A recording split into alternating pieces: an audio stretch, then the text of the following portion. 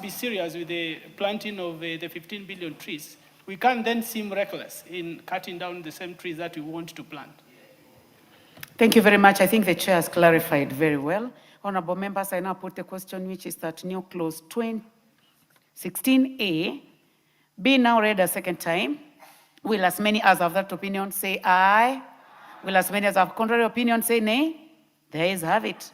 I now propose the question that new clause 16A be part of the bill. I now put the question that new clause 16A be part of the bill. Will as many as have that opinion say aye? Will as many as have contrary opinion say nay? There is have it. New clause 20A. Chair, move second reading for new clause 20A.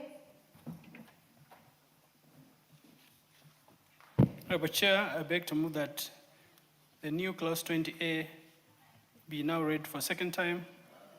Honorable Chair, I move that the bill be amended by inserting the following new clause immediately after clause 20A as appears on the order paper. Honorable Chair, this amendment seeks to ensure that the CCF submits to the Secretary of Forest Regulation on quarterly basis copies of registers, forest management and conservation activities, including licenses issued under this Act. As you know, the Office of the Secretary of Forest Regulation that we have created with this we've proposed to create under these new amendments is supposed to be now the regulator for KFS and KFRI. And therefore, they can only regulate if they also are custodians of the records. And therefore, I beg to move, Honorable Chair. Thank you very much, Chairman. I propose the question, which is that new clause 20A be now read a second time. Honorable Rahim. I agree with the Chair that there should be a quarterly report, Madam Chair, and the previous, what we passed on 20, which 20D, which talked about the carbon reduced. Madam Chair, as a country, I want the Chair to implore on the Chair that we should follow, because our carbon credits are not getting the dues that we should be getting. And I think with this, if it is possible, we can even be told a quarterly report of how much carbon credits do we get as a country and what are we doing about it. Because as I understand, the carbon credits at the moment, we're not getting enough of the funds for it and nobody is paying up for it. So if in the quarterly reports, we could get how much carbon have we got in this country and how are we being compensated for that. Thank you, Madam Chair. Thank you. I would like to proceed. Chair, I would like to proceed. Okay. So I propose the question, which is that new clause. I put the question, which is that new clause 20A be now read a second time. Will as many as have that opinion say aye? Will as many as have contrary opinion say nay? There is have it. I propose the question that new clause 20A be part of the bill. I do not see any interest, so I put the question that new clause 20A be part of the bill. Will as many as have that opinion say aye? Will as many as of a contrary opinion say nay? There is have it. Clause 2. I propose the question that clause 2 be part of the bill. Chairman. Honorable Chair, I beg to move that clause 2 of the bill be amended as appears on the order paper. Honorable Chair, this amendment seeks to do 4 things. 1 is to delete the erroneous definition of indigenous trees, that they are mangroves and bamboos, which is incorrect. 2, also delete terms that have been used, to delete definitions that have been defined but not used anywhere in the bill.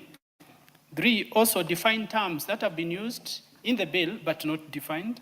And 4, expand the definition of ecosystem services. Thank you, Chair. I propose the question that clause 2 be amended as proposed by the Chair. I do not see any interest in this, so I now put the question that clause 2 be amended as proposed by the chair. Will as many as have that opinion say aye? Will as many as have a contrary opinion say nay? The ayes have it. I now put the question that clause 2 as amended be part of the bill. Will as many as have that opinion say aye? Will as many as have a contrary opinion say nay? The ayes have it. Title. I propose the question that the title be the title of the bill. There be no amendment. I now put the question that the title be the title of the bill. Will as many as have that opinion say aye? Will as many as have a contrary opinion say nay? The ayes have it. Clause 1. I propose the question that clause 1 be part of the bill. There be no amendment. I put the question that clause 1 be part of the bill. Will as many as have that opinion say aye? Will as many as have a contrary opinion say nay? The ayes have it. Honorable members, we have come to the end of that bill, and I would like to call upon the mover. The mover is the majority leader, the Honorable Naomi Wako. Honorable Chairperson, I beg to move that the committee do report to the House its consideration of the Forest Conservation and Management Amendment Bill, National Assembly Bill number 38 of 2025, and its approval thereof with amendments. Thank you. I put the question, which is that the committee do report to the House its consideration of the Forest Conservation and Management Amendment Bill, National Assembly Bill number 38 of 2025, and its approval with amendments. As many as have that opinion say aye. As many as have a contrary opinion say nay. The ayes have it.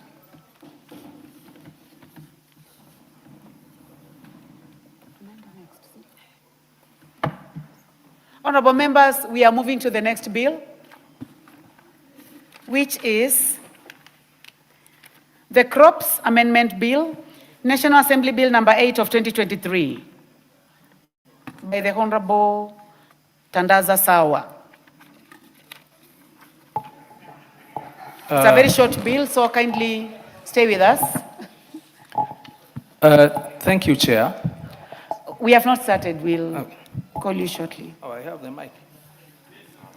Clause 2. I propose the question that clause 2 be part of the bill. The Honorable Tandaza. Thank you, Chair.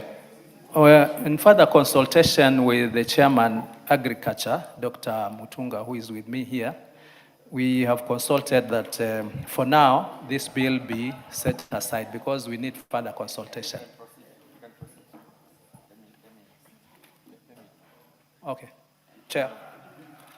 Chairman, would you like to talk about that? What is your comment on that, on what has been raised by the Honorable Tandaza? Honorable Chair, we have reconsidered as a committee our amendments, and the committee wishes to withdraw the amendments and have the bill pass as it were.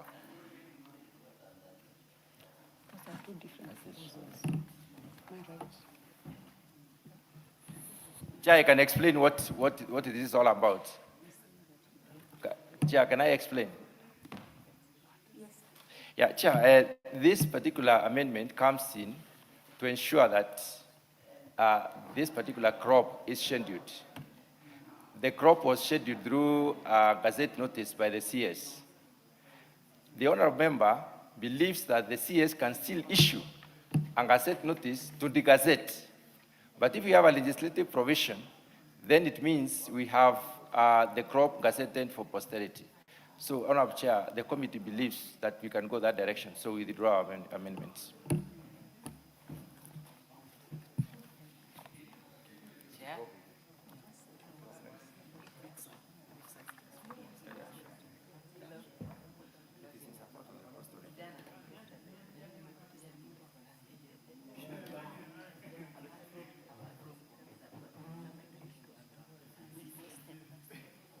So then, in that case, we will have to go step by step. You go dropping all amendments. Yeah. So we can start.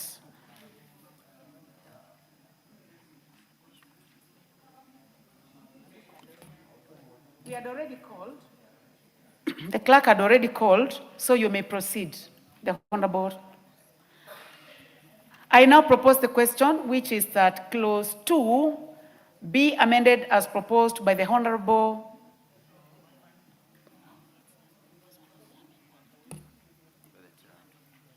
by the chairman. It is now by the chairman. Yeah, Honorable Chair, the committee wishes to withdraw the amendment.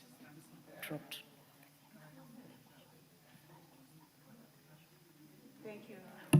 Well, in that case, I now put the question, which is that clause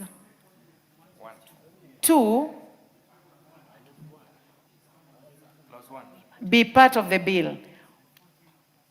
Will as many as have that opinion say aye? Aye. Will as many as have a contrary opinion say nay? The ayes have it. Title. I propose the question that the title be the title of the bill. There be no amendment. I now put the question that the title be the title of the bill. Will as many as have that opinion say aye? Aye. Will as many as have a contrary opinion say nay? The ayes have it. Clause 1. I propose the question that clause 1 be part of the bill. Chairman?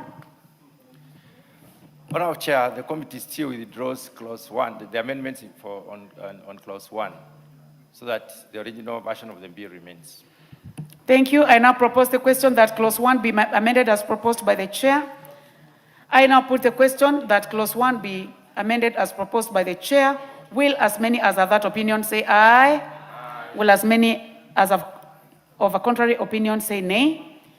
The ayes have it. Honorable members, it is now, the effect is as per what has been raised by the chair, agriculture.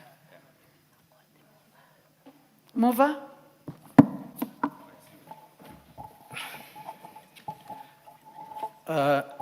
Thank you, Honorable Chair. Honorable Chair, Speaker, I beg to report that I beg to move that the House do agree with the committee on the said report.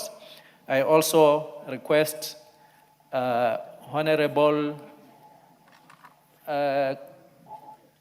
Kawaya seems to be consulting. No, what I want you to do, just read what you have on that document, just the first part, the first paragraph.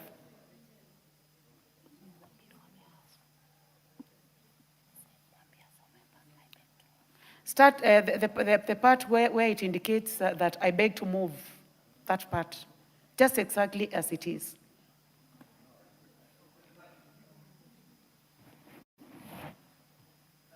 You can approach you. it. Yeah. Please approach the table. Yes.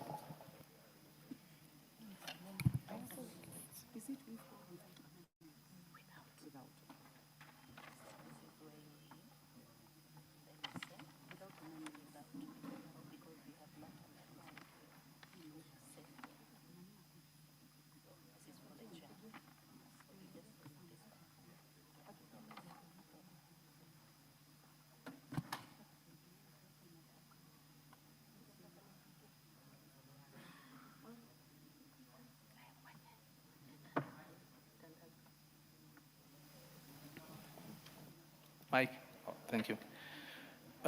Thank you, Honorable Chair. Honorable Chairperson, Chair, I beg to move that the committee do report to the House its consideration of the Crops Amendment Bill, Bill number 8 of 2023, and its approval thereof without amendments. Thank you, Chair. Thank you very much, Honorable Tandaza. Thank you very much. Honorable members, I put the question, which is that the committee do report to the House its consideration of the Crops Amendment Bill, National Assembly Bill number 8 of 2023, and its approval thereof without amendments. As many as have that opinion say aye. Aye. As many as have a contrary opinion say nay. The ayes have it. Honorable members, we are moving to the next bill. Thank you for your patience.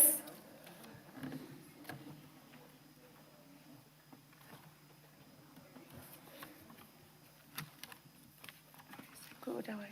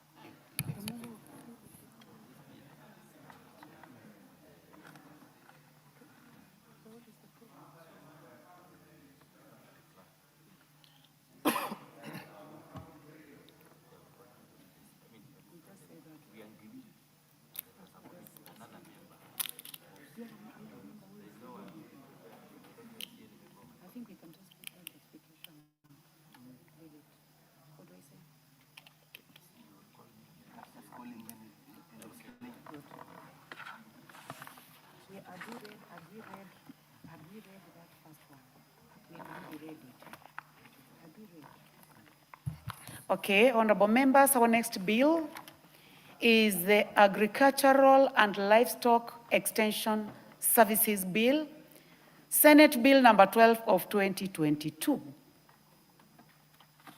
I can see that the chair would like to say something. Chair Agriculture, Dr. Mutunga. Thank you very much, Honorable Chair. Honorable Chair, I am the co-sponsor of this bill, having originated from Senate, and we had agreed as a committee that another member moves the amendments of the committee. Being the chair and the sponsor, Honorable Speaker, it would not be right for me to move, and the member is out of the country. I pray that, Honorable Chair, we step down this bill to the next time when the member is available to move, so that we may do the right thing. Very well. So, honorable members, the Agriculture and Livestock Extension Services Bill, Senate Bill number 12 of 2022 is hereby deferred to the next time when it will be scheduled by the House Business Committee.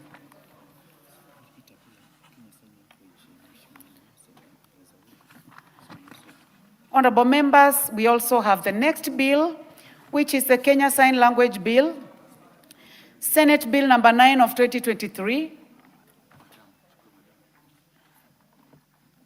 Honorable members, Honorable Mili and Honorable Umi, both of them are not in the House, so also this bill is hereby deferred to another time when it will be scheduled by the House Business Committee.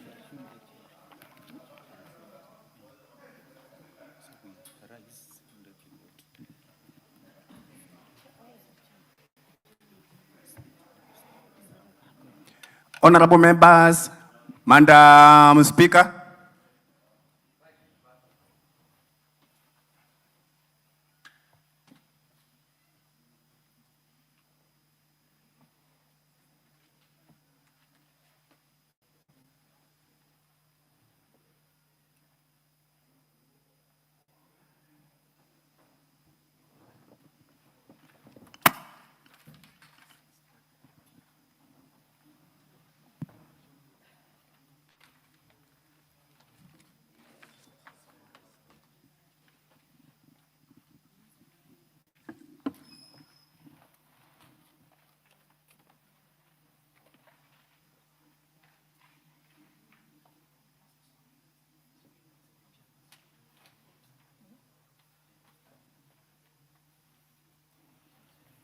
Chairperson report.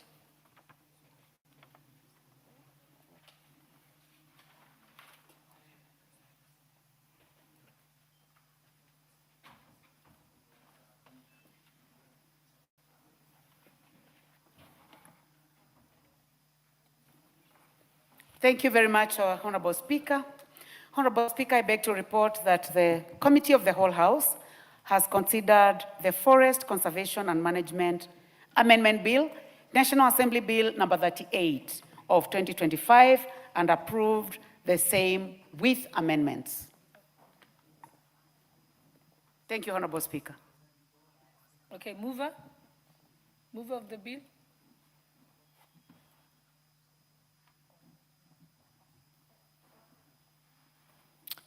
Honorable Speaker, I beg to move that the House do agree with the committee in the said report.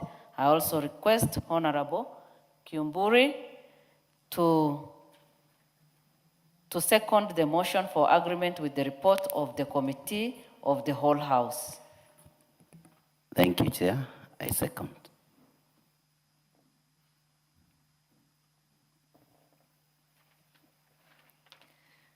Honorable members, I propose the question, which is that the House do agree with the committee in the said report.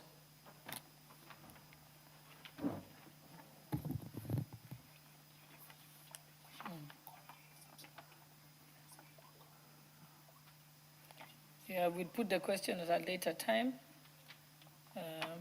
Next. Chairperson. Thank you, Honorable Speaker. Honorable Speaker, I beg to report to that the Committee of the Whole House has considered the Crops Amendment Bill, National Assembly Bill number 8 of 2023, and approved the same without amendments. Thank you, Honorable Speaker. Mover. Thank you, Honorable Speaker. Honorable Speaker, I beg to move that the House do agree with the committee in the said report. I also request Honorable Len Mengit to second the motion for agreement with the report of the committee of the whole House. Thank you.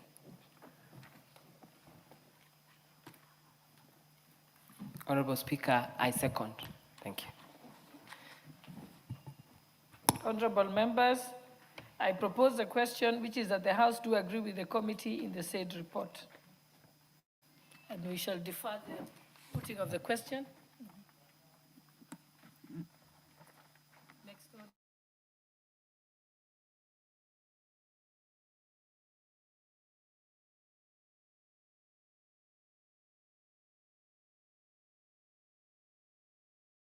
Bill number 53 of 2024, second reading.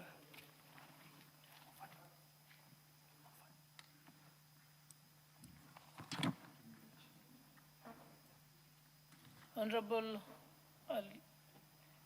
Watch, is he here? Okay, we jump to the next one. He's not present.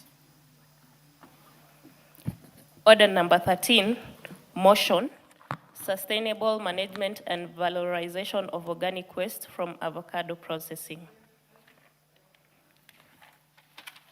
Honorable Meriwa Maua, she's not present. And this has been on the order paper for very many occasions. Maybe it's just better to drop it out because they've not been here for any of the times. Okay, next order. Order number 15, the National Transport and Safety Authority Amendment Bill, National Assembly Bill number 36 of 2023, second reading.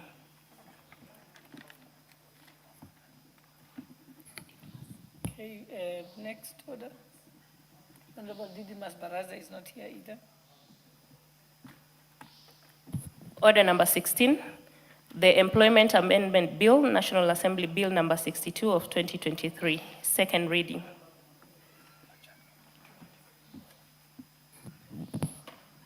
Next order. Order number 17, motion, mandatory guidance and counseling program in all primary and secondary schools in Kenya. Honorable Rehab Mukami, member for Nyeri, not present. Next order. Order number 18, motion, policy to develop a structured engagement of National Youth Service graduates as security officers in government institutions. Honorable Gertrude Bayu, also not present. Yes?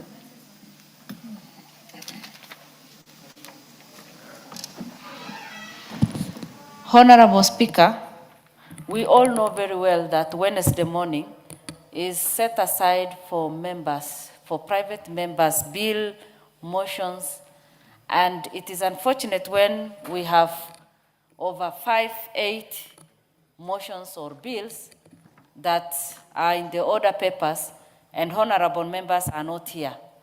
So as we go on recess, I think House Business Committee should decide on what to do on this, because it has become a tradition for us to miss members, especially on Wednesday mornings. Thank you. I think that's well noted. Yes, Honorable Nyamai. Thank you very much, Honorable Speaker. I would like to really agree with the leader, the Honorable Naomi Wako, because there before we used to have problems that the House Business Committee was not putting into the schedule private members' bills. But now a lot of effort has been put. We have seen so many private members' bills being listed for Wednesday morning. But I think politics is becoming very hot, and most members seem to be elsewhere, maybe also in committee work. So I think it is important for members who are private members' bills to take advantage of the fact of the goodwill of the House Business Committee. Thank you very much, Honorable Speaker. Thank you. Next order. Order number 19, the Micro and Small Enterprises Amendment Bill, National Assembly Bill number 25 of 2025, second reading.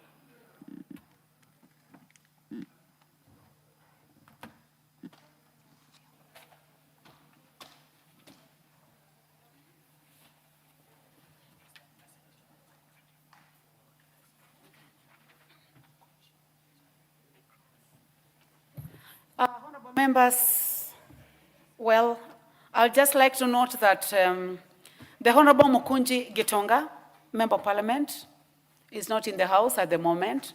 So order number 19 is hereby deferred.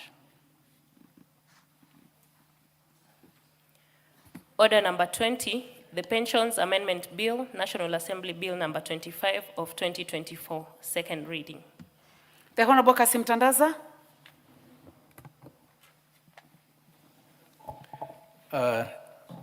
Thank you, Honorable Speaker. I rise to support the Pensions Amendment Bill 2024, which is both timely and necessary in addressing the welfare of our retired public servants. Oh, Honorable Tandaza, you are Yes. moving, eh? You are moving this, the Pensions Amendment Bill, yeah. National Assembly Bill number 25, is the one that you're moving. Be now read a second time. Okay. Thank you, Chair. I arise to then move the bill to be read a second time, Honorable Speaker. I rise to beg that the bill be read a second time.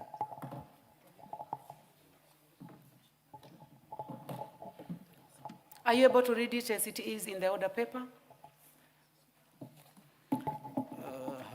I beg to move that the Pensions Amendment Bill, National Assembly Bill number 25 of 2024, be now read a second time. Then you proceed. Where is the order paper? See the new order paper. Where is the order paper? Just one.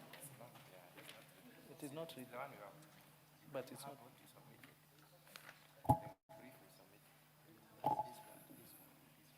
No, this one does not have.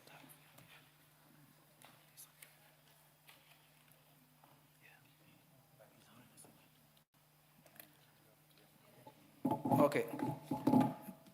Thank you, Honorable Speaker.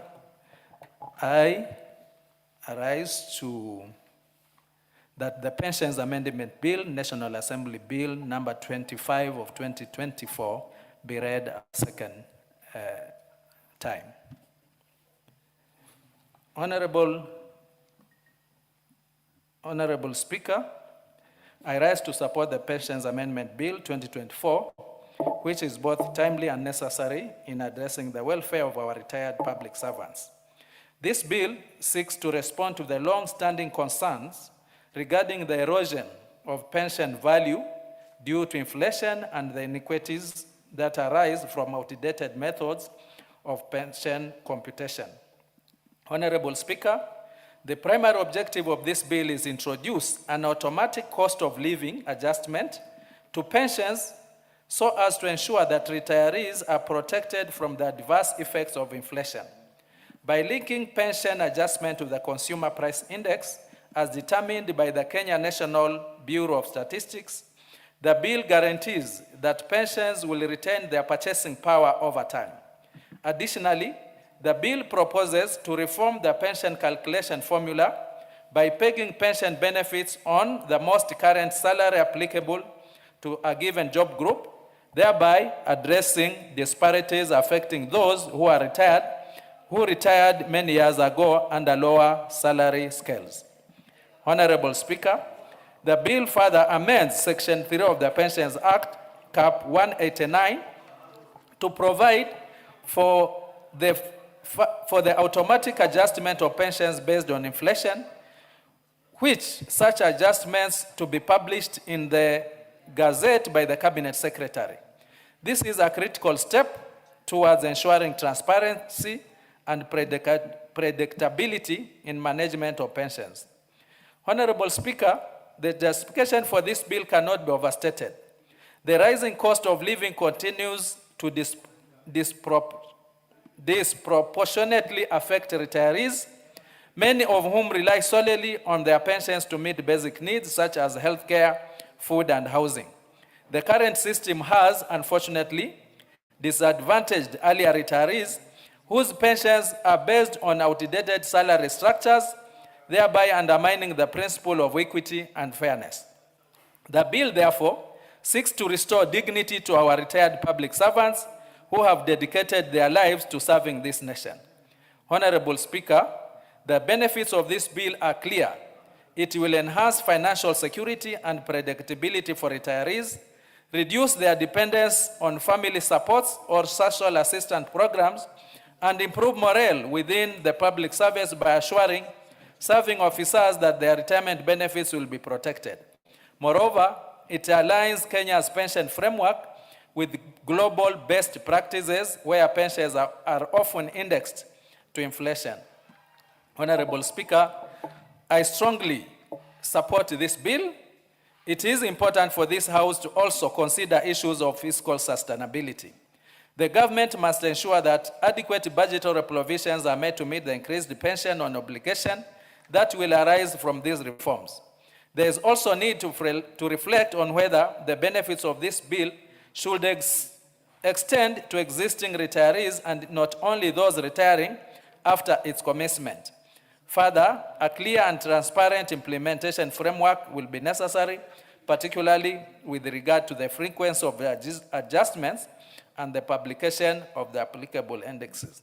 Honorable Speaker, in conclusion, the bill represents a progressive and necessary reform that strengthens our pension system and safeguards the welfare of retirees.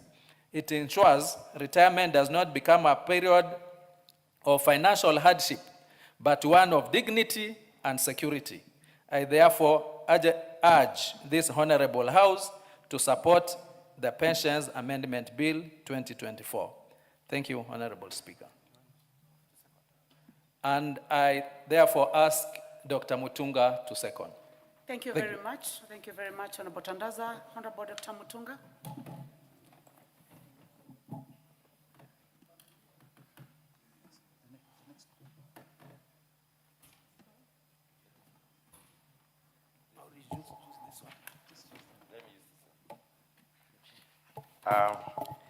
Thank you very much, Honorable Speaker, for the opportunity to second the amendment brought by the Honorable Member for Matuga, the Honorable Tandaza, on Pensions Act Cap 189.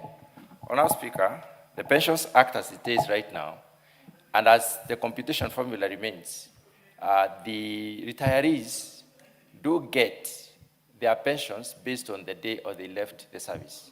Honorable Speaker, rarely will you find these benefits being paid 1 year or 2 years, up to 5 years down the line. The retirees live in this country, such circumstances are changing, and the government and even private sector is improving on the terms of service for their employees. Honorable Speaker, when we base our calculation of the pension on the date that the employee left service, Honorable Speaker, we we disadvantage the employees because they are living today, they are living in this country, and many things are changing.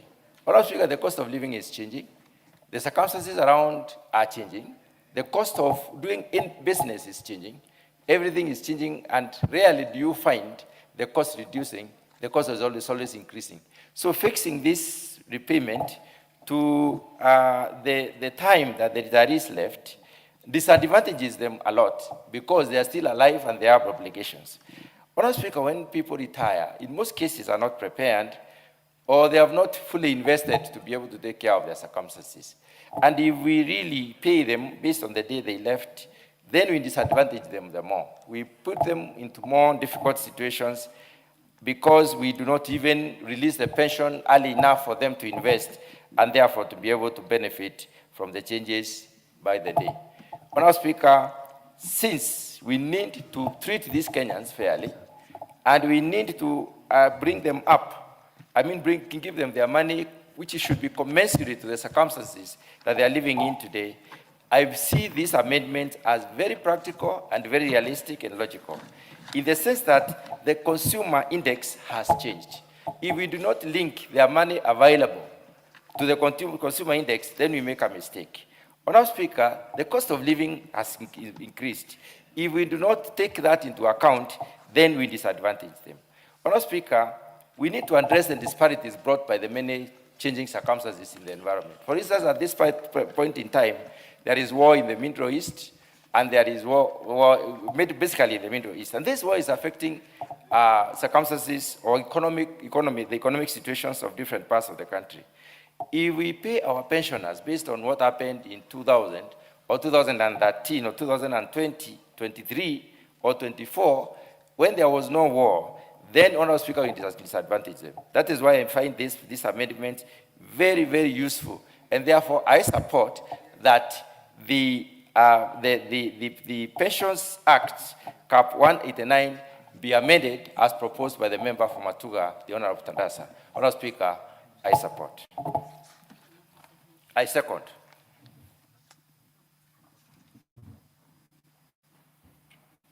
Honorable members, I now propose the question, which is that the Pensions Amendment Bill, National Assembly Bill number 25 of 2024, be now read a second time. Before we go to debate, I would like to take this opportunity, honorable members, to welcome our guests seated in the public gallery this morning, Kenyatta University Students Association, 21st Congress members from Roysambu constituency, Nairobi County. You are welcome to the National Assembly to observe the proceedings of the House.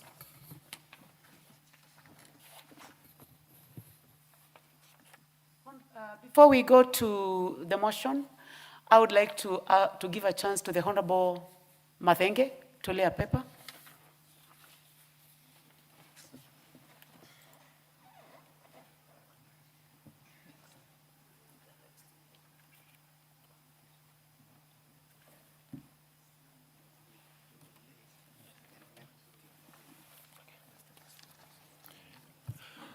Madam Speaker, I wish to lay on the table the following paper, today, Wednesday, 29th April 2026, the report of the Committee on National Cohesion and Equal Opportunity on the approval hearing of the nominees for appointment as chairperson and members of the National Cohesion and Integration Commission.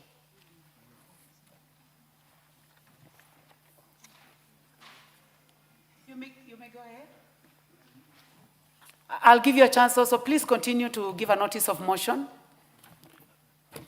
Honorable Speaker, I beg to give a notice of motion that, taking into consideration the findings of the Departmental Committee on National Cohesion and Equal Opportunity in its report on the approval hearing of nominees for appointment as chairperson and members of the National Cohesion and Integration Commission, laid on the table of the House today, Wednesday, 29th April 2026, and pursuant to the provisions of Article 252B of the Constitution and Section 3 and 8 of the Public Appointments Parliamentary Approval Act Cap 7F, this House approves the appointment of the following persons as chairperson and members of the National Cohesion and Integration Commission. Dr. Kefa Nyamwea Omai, chairperson.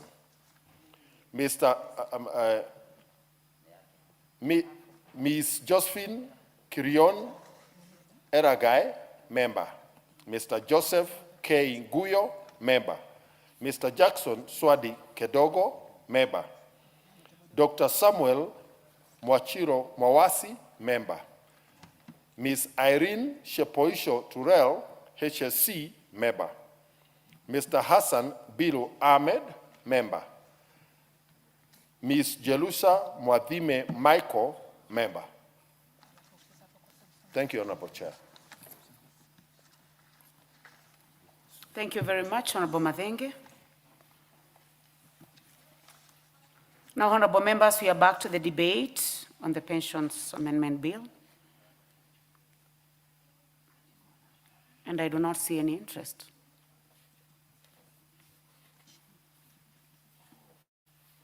Honorable Koimburi, do you have your card? I'm sorry, we are not able to view you. I can see your hand, you lifting up your hand. Are you saying you have interest in this pensions bill? No, Okay. it's about this for Mathenge. That one will come later.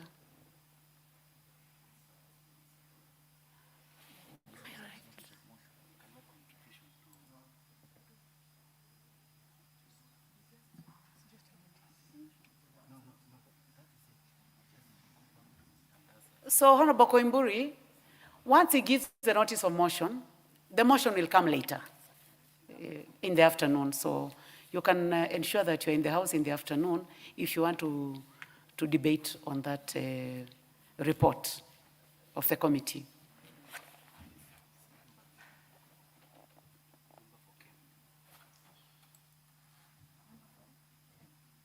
Member for Game, you may proceed.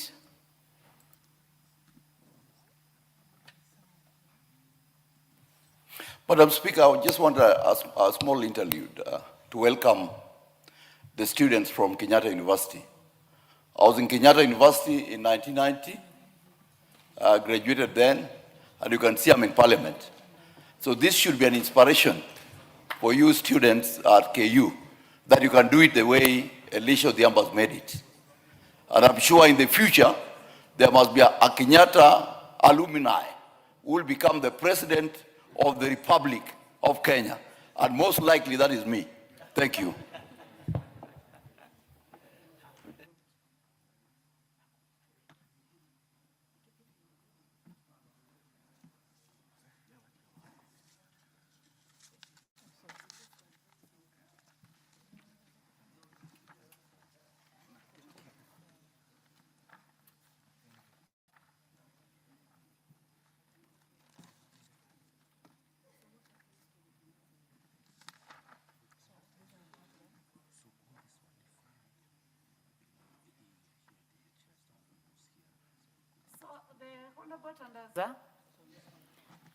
There have been no interest. I would like to give you a chance to reply. You are the mover.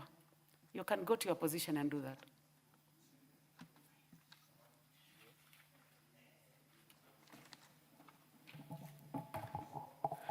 that. Thank you, Honorable Speaker. I would take this opportunity to reply and thank the House that none has really opposed this bill. As we had initially said, to me, this is a bill that will address so many gaps that exist right now, that somebody could have contributed in his pension scheme. That time, it was detected, say, 100 shillings, but 100 shillings would buy 2 liters of petrol. Now, his pension was pegged to the 100 shillings which he was contributing, which could buy 2 liters of petrol. Now, 100 shillings cannot even buy a half a liter of petrol. But that is what it is pegged on. And that's where the difficulties come in. This also would address the other bigger problem. It also happens that when a civil servant is about to retire, that's the time now he starts thinking that I'll no longer be having a salary. How am I going to live? Definitely, he'll be tempted to see how much he can actually get out of his office. In terms of corruption, these are the times when you find that expenditures, unnecessary trips, which initially they were not part of the budget, what he can grab just to make sure that by the time he retires, he can still be able to drive his car. So apart from just making this bill giving a retiree a decent living, it would also actually cushion an employee that you don't really have to steal, you don't really have to grab. What you'll be getting after your retirement can still take care of you. That is what this bill is talking about. And if passed as it is, it is for all of us, because at one point, unless you die early, and nobody prays to die early, you are going to retire, and when you retire, you will expect to live a decent life, and you should be able to live a decent life from the work that you've been doing diligently, without corruption, with all your cautions, and happily thereafter. So, Honorable Speaker, I reply.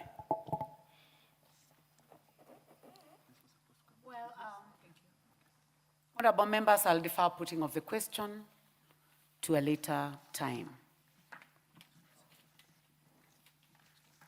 Next order.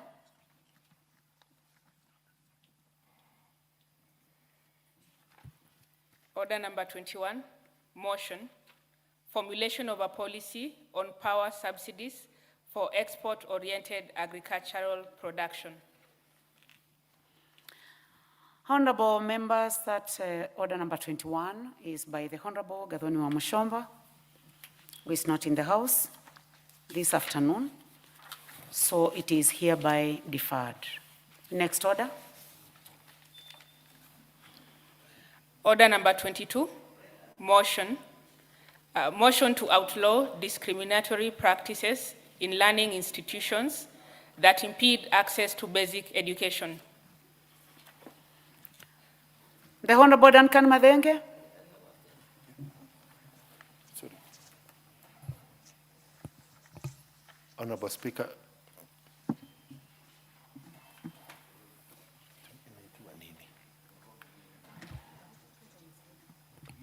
Honorable Speaker, kindly guide me on the direction.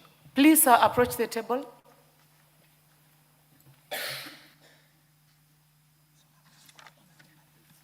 Well, the fact is that you are the mover of this motion number 22, so you can make a decision.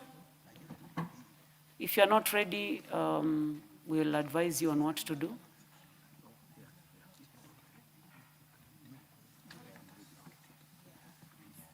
Okay, you are ready? You may proceed.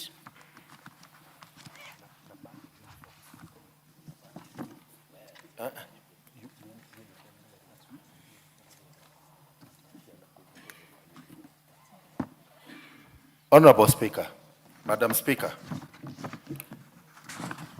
education in this country, under the Basic Education Act, is mandatory and compulsory. Before you debate, I'll ask you to move.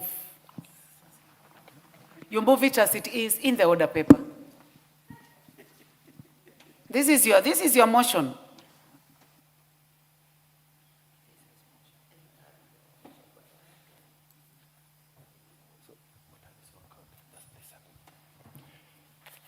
Madam Speaker, I beg to move the motion.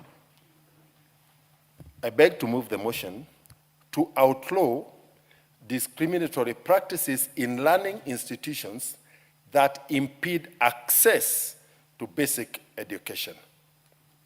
Honorable Speaker, aware that Article 53(1)(b) of the Constitution guarantees every child the right to free and compulsory basic education, and Article 21(2) obligates the state to take legislative and policy measures to ensure the progressive realization of socio-economic rights, which include the right to education under Article 43(1)(f). Further aware that the Basic Education Act, Cap 211, obligates the state and school administrators to ensure equitable access, retention, and completion in basic education, and prohibits administrative barriers that exclude learners. Noting that the Children Act, Cap 141, requires the best interest of the child to be the primary consideration in actions concerning children, including in education. Recognizing that Kenya's international and regional obligations under Article 2 and 28 of the United Nations Convention to the Rights of the Child, Article 13 of the African Charter on the Rights and Welfare of the Child, and the United Nations Education, Scientific and Cultural Organization, UNESCO Convention against discrimination in education, which requires states to ensure education is accessible, non-discriminatory, and free from economic and social barriers. Concerned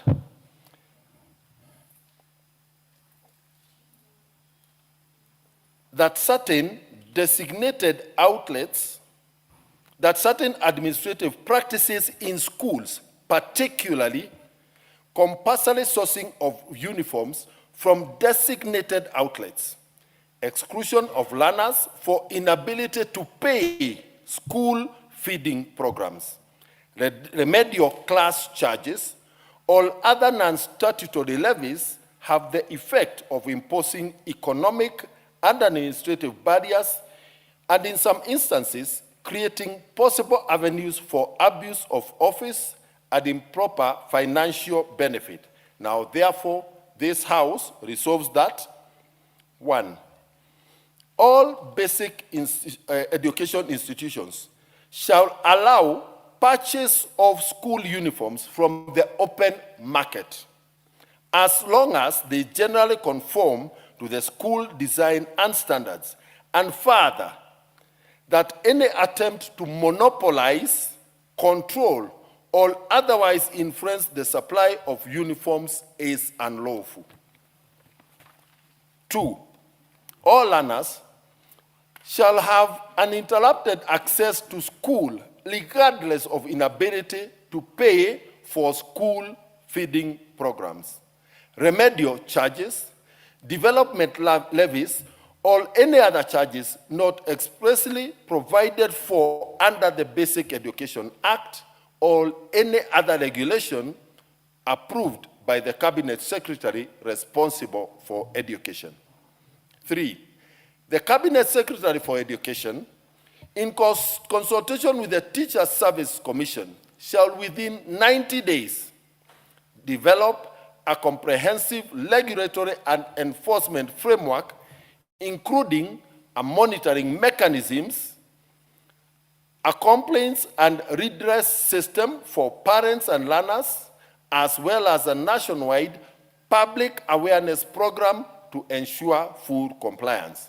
And 3 and 4, provide that any person or institution, action or policy that violates this resolution shall be subject to disciplinary action under the relevant statutes, including the Teachers Service Commission Act, the Basic Education Act, the Children's Act, and the Ethics and Anti-Corruption Commission Act.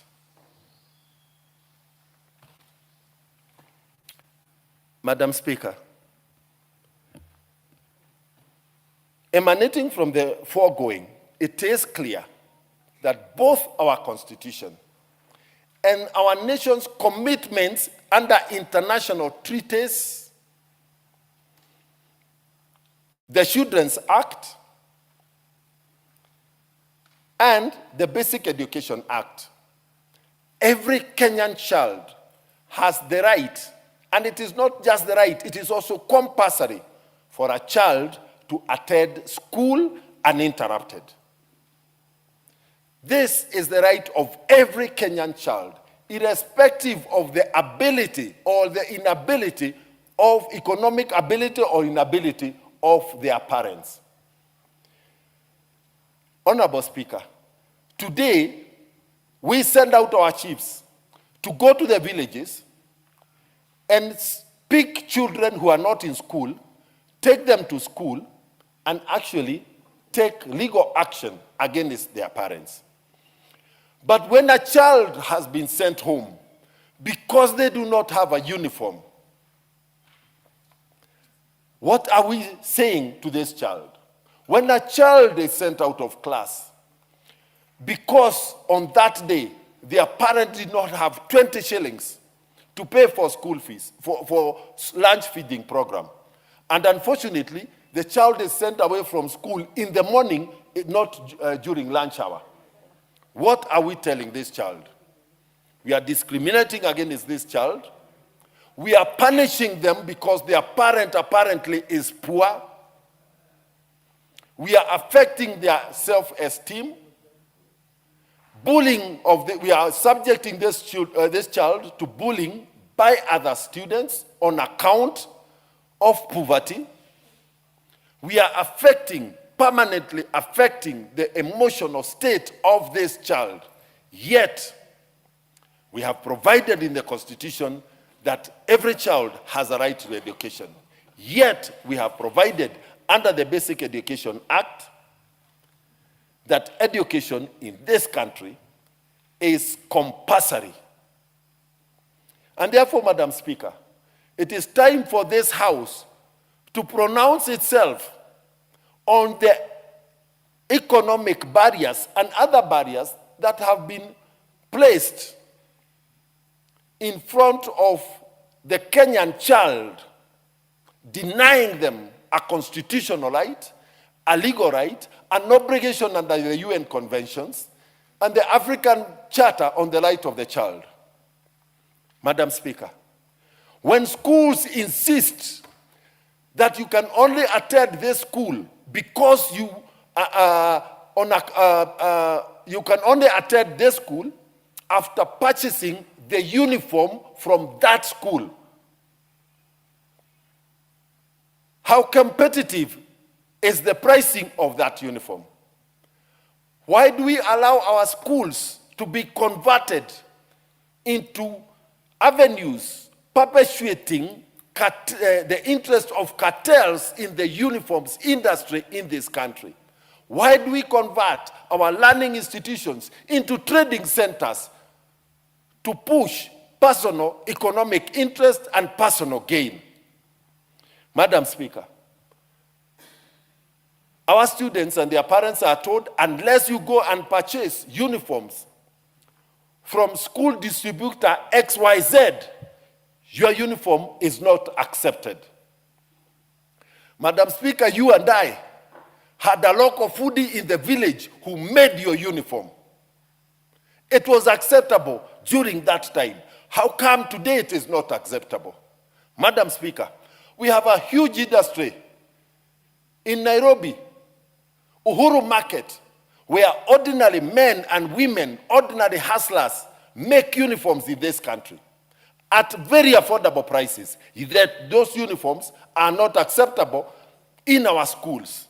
Yet we want to speak about technical skills, self-employment for our young people, and then immediately we place a barrier that your goods are not good enough for utilization by your own child.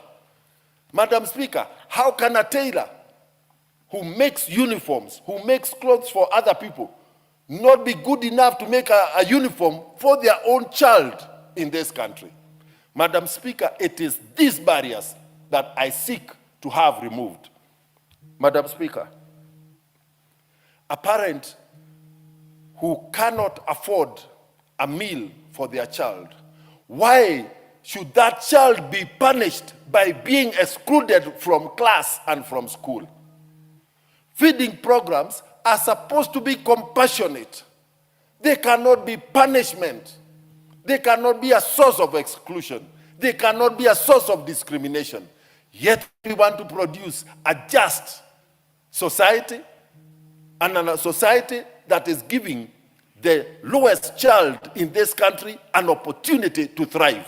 Education is the only equalizer for our children. How do we confine some children to a lack of education? Because they come from the slums of Wetemere in Nyeri town, because they come from Korogosho, because they come from Kibera, because they come from Mukuru kwa Jenga, because they come from Nyalenda. How can we? And Gashororo in Juja thicker and thicker. Madam Speaker, these issues, we must bring them to an end. And this has nothing to do with the political persuasion or the political party or the political inclination of the different members of this House. It is the welfare of the Kenyan child. And therefore, Madam Speaker, I want to beg my colleagues that we have had these conversations in this House for too long. We bring the CS for education here. He stands and says that this is the position of the ministry. But, Madam Speaker, this week, our children are going back to school for second term. There are children, unfortunately, who will be sent back by school principals because their uniform apparently has faded, because apparently the parent has not paid money for lunch. They report in the morning, lunch is 6 hours later, but the child is sent home at 8 o'clock in the morning, Madam Speaker. Madam Speaker, I want to plead with this House that it is time for us to speak for the Kenyan child. Madam Speaker, I want to plead with my colleagues that learning in our schools is supposed to happen between 8 o'clock and 5 o'clock or 4:30. The curriculum, if it cannot be covered within the normal learning hours, let us reduce the workload so that we can eliminate the practice of remedial lessons. A child is sent home because their parent could not pay remedial lesson. They stay home for a week. The remedial lessons are offered. Eventually, the parent has to pay the entire fees. This child is not offered, given an opportunity to be taught for the remedial lessons that were covered. A child is sent home on account of lunch feeding program, stays home for 2 weeks. When eventually the parent pays, the child comes back. They do not consume the food for the 2 weeks they were out of school. These practices, Madam Speaker, burden my heart. They disturb my conscience.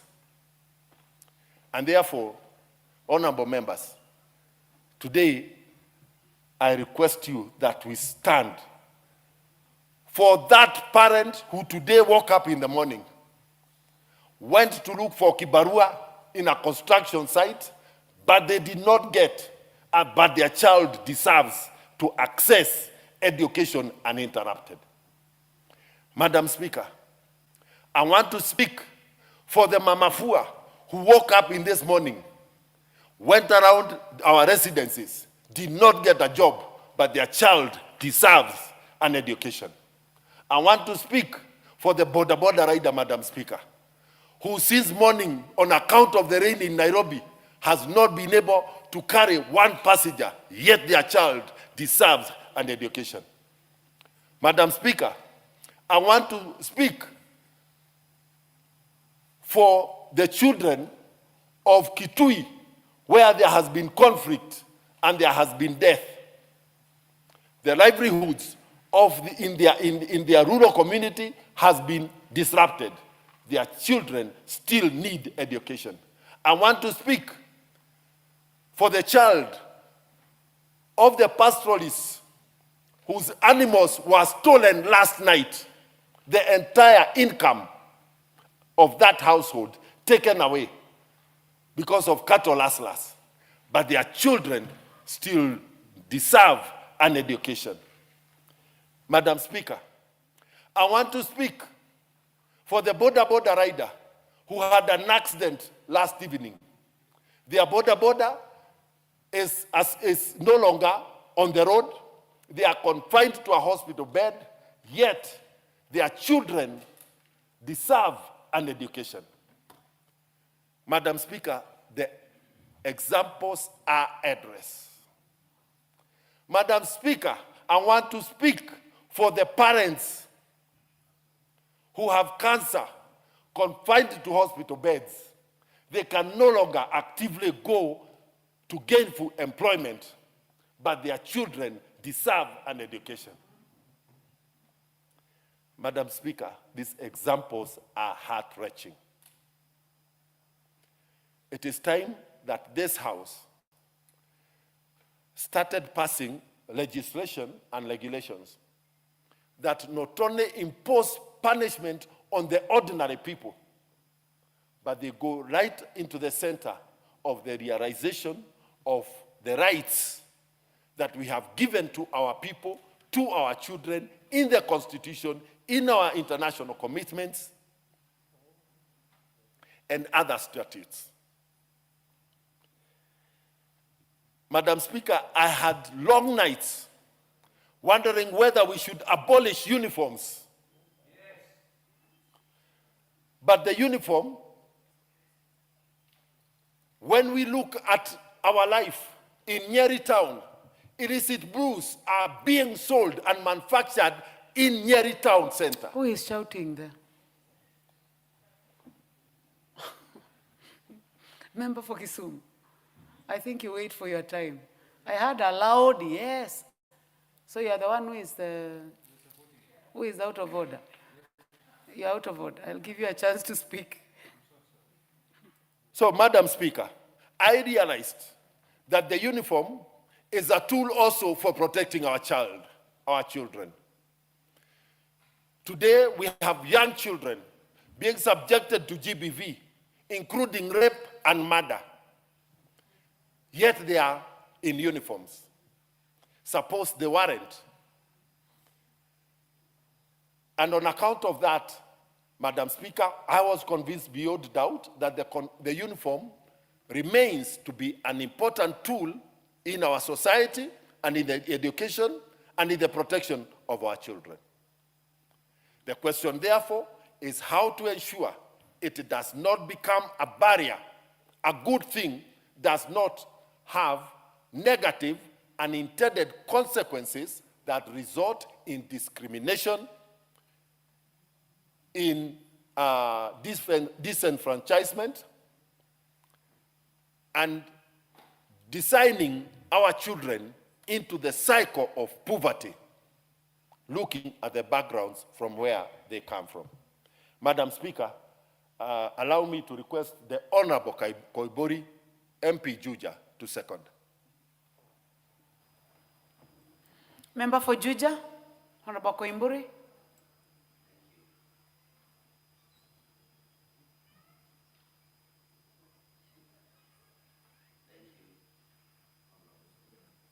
I do second.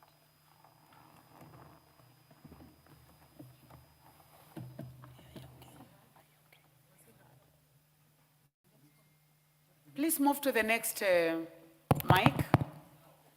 Thank you, Honorable Speaker. I second the motion.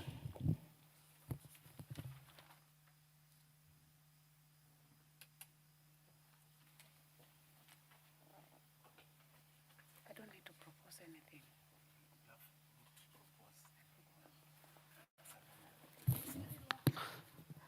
Okay, honorable members. I now propose that aware that agriculture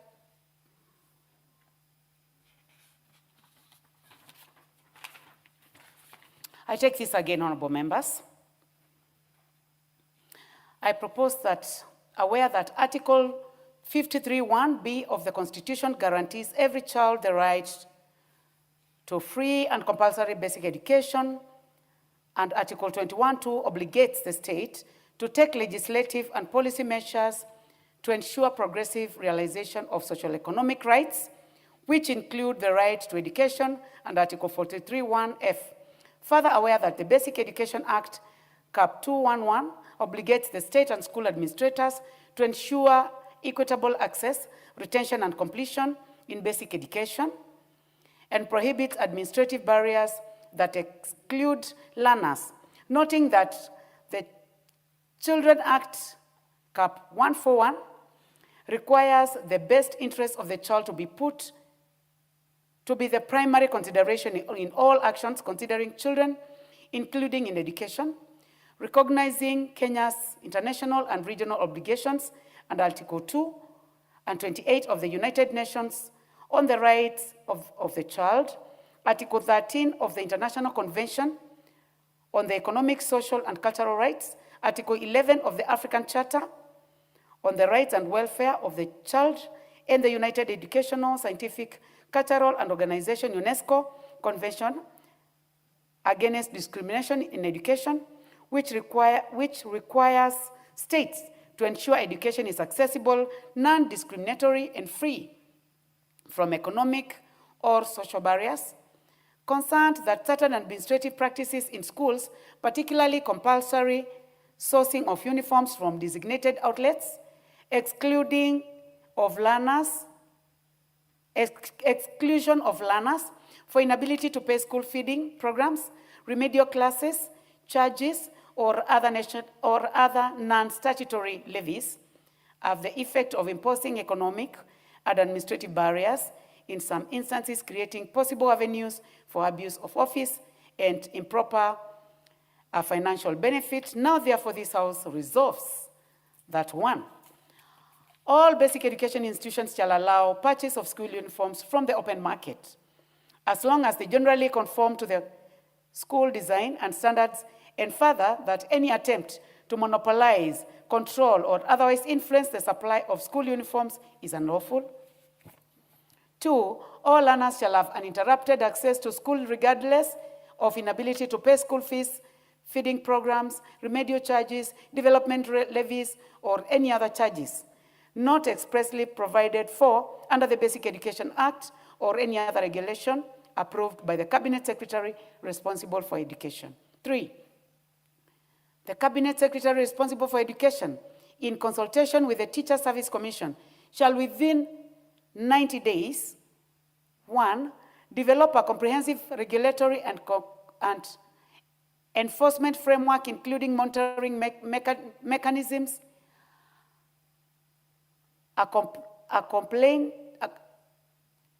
complaints and redress systems for parents and learners, as well as nationwide public awareness programs to ensure full compliance. And 2, provide that any person or institution, action or policy that violates this resolution shall be subject to disciplinary action under the relevant statutes, including the Teacher Service Commission Act, the Basic Education Act, and the Children's Act, and the Ethics and Anti-Corruption Commission Act.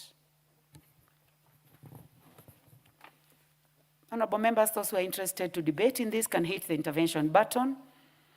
I'll start with the Honorable Kasim Tandaza, member for Matuga.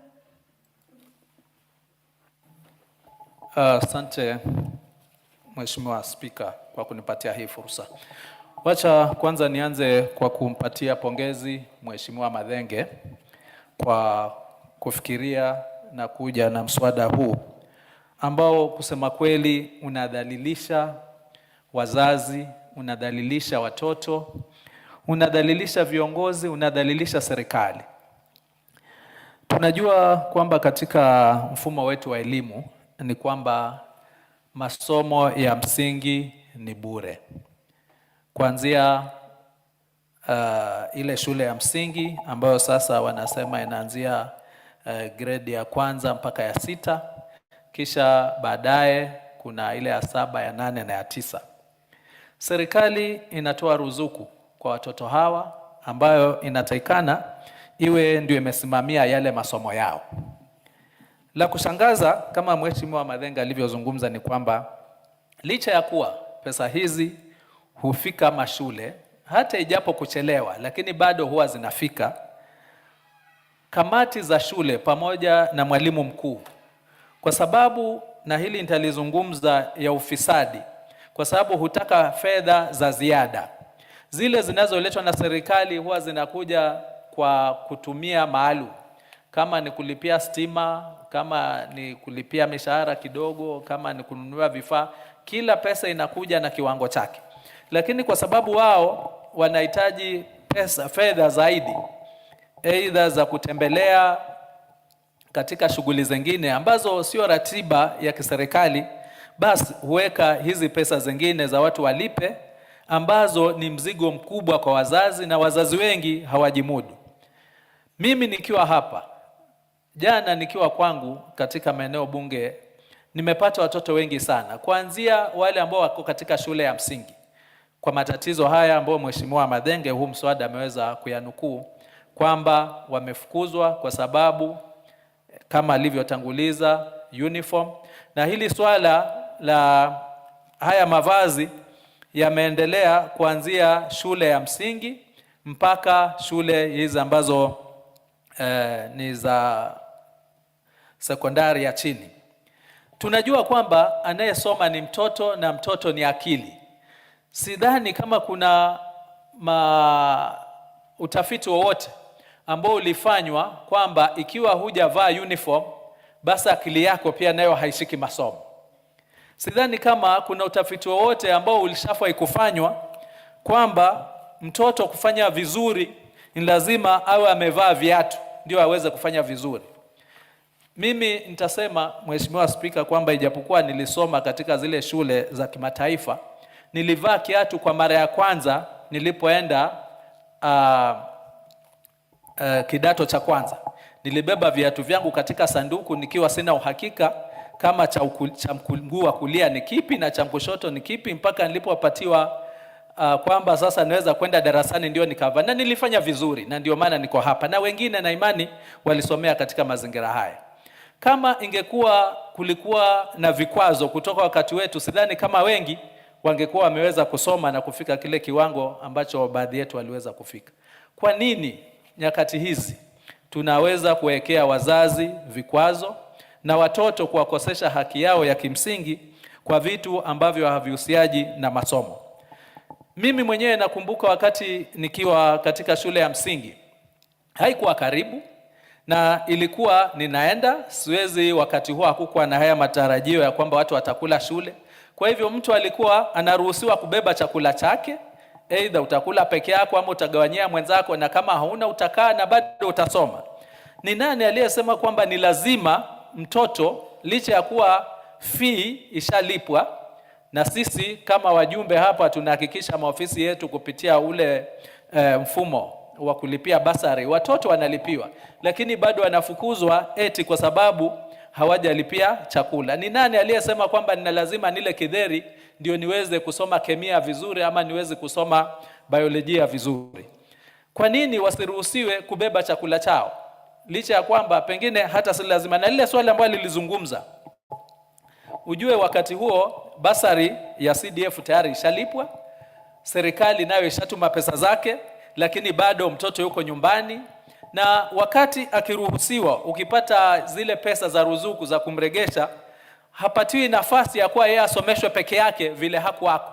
Kwa hivyo hizi pesa zinaenda bure, pesa ya serikali inaenda bure, ile yetu ambayo inapitia katika mfuko wa CDF inaenda kwa mashule na haitumiki, na ile hali bado itakuwa inadaiwa hakula, hakusoma, ambayo inachangia matokeo mabaya. Na sijui kwa nini zile bodi zinazosimamia shule zinafurahia kwamba watoto wafanye vibaya kwa sababu hawako madarasani, ili mradi tu wao waweze kupata pesa za ziada, ili wakiwa na mikutano waweze kujilipa marupurupu ambayo wanafurahikia. Hili ni jambo la kuhuzunisha, Mheshimiwa Spika, na ndio maana nikasema, Mheshimiwa Madenge, huu ni mswada ambao ni wa kuzungumziwa, lakini ingetaka tuweze kutengeneza sheria, kuwe na mswada maalum wa kutengeneza sheria kwamba endapo kamati, bodi ya shule kwa sababu yule mwalimu mkuu mara nyingi atasema ni bodi ya shule ndio imesema waregeshwe nyumbani. Endapo bodi ya shule itawaregesha nyumbani watoto na vitu ambavyo sio lazima, basi moja kwa moja ile bodi ya shule iweze kuvunjuliwa mbali, kwa sababu haisaidii serikali, haisaidii mzazi, haisaidii mtoto, hata haijisaidii wenyewe katika kuchangia kuwa na matokeo bora. Hili swala la uniform, kwa nini mtu wakati anaenda kama ni kidato cha kwanza lazima aende na uniform mpya? Kwa sababu mimi ikiwa na watoto wangu kwa mfano 3 ama 2, mmoja ashamaliza na anaenda shule ile ile, na uniform ya yule mtoto mwingine bado ni nzuri, haijachafuka, haijararuka. Hata kama imeraruka kuna uwezo wa kurekebishwa. Mbona iwe ni lazima kwamba lazima awe na uniform mpya, awe na kiatu kipya, ambapo wakati alipomaliza ile tunaita grade la 6 labda alikuwa na kiatu tayari kizuri, na sasa ni miezi 3 tu kitambo aende grade ile nyingine ya 7, lakini analazimishwa sasa awe na kiatu mpya, na bila hicho hawezi kuruhusiwa kwenda.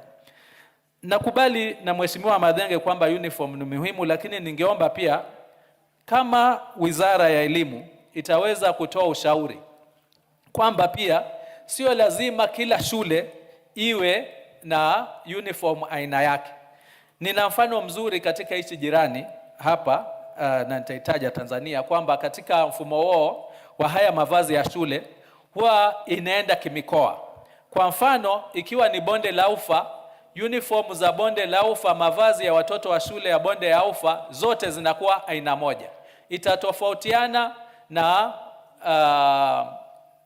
kama pengine ni ukanda wa Pwani, nao wanakuwa na yao. Na hii inarahisisha kwamba endapo nitakuwa na mtoto wangu alikuwa anasoma shule, labda alikuwa anasoma ni Mwamgunga Girls, lakini kwa sababu moja ama nyingine anataka uhamisho, anaenda shule nyingine kama ni Matuga, uniform bado ni hiyo hiyo. Hapo mzazi anakuwa na nafuu, atakuwa na nafuu, hana haja ya kununua uniform nyingine. Kwa hivyo haya ni mawazo ambayo nafikiria tukiendelea mbele katika kusaidia hili janga, hizi gharama za kununua uniform, pia isiwe ni lazima kwamba kila shule ni lazima iwe na sare yake maalum, kutofautiana na shule jirani, ambapo wakati mtu anataka, na hii imefika kwamba kiwango cha kwamba hata katika hizi shule ambazo tulikuwa tunazungumzia, mtu amesomea shule kama ni Vyongwani primary akafika hiyo grade ya 6, anarudi kwa grade ya 7, shule ni hiyo hiyo, wazazi wetu hawana uwezo, tunawajua sote, lakini bado anatikana abadilishe sare ambayo miezi 3 tu alikuwa amevaa na haijararuka, lakini aiache aweze kununua nyingine. Ikiwa mzazi anao uwezo ni sawa, lakini hili swala la kwa sasa ni lazima mpaka inafikia hicho kiwango ambacho Mheshimiwa Madenge na sisi wahusika inatukera, ni ile kwamba mtoto anaambiwa sasa hawezi soma ili hali ako na sare ambayo bado anaweza kuitumia, ako na viatu ambayo anaweza kuvitumia, lakini rangi peke yake ndio inatofautisha. Na kama nilivyotanguliza, mavazi hayahusiani kamwe na uwezo wa mtoto kusoma na mtoto kufanya vyema. Asante Mheshimiwa Spika kwa kupatia fursa, na iunga mkono hoja hii. Asante.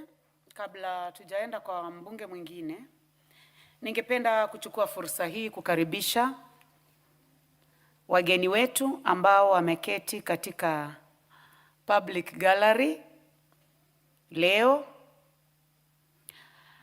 Wanafunzi kutoka ACK Ziwa Senior School, kutoka constituency ya Soi, eneo bunge la Soi katika kaunti ya Uasin Gishu. Mumekaribishwa katika bunge kuendelea kuona vile bunge linavyofanya kazi. Asanteni sana. Nilikuwa nataka kuendelea kwa Kiswahili kama vile Mheshimiwa Tandaza alikuwa ametuanzishia. Na hiyo ningependa kupatia mbunge wa Baringo aweze kukaribisha hao wanafunzi ambao wanatoka upande wa Uasin Gishu. Asante sana Madam Speaker. Ningependa kuchukua fursa huu kuwakaribisha wanafunzi kutoka Soi. Na hoja ya nidhamu kutoka kwa Mheshimiwa Tandaza. Mheshimiwa Spika, hapa kuna wanafunzi ambao na imani watatahiniwa katika somo lao la Kiswahili, na itakuwa si vizuri wakati mheshimiwa ambaye anawakaribisha anatumia lugha ambayo si sanifu. Sijasikia kwamba anawakaribisha kwa wakati ule alikuwa anazungumza. Kwa hivyo tafadhali upatie wanafunzi Kiswahili sanifu ili wasaidie wakati wa kufanya mitihani yao. Asante. Mheshimiwa Baringo ameanza kwa kuambia anachukua fursa huu. Sasa sijui hapo ndipo Mheshimiwa Tandaza anasikia amekerwa. Sijui ni fursa hii. Unaweza kuendelea kutoka hapo kwa fursa hii. Hiyo ni ngeli ya... Endelea mbele sasa. Asante sana. Nachukua fursa hii kuwakaribisha hapa bungeni, mjisikie mkiwa huru, na niwaeleze kwamba chumba hili ni chumba ambalo inadhaminiwa sana na kila mmoja wetu. Tukiwa hapa bungeni tunashirikiana vizuri, tunafanya kazi ya kutunga sheria ili tuweze kusaidia Wakenya. Na mimi nawaomba mtie bidii kule shuleni na muweke nidhamu mbele ili kesho pia muweze kuwa na nafasi ya kuwa viongozi kama sisi, na zaidi weka bidii kwa masomo, kwa sababu masomo ndio funguo la maisha. Anashukurani sana. Asante Mheshimiwa Spika. Asante sana Mheshimiwa wa Baringo. Katika screen ninaona jina la Mheshimiwa Ochanda, mbunge wa Bondo. Mheshimiwa Kasim Tandaza atatuambia hii screen itahitaji kwa Kiswahili wakati wa chakula cha mchana. I believe haitakuwa tofauti na screen. Thank you, Madam Speaker. Madam Speaker, this is a very critical motion. Really critical. There's a lot of disorder in education as a sector generally. More so now when we're talking about the basic education, the amount of disorder is enormous. And I think schools, individual schools are doing things the way they want. There's no set standards. The way the ministry is running some of these things through circulars, field officers under the Ministry of Education are only waiting for new circulars. They're not implementing anything that they know that can work. So every school is doing their own things. Every school board is doing their own things. So you can imagine what's happening. And the amount of collision between a few people in the boards and the head of institutions is so bad. Yeah? They can sit, decide on certain things, then that becomes like a resolution of a parents' meeting, and then the thing gets to be implemented through across students or pupils. So, Madam Speaker, when you look at what's happening in our schools now, each school is doing their own things. Yeah? Each school is busy doing their own things. And as they are busy doing their own things, those who are suffering are kids of this country. They are children of this country. And they are suffering big. You get in today, schools were opening, I think, since yesterday or so. Immediately they enter into school, they are chased away. They go back to home over small things. Whether it's something to do with food, whether it's something to do with sports, it's something to do with I don't know what, it's something to do with basic infrastructure. I know CDF is doing a lot across the country. But there are certain basic things, because every CDF is structured. If certain things are required in between the months in the financial year that were not initially planned for, particularly in the constituency, there's a big problem. And all of this ends up with individual children, individual kids in the schools.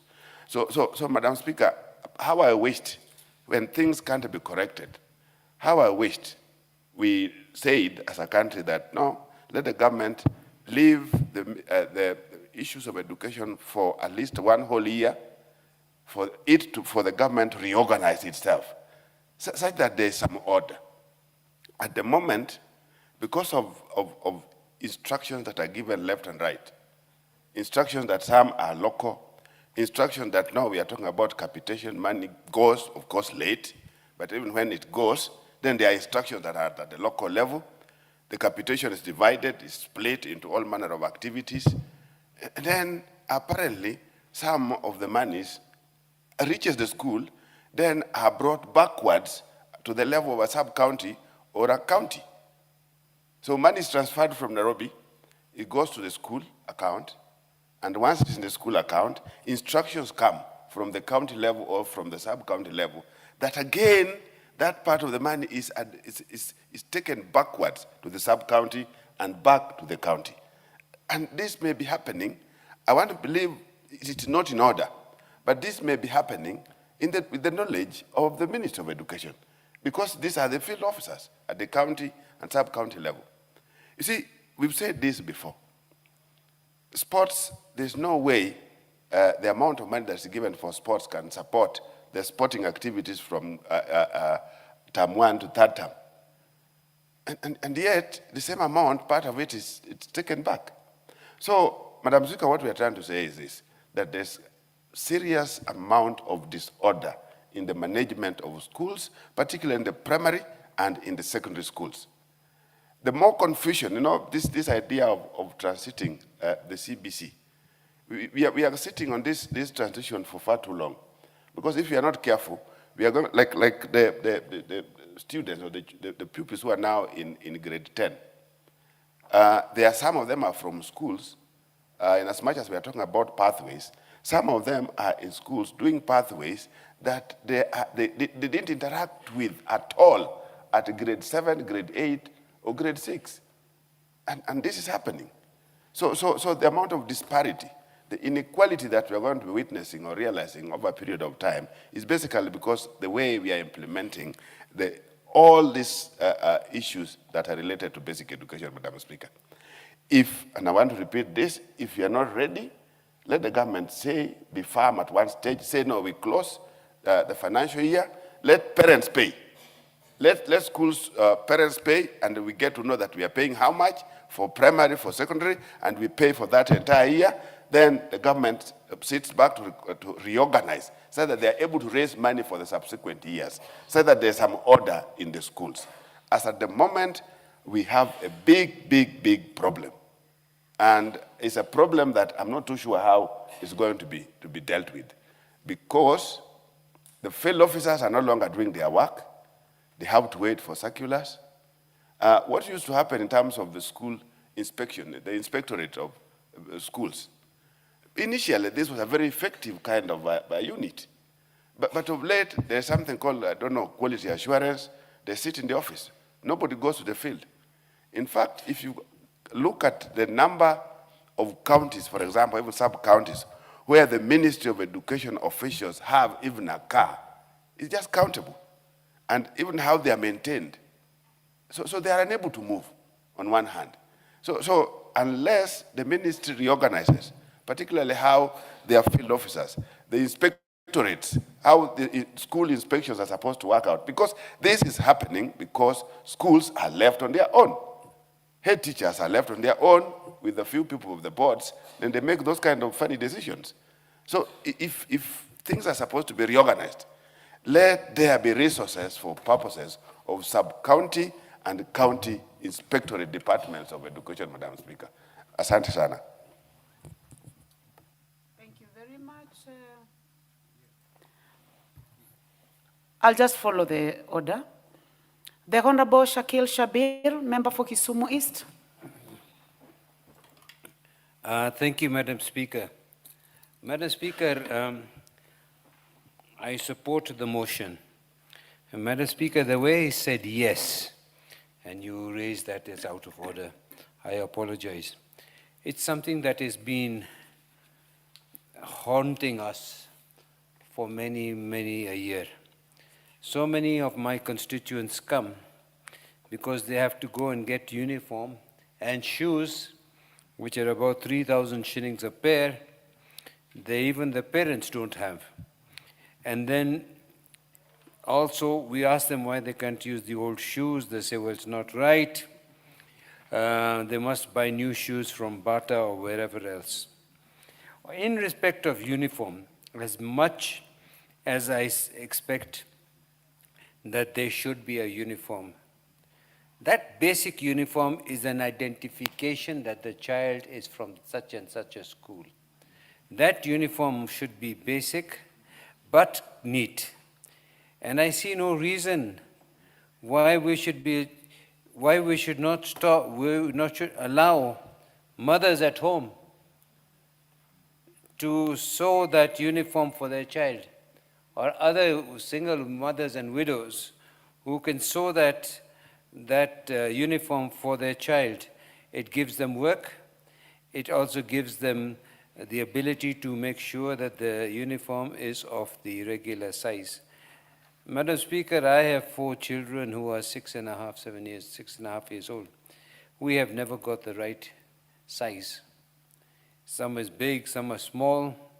So I think this issue of uniforms is very important, that it should be maintained, but there should not be a requirement to get it compulsory from the school or any designated outlets. Madam Speaker, I know for a fact, there's somebody who I know very well in Kisumu.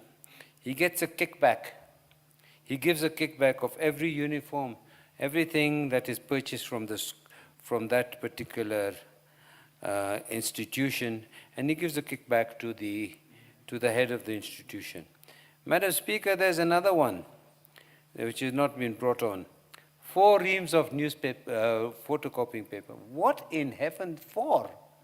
Here you have children, you have to work with 4 reams of photocopying paper. They don't even have a photocopier in the office. So what is the reason for 4 reams of photocopying paper? It is not under the Basic Education Act. Yet those 4 reams must be unopened and must be of certain quality. You know why, Madam Speaker? Because they take them back to the place where they are purchased and get credit for it. Bus levy. My brother, Honorable Duncan Muthengi, maybe forgot. Madam, we go and buy buses for schools. They don't have classrooms, they don't have laboratories. Now then when they realize, some of them, some members of parliament used to pay a basic down payment and then advertise everywhere, we bought 10 buses for 10 schools. And they put maybe 1 million shillings down and 90% is being financed.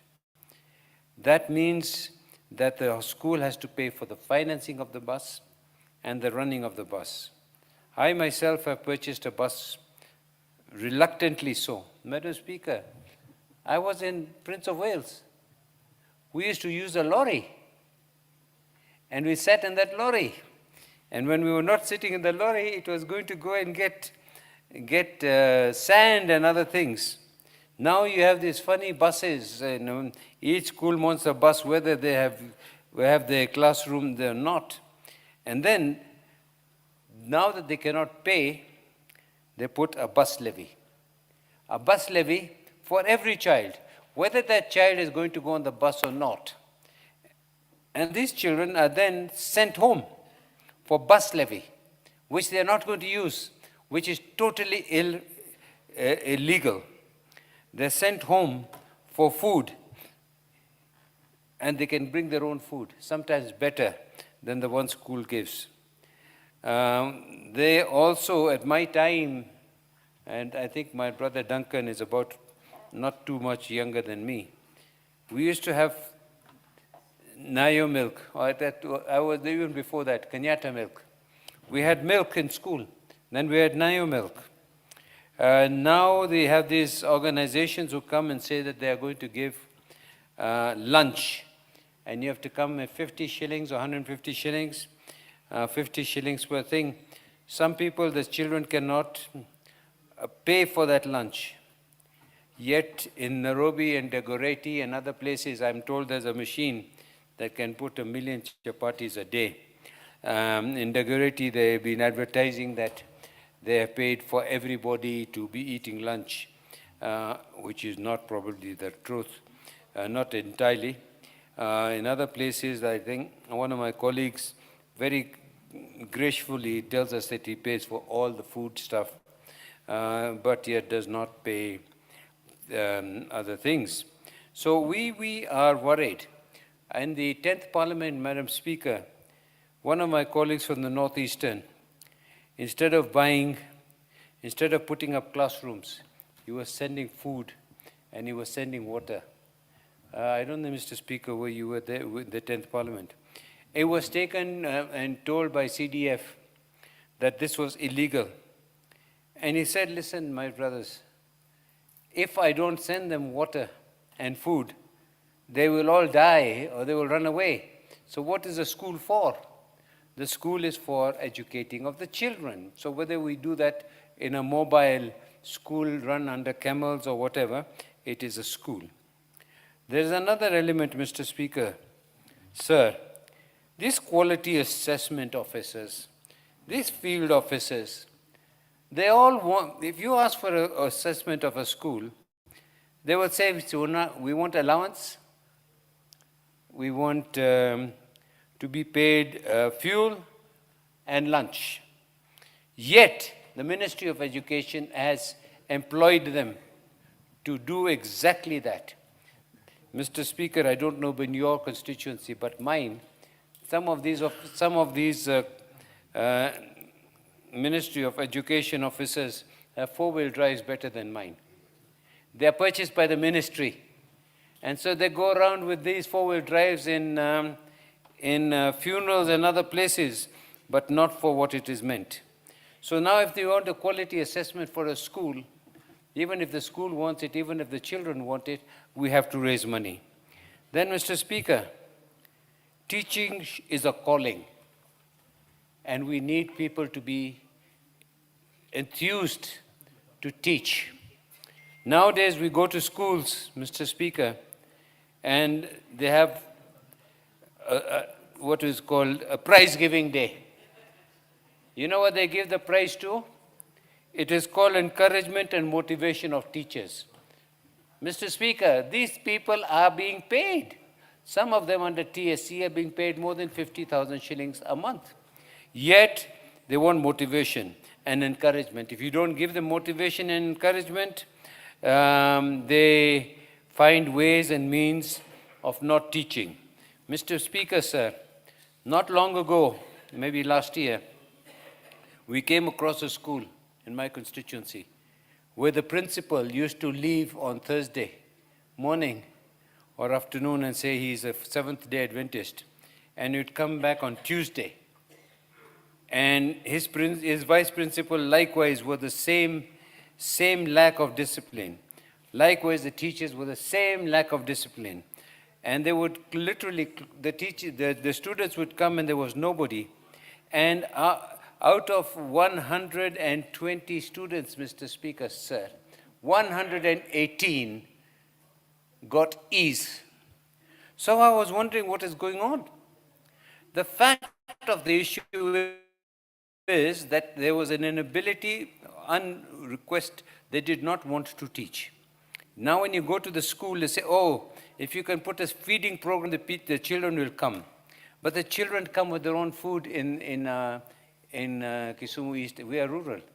We can get a cob of maize cheaper than what they can do otherwise. So we have a problem with the teaching system. Encouragement of teachers, or whatever you call it, is illegal. Then there's the issue of head teachers. Mr. Speaker, sir, now as we're talking about basic education, and I know we're talking about... Can I have 1 minute more, sir? You can't. Then you could. When you want something, you request for it. May I request? Correct? 1 minute. I have 1 minute. Thank you, sir. This is very important. Madam Speaker, thank you for that time. Teachers molest children. Teachers beat up people. Teachers are not responsible. They rape children. Yet when you take it, they are transferred to another school. So I think the TSC has a responsibility as well as the Ministry of Education to take action. And finally, Mr. Speaker, sir, they get what is called capitation. Nobody knows what happens to that capitation. There is no knowledge, no accountability, no transparency, whatever. So that is with those few words, Mr. Speaker, and thank you for the extra minute, I do support. Thank you. The Honorable Jane Kihara, followed by the Honorable Mary Omaua.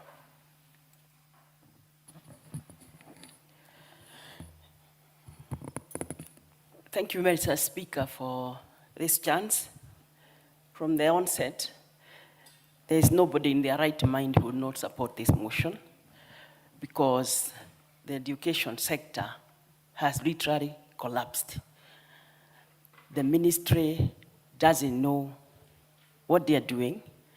This House does not give them enough budget. Parents are suffering economically. So all those problems that Honorable Mathenge was trying to elaborate are obvious, and we all know them. But the problem is, Mr. Speaker, when you talk of uniforms, instead of the head of state addressing that problem, from a sunroof of a car, he tells teachers to allow kids to go to school with or without uniform. I think we need to be honest with ourselves. It matters education. Where did the rain start beating us? Because those parents, they are with us. We know them. Some of them have no food to give those children, leave alone school fees. Because the government has refused to address the economic affairs or the high cost of living, so that everything else will fall into part. Nobody is interested now, especially the workers. I want to say here and now that the sub-county education office director in Naivasha comes to school or comes to the office when he wants. When there is a function, he's never there, so he doesn't know the problems we are facing. Mr. Speaker, today, in the newspaper, the news was, or what was there, is that absenteeism of teachers, because they are all over trying to do side hustles so that they can make ends meet. Mr. Speaker, we have teachers who have threatened to demonstrate or to boycott or to go on strike because of the myriad of problems that we have. I think it's better to call a spade and say education sector, nobody really wants it to work. Yes, it is constitutional. Children must get free education and compulsory.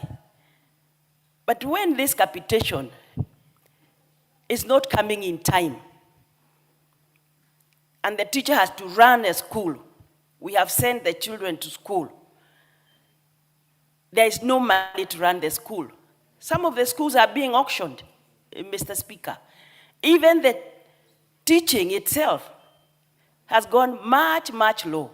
Mr. Speaker, it's only today that I heard children who have been in school for 3-4 years can hardly write or speak the language that they are supposed to use for the rest of their life in their everyday life. I think it's not good to hide, to bury our hands in the sand. Nobody is interested in education. The government itself is not interested. We are seeing money being thrown up and down in campaign mood, being given for empowerment when our children are at home because they can't go to school. I think we need to call it as it is and say that, Mr. Speaker, we need to go back to the drawing board if you have to address the children, the education of our children, education sector, because nobody seems to be interested. We are here giving bursaries, yes. How many can you give? like the children who are here, who I welcome very much, if their parents didn't have money to pay for them so that they come for this trip, they will not be here. So there is no equalization when we know that education is the only thing that can equalize children from rich families and poor families because they are getting the same quality of education. It's not happening, and nobody is interested. I think, Mr. Speaker, much as I support this motion, we must know where the problem is, because we know there is a problem, and a big one. Teachers are doing business. That is where they are saying we go and buy uniform from that place because he wants to make an extra coin. The taxation, they are paying for SHA, they are paying for affordable housing, and they have loans themselves. I think we are being dishonest when we address things so shallowly when we know where the problem is. Mr. Speaker, I support.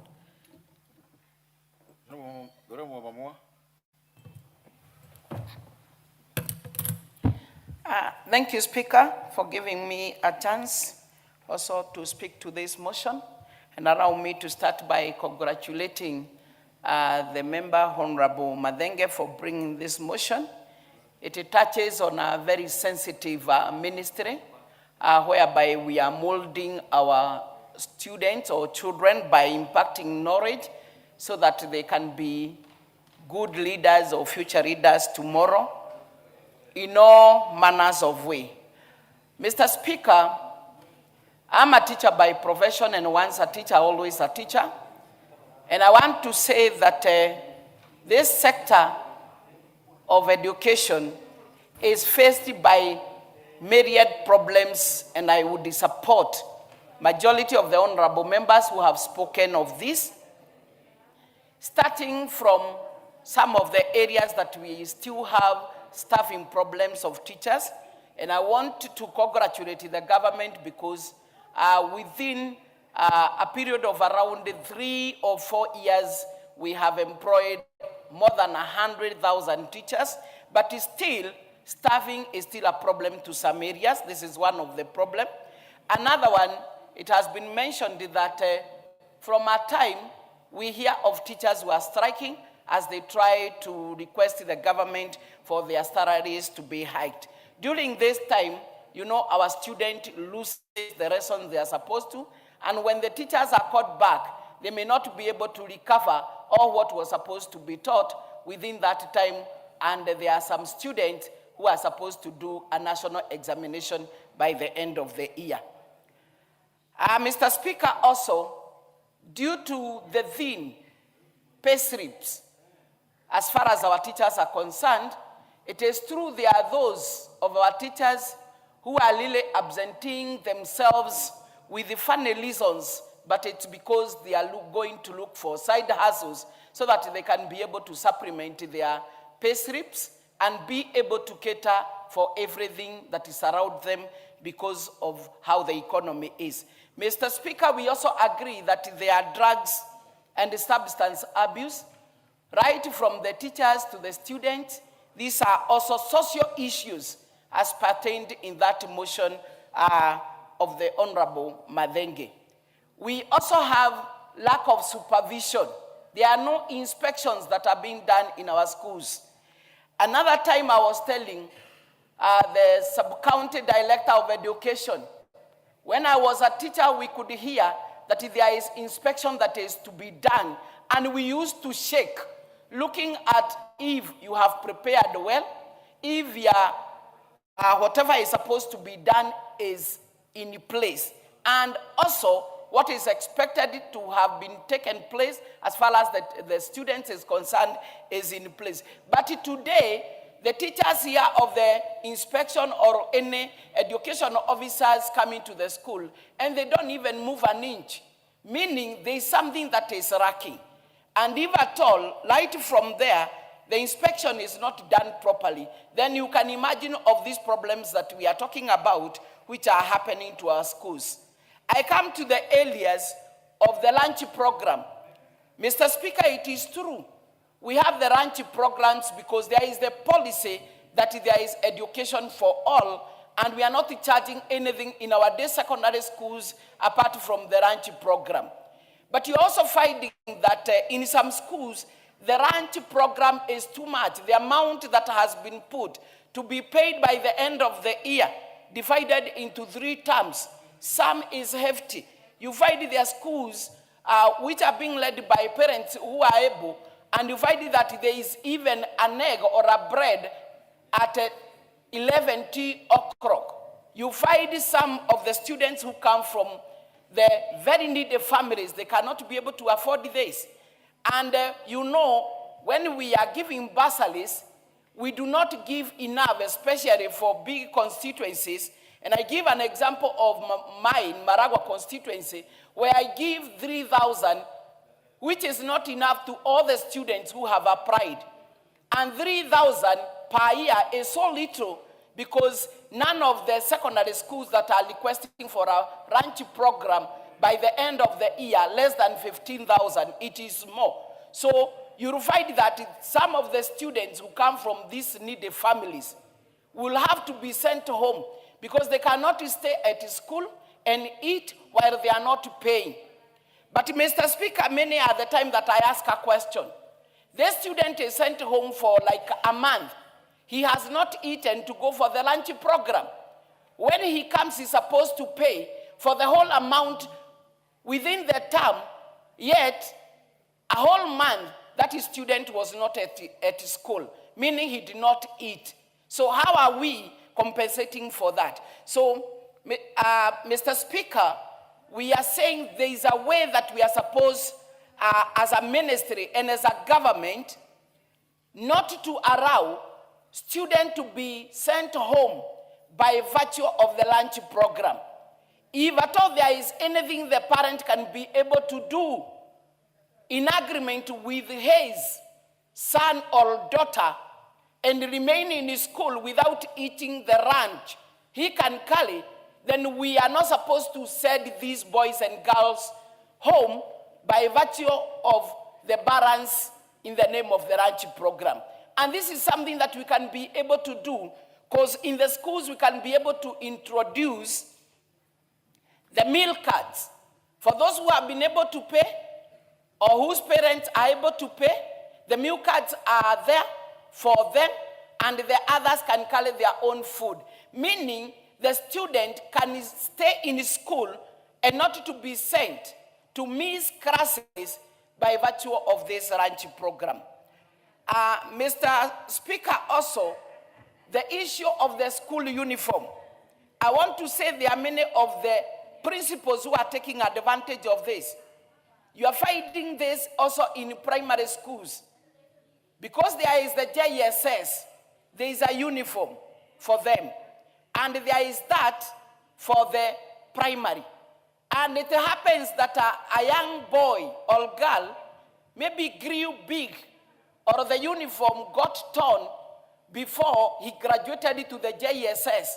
And therefore there is a uniform that was bought for that lower kanda. And you now find now that the boy or the girl has gone or graduated to the JSS, another uniform has to be bought. Why don't we make it that one can be able to run with whatever kind of an uniform there is, and eventually and gradually the parent to be allowed to pay to buy that uniform when he or she will be able. But not to see students either within the primary or JSS or senior secondary going home by virtue that this student has no proper or current uniform in the class that he or she is. So, Mr. Speaker, I want to say, sometimes we are getting students out of school because of this lunch program, because of the uniform, and other funny things like maybe losing a book, things that can be provided gradually, giving the parent time. Because within our Basic Education Act, it gives the responsibility of the parent when it comes to the provision of uniform and also provision of lunch program and also in support of any development in the school whereby this has been properly discussed with the intervention of the education officials, we know there is that responsibility which the parent is supposed to take care of. Mr. Speaker, we are always complaining when these students are out of school. You know how the outside is, and many of these students are getting trapped in the drugs and substance abuse. Others are getting into early marriage just because this student, his or her esteem has gone down because there is no one who feels good when you have been sent home when you know others are still in school. So that we can be able to do away with these phases, Mr. Speaker, it is good that the Ministry of Education takes strict measures and gives circulars which are advisory onto whatever is supposed to be done, so that at least most of the time we can be able to detain these students and allow her to finalize.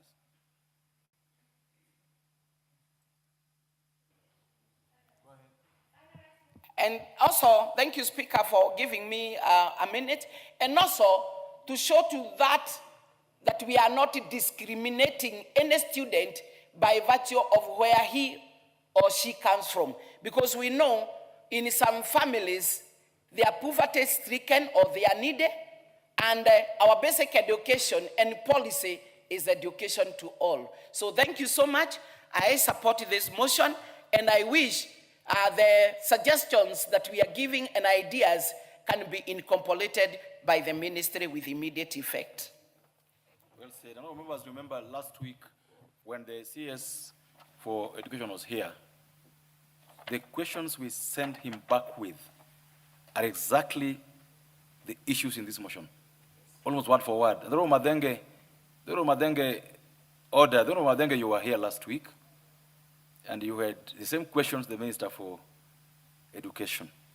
And remember, he's supposed to bring back answers the week we come back from it. In fact, he's supposed to bring them tomorrow.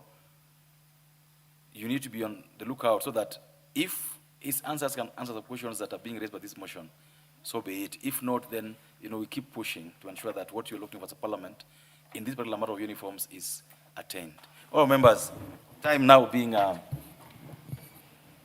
2 minutes after 1 o'clock. This House stands adjourned until this afternoon at 2:30 p.m.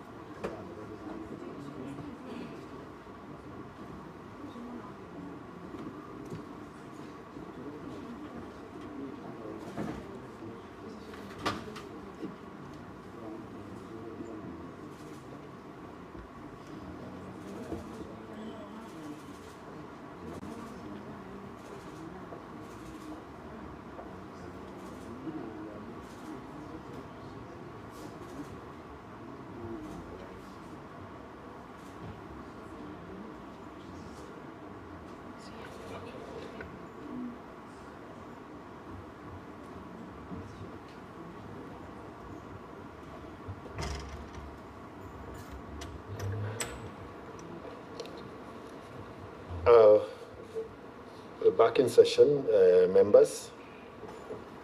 I believe before us we have got Mr. Joseph Kingori Nguyo. Correct, Honorable Chair. For the purposes of our proceedings, we will refer you by the quest that you are making. That is to be nominated or appointed as a member of the National Cohesion and Integration Commission. So for the purposes of our conversation from now on, we'll refer to you respectively as the nominee.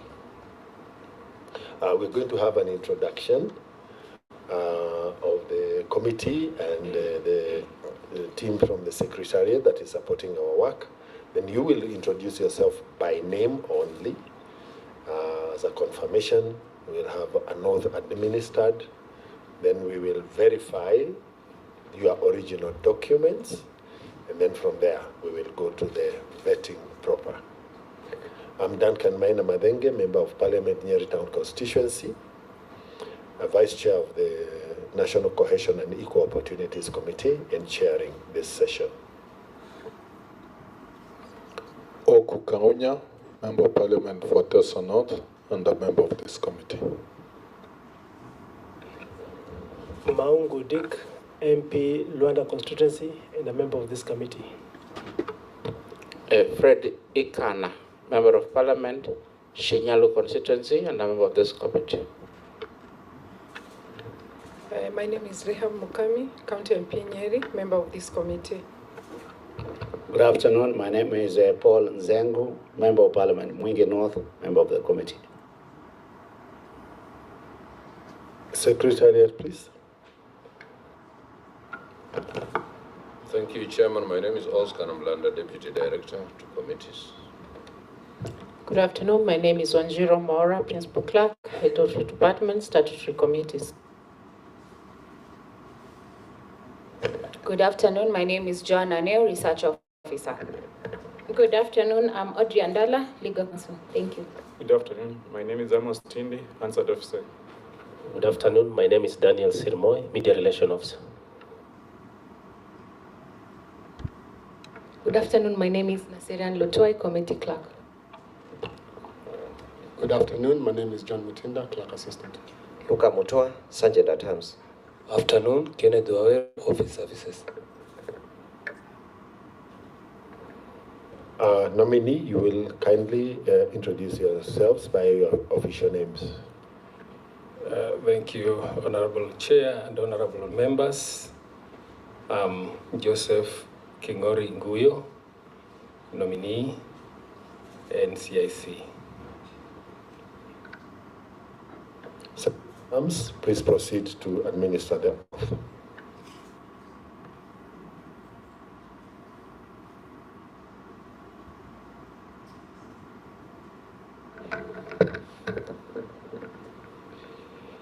I, Joseph Kingori Nguyo, do swear that the evidence I shall give before this committee on the matters under its consideration shall be the truth, the whole truth, nothing but the truth, so help me God.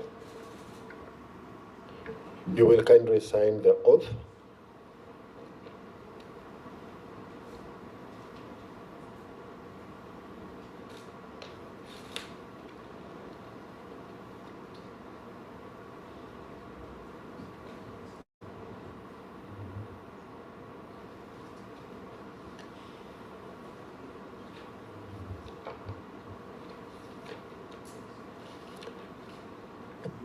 Forward all your original documents and testimonials as per the portfolio that you presented for the interview to our legal counsel for verification.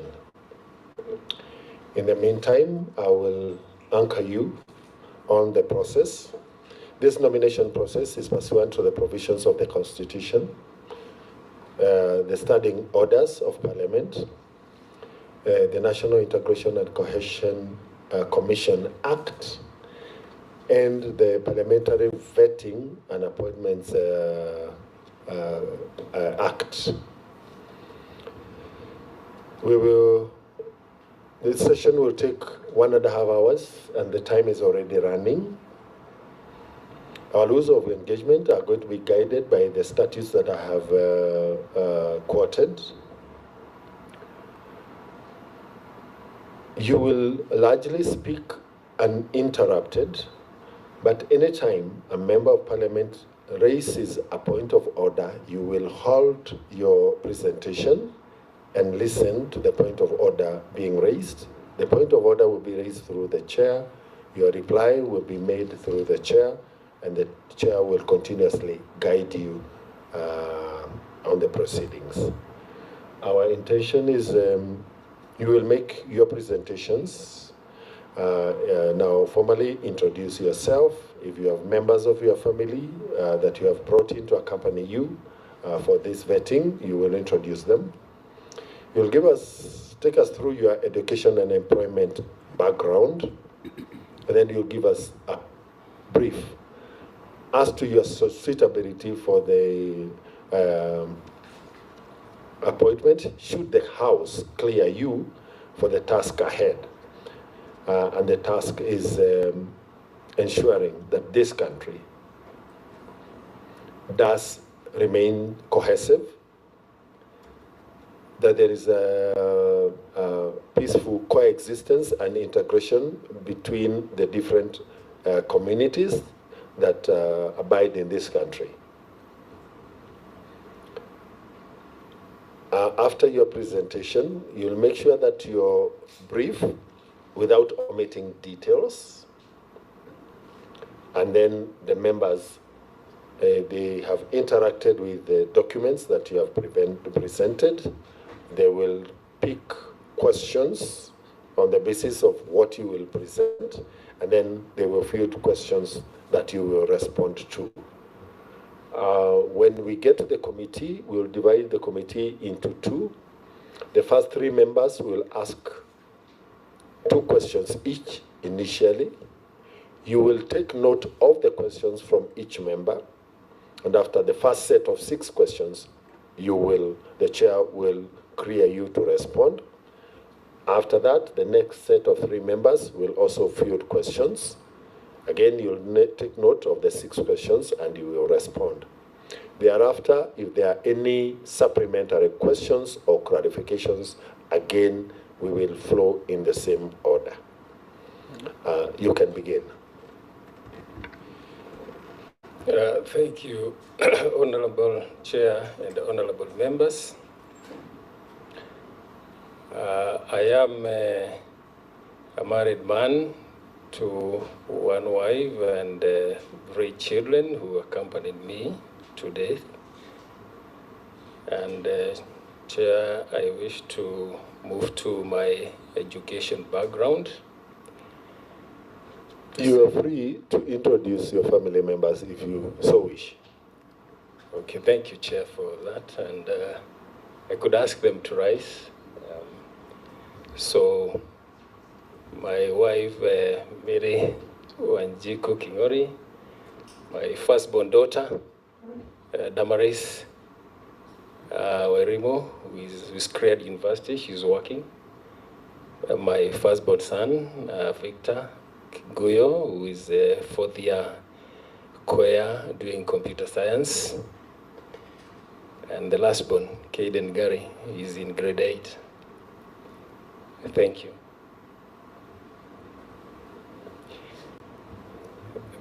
Thank you, Chair, for the honor to introduce my family. In regard to my education, I have an education background, meaning that past the Form 4, the O-level, which I took in a local school called Wandobi Primary School, where I hail from, and from my A-level that I took in a school called Moro High School. I proceeded to Moi University, then Maseno Constituent College, where I undertook a Bachelor of Education, and therefore graduated with a B.Ed, second class upper honors. I also, in that field, undertook a management diploma in education in the Kenya Education Management Institute. So I have a diploma in education management. I have transitioned the education background to management. First, where I have undertaken a master's in business administration at Dedan Kimathi University. And beyond the master's, I have strengthened the administration through various support courses, notably to mention among the many senior management course, the strategic leadership course, strategic leadership development course. I have also taken the transformative leadership course all at Kenya School of Government. And lastly, I've also done strategic performance management with SAMI Dubai, notably among the many others. That's as far as education, Honorable Chair and members. Regarding my employment history, after finishing B.Ed Arts and being posted as a teacher at a school called Talasa High School in Garissa, Tana River, I've served as a teacher up to 2003 when I started now managerial tasks as a deputy principal for 3 years, and then as a principal from 2006 through to 2017, whereby, Honorable Chair and Honorable Members, I felt like I was now running on a small space, and I needed to utilize my skills and experience and expertise in a more larger space.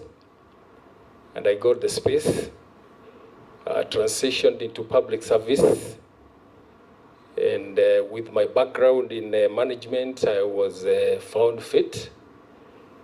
And transitioning now to administration, where I tentatively served as a personal assistant to a cabinet secretary before officially taking up administration tasks, where I've served as a senior deputy secretary in various ministries and state departments, notably agriculture, ICT, that's broadcasting and telecommunication, East African community, and currently I am in the State Department for Investment Promotion.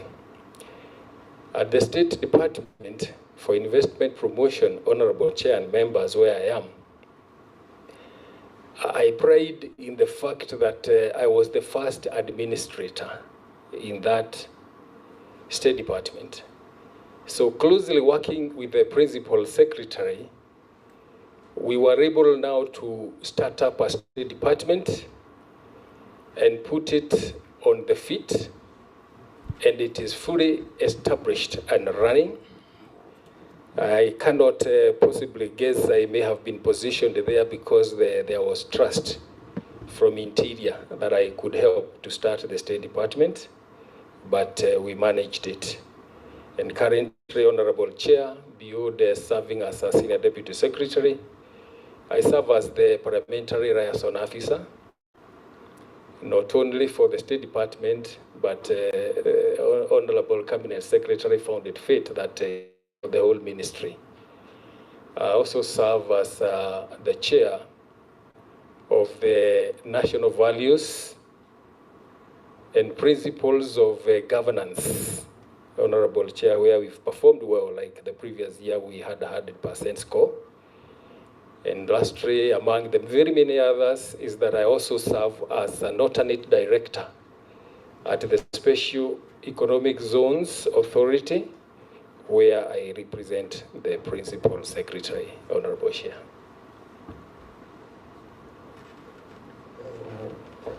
Okay, thank you, nominee. Members, you have heard the presentation You've interacted with the documents, and therefore we want to open the examination by members. So the first set of 3 members. Chair, before I want to ask, I think the nominee has been very mean with information. For example, there was that form that he filled. He didn't mention anything about his wealth, and you know, those are basic information that we don't need to ask for. We need to get that information from the nominee. Starting to ask questions like that is not really interacting with the Chariot, have you benefited, Honorable Zengu, with the portfolio from Mr. Nguyo, from the nominee? Interacting with what is in the paper, Chair, is not enough because that is written information. For him, he needs to also own up the document by saying, yes, I said I own this and that, and break it down, rather than us asking. Okay, nominee Mr. Nguyo, you will proceed. First, you state your net worth. You'll also indicate whether you have been convicted in a court of law. So in terms of the state net worth, you will basically do worth declaration. You have the protection of the Data Protection and Privacy Act in terms of the details, but a global figure will also not surface because we should be able to have a clear idea as to your acquisition of your wealth and assets. You'll indicate whether you have been convicted in any court of law or whether you have been adversely mentioned in any parliamentary report committee, including the Senate. Thank you, Chair, and honorable members, even for the opportunity to further explain. Honorable Chair and members, first is that I'm a person of good standing in terms of integrity, and for which purpose I've not been adversely mentioned or interrogated. I have all the compliance reports that may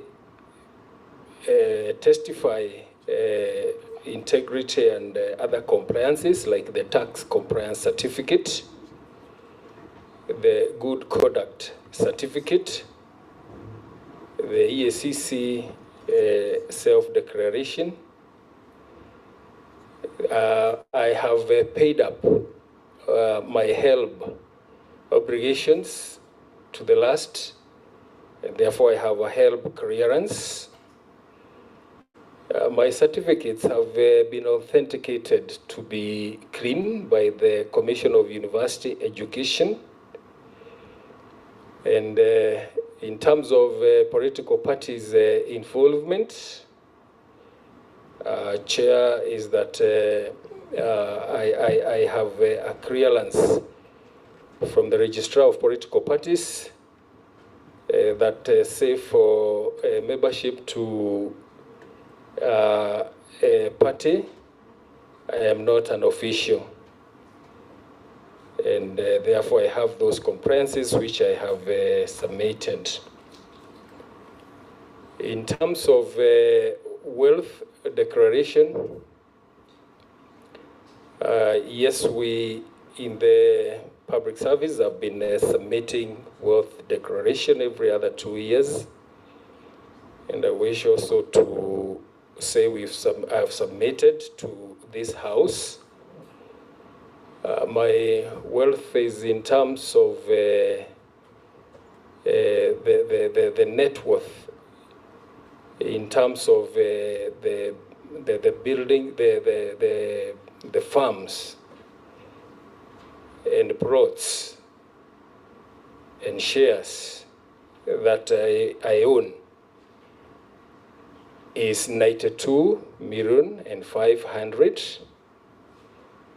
And chair is that when you may not be a man of a lot of means, sometimes you are forced to invest with others so that you grow with others.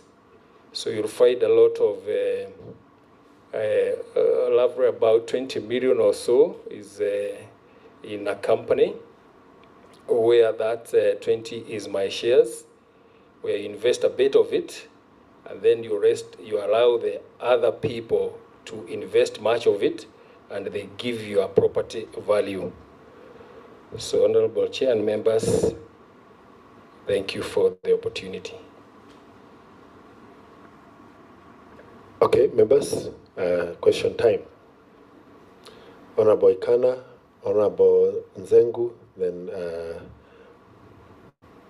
Honorable Dick Maungu, in that order first. Okay, thank you so much, Chairman.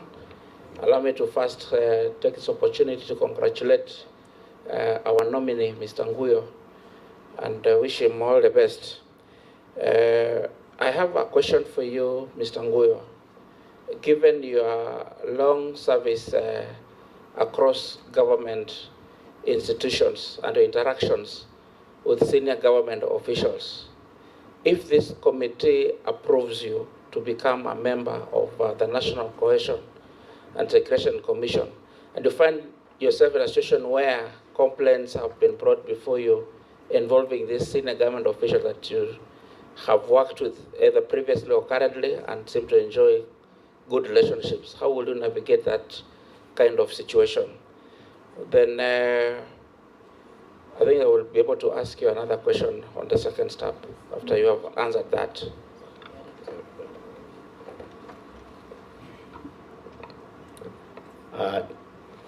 Chair, mine is just a simple question, but first, just to congratulate the nominee for a very clear presentation.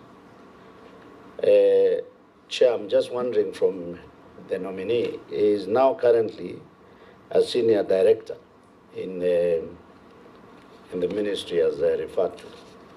I'm wondering why is intending to move from Senior Deputy Secretary, State Department of Investment, to a commission. What is the motivation so that we can understand? Because I thought that is a better position in terms of is the use of his knowledge or his academic knowledge in helping this country. Number two, Chair, you have indicated not applicable under professional associations, memberships, and publications. Yet your CV reflects extensive leadership roles across government committees, boards, and institutional structures. Can you explain this apparent non-disclosure and confirm whether your responses meet the constitutional standard of completeness and honesty as required under Chapter 6? Thank you, Chair.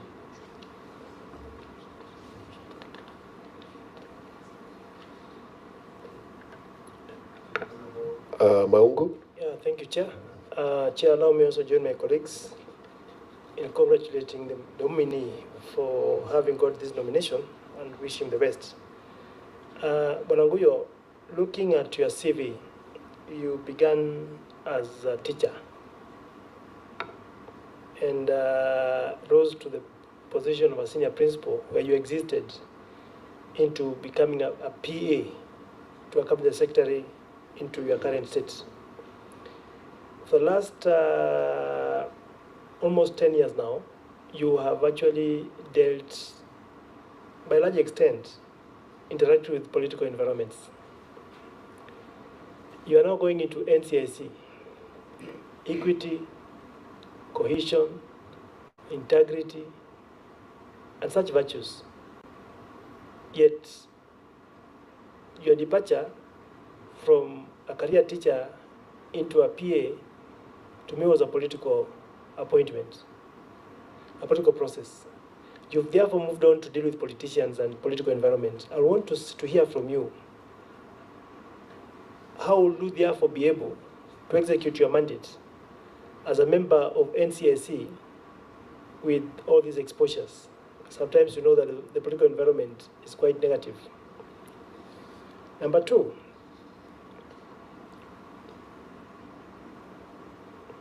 there's currently a bill in Parliament, National Integration, Cohesion Integration Bill. Are you aware about that bill? And what value do you think we may need to add to that bill to enrich it better, to ensure that the office for which you aspire can be able to execute its mandate in a fair and transparent manner? Thank you. Nominee, you will kindly proceed to respond to the questions. It is preferable, if possible, as much as possible, you can respond to the questions in the same order that they were asked. Thank you, Honorable Chair and Honorable Members. So, Chair, allow that I acknowledge the congratulations that have come from Honorable Rikana, Honorable Nzengu, Honorable Maungu, and I believe all the members. Thank you for that. Including Honorable Nzengu's compliment that I did a clear presentation. I feel encouraged. Thank you very much. On the first one of being from government, from Honorable Rikana, and therefore may be getting conflicted. Honorable Chair, it is true, I'm an employee of the Ministry of Interior and National Administration. And as an administrator, I wish to give an assurance that all through what we deal with are resolutions left and right every day. And even when we are in the office, sometimes, because my direct supervisor is my principal secretary, there is a tendency, even for staff, to feel that everything I handle will finally have to favor my principal secretary. But by and large, if one is to succeed, one then has to be very neutral. And if people have to trust you, you have to try and look for justice, so that when you deliver a decision, is always found to be neutral, based on facts, and that way it is possible that even where it was not favoring your seniors, you explain to them, and they are always willing to listen, they are always willing to understand, as long as you have the courtesy to approach the matter in a way to explain and they understand. In the same equal breath is that given if this committee allows that I get confirmed for the position, I would still do the same, that now when I am in the NCIC, I'm even more neutral than when I was in government. It's more neutral, and it allows me to even be very, very neutral and deliver decisions based on facts, based on justice, and where I find it a bit not so conducive to my former employers, I should be, and my former seniors, I should be able to explain, and they are always understanding. Chair, if you allow that I proceed, I can proceed to the question from Honorable Nzengu. And the first question was why I intend to move to a commission than remain in the ministry. Chair, all along in my life, when I was a principal of a high school, I interacted with different communities. I should even want to move a little back and say when I was in the university, I did my teaching practice in a region called Kisii. When I started teaching in Garrison. As a principal of a county school, as a senior principal, my clients were not limited to a certain ethnic background, not even religious background. So I found myself in a situation where I am a true convertee of cohesion and integration, to an extent that it bothers me sometimes that people could amplify ethnicity, people could amplify religion or any other, be it race and others, to advance the agenda. And for me, it becomes now a big agenda that for real, given the opportunity, I would want to encourage cohesion, encourage integration.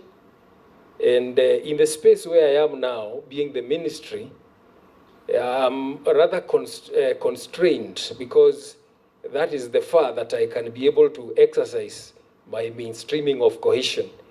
If I went to another ministry, it will look like I have overstepped.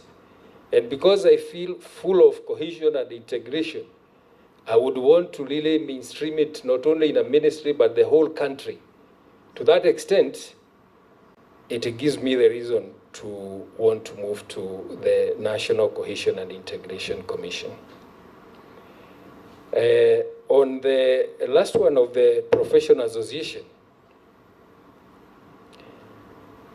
first is that beginning with the education and similarly with the administration, they are not so very highly regulated in terms of the professional bodies, so that when you go to, for example, education, there was no regulatory body like you have, let's say, ISPAC for accounts, or you have dentists, the Poisons Board and the Dentist Board for the medical field. They are more of associations. And these associations, I belonged to them. The heads welfare, the heads association, where I was even a chair of a sub-county for 7 years, and therefore an affiliate member of the national body. When you come to where I am in the national administration, I am also a member of the national government administrative officers, GAO. And we have forums where we share issues, we exchange ideas, and we grow with each other. Honorable Chair, I may not want to take it that I had declared.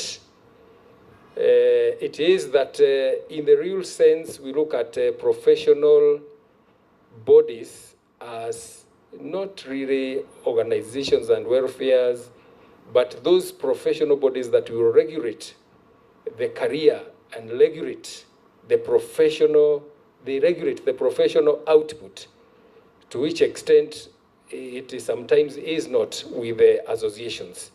And I think it's on that account that I did not talk of a professional body. I have intentions to join the Kenya Association of Professional Managers, KAPAM. Unlike, for example, accounts where you are required to have a CPAK and then you join, or dentist board and then you finish all the exams and join, you find that when you come to KAPAM, which is the only one which we can join, is open to all the cadres of administrators. When you come to, so not so much of a certain condition. When you come to the forums, You can either have them in Kapam, you can have them in Gao, and either way you can attend both, which I have been attending. So, Chair, if you allow, I could move to Honorable Maungu's questions. Equally, Chair, as a teacher, I felt like I had exhausted my space. The certificates which I can produce, and also if you, in my CV, as a teacher of history and government, like I have presented being position 1 year, position 1, another year, in the whole of Central Province. And like what more did I need to do? As a principal, and I have tabled, I may not have done everything I needed to do, but I have presented evidence and even congratulations from Teacher Service Commission for being my school being top 100. The examination of 2013, and I just sampled among the many top 100. The examination of 2016 being top 100 again, also being second in the Nyeri County. So I look at it like I was getting, the space was also getting constrained. I needed to move a little bit to any other space.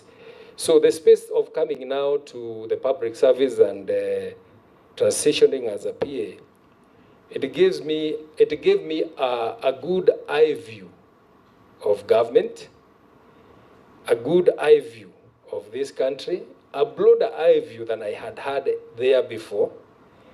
And my interaction, honorable members, with the politicians, I may not want to take it negatively. If you interact with politicians, they'll make you very clever. They will open up your mind. They will give you another view of life, and not a constrained one. They will want you to also, like I've said, I've been a parliamentary liaison officer. When we've occasionally come to parliament, you don't just table items. You'll have to have done good research. You'll do good explanations. And so I would look at my interactions with politicians over that period, which was also not so long, as an advantage to me. I've even, Honorable Chair, been a member of a party, as a member of the Service Party of Kenya, but not an official. And it gave me all the 360 degrees understanding. But nonetheless, I never took any activities of political mobilization or officials. And I need to say that after that, when I have been in government for that period, my interaction was not more with politicians, unless when needed, like when we were coming to parliament. It was more with the government officials, be it ministries where I was posted. And in a way, I wish to conclude by saying that in the process, because it's all been another university of learning, I have just known that you remain neutral, you remain apolitical, and like in the position that now I should occupy, should this committee favor me, is that the politicians are good people to live with. You cannot say you want to run away. You live with them. The only thing you do is that you draw boundaries in terms of what are you dealing with, what is on the table, what is the fairest way to deliver that. Honorable Chair, I thank you.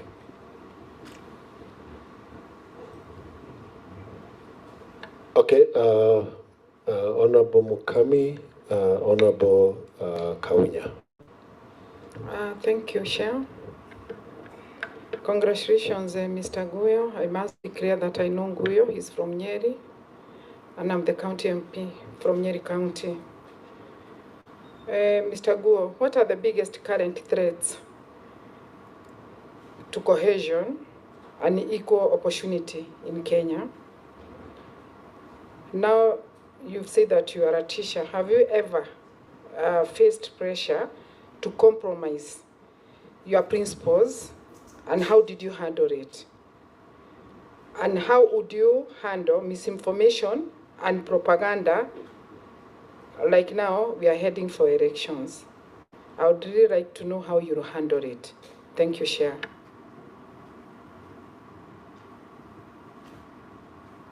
Honorable Kaunya. Thank you very much, Chair. Chair, I would like to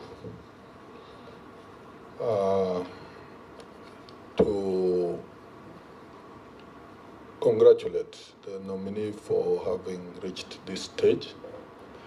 And I would also want to congratulate you for rising from the teaching profession and crossing over to the administration, national administration, which I happen to have gone through myself. I've gone through national administration from the grassroots. Now, I want to ask just two questions. One is just to clarify. In your crossing from the teaching profession to administration, you've indicated you are the PA to the minister, to a minister or CS. Now, was your crossing from PA to the minister, which is basically political appointment, I guess? You can clarify to the committee that it was political, but most PAs to the ministers. Was your crossing to the PA, from the PA to the minister to now the line ministry of national administration? Did you go through the Public Service Commission interviews for merit consideration? A second question, you've indicated again on your public service record that you are chairman of the National Values and Principles of Governance Committee. I'm aware of that committee, and I'm also aware that it works closely with the NCIC on some matters. But how would you apply Chapter 10 of the Constitution in advancing the national cohesion and integration? Maybe three key ways by which you can apply if considered to be a member of the Commission. Thank you.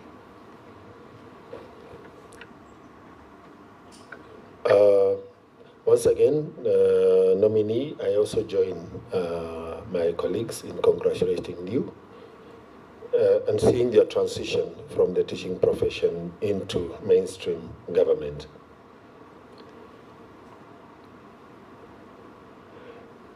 But therein lies my questions. The first one is the Conflict of Interest Act 2025.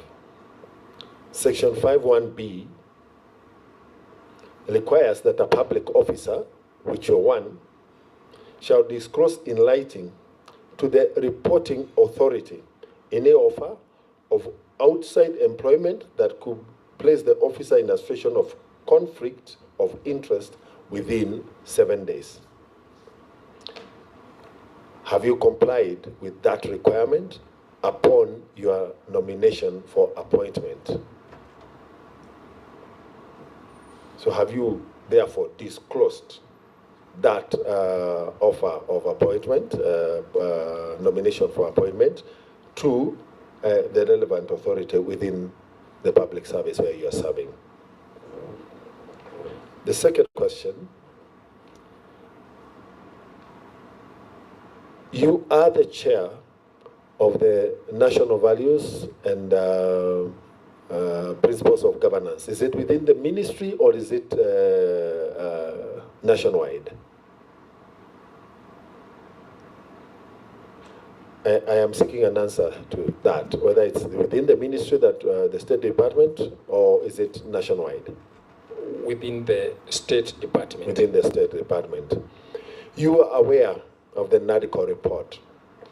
And in the NADCO report,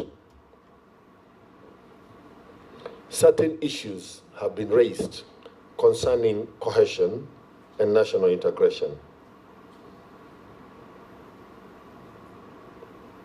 And I want to draw your attention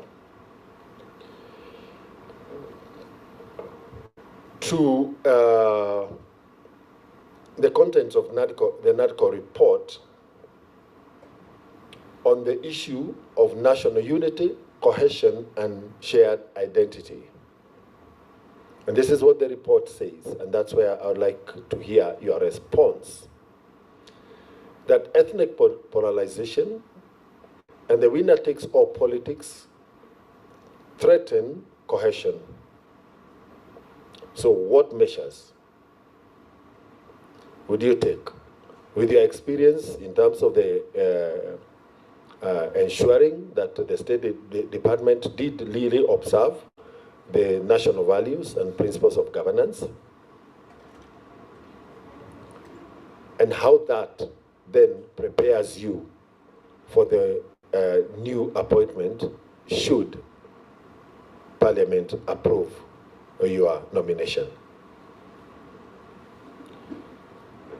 Okay, Honorable Chair and honorable members, again, I also appreciate the congratulations, and allow me also associate with the Honorable Kaunga now, who was in the national administration. It makes me feel good because that is now the area where I am. Nominee, you need to get the names of the members of Parliament correctly. It's Honorable Kaunya. Kaunya. Thank you. Kaunya. Thank you, Chair, for the correction. Yes. Honorable Chair and honorable members, allow that I respond to the question from my county member of parliament. And first on the threats of equal opportunities and cohesion. We outrightly have the political competition in the country that tends to polarize the country, particularly towards the election period. Another threat is land ownership. And land ownership has also been a threat to cohesion and equal opportunities, where there could be disputes of land, particularly on who should settle where. We have issues of religious discrimination on religious rights, particularly of late we are having radicalization.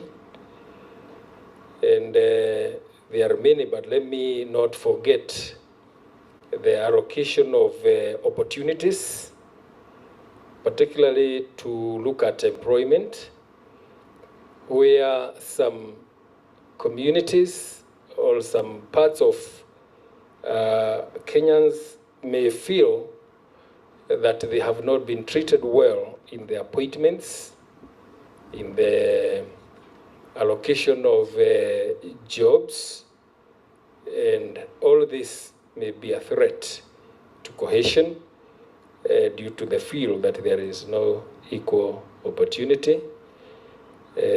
My county MP, through the chair, I wish to proceed to the second question. The second question on misinformation and propaganda.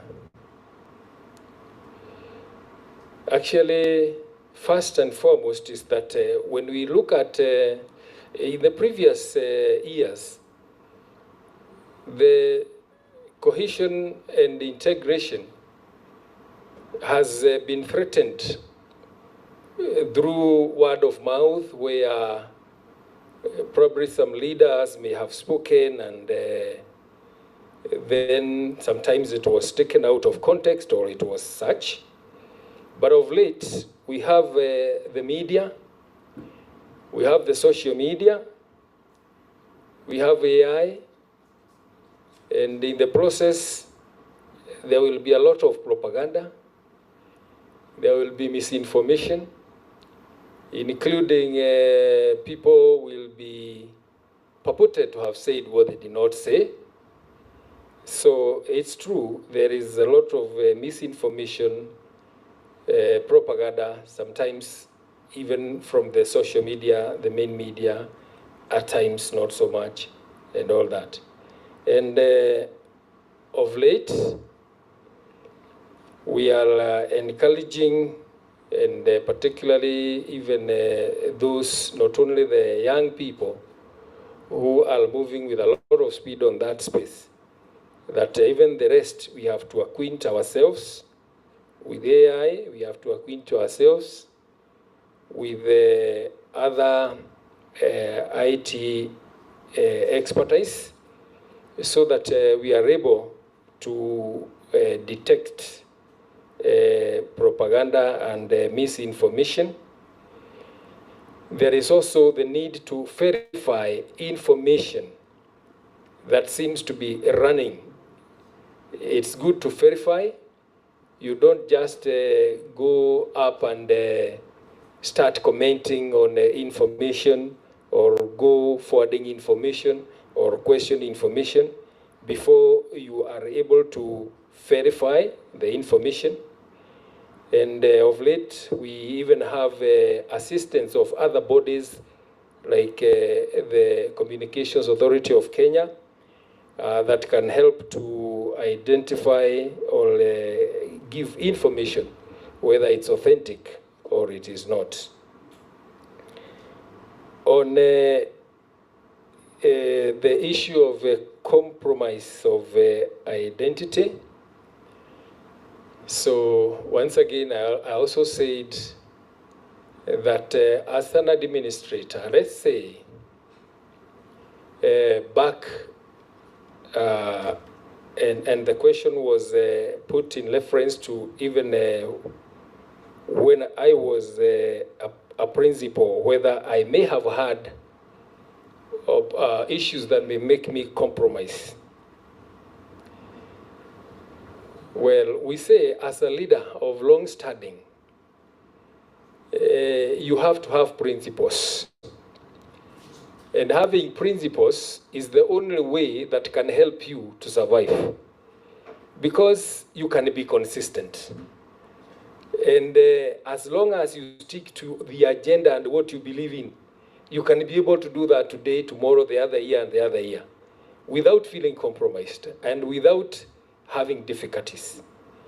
So it's true as principals, for example, some of us who came from very competitive schools, and we needed to follow the admission criteria. It was a tough time because sometimes you have the requests from readers here and there. But I may say that as long as you follow the rules where it allows, because there are instances when it allows, because like leaders in a community are leaders in the community and you need them tomorrow, you need to coexist. Where it allows, I wouldn't look at that as a compromise. I would look at it as being responsive.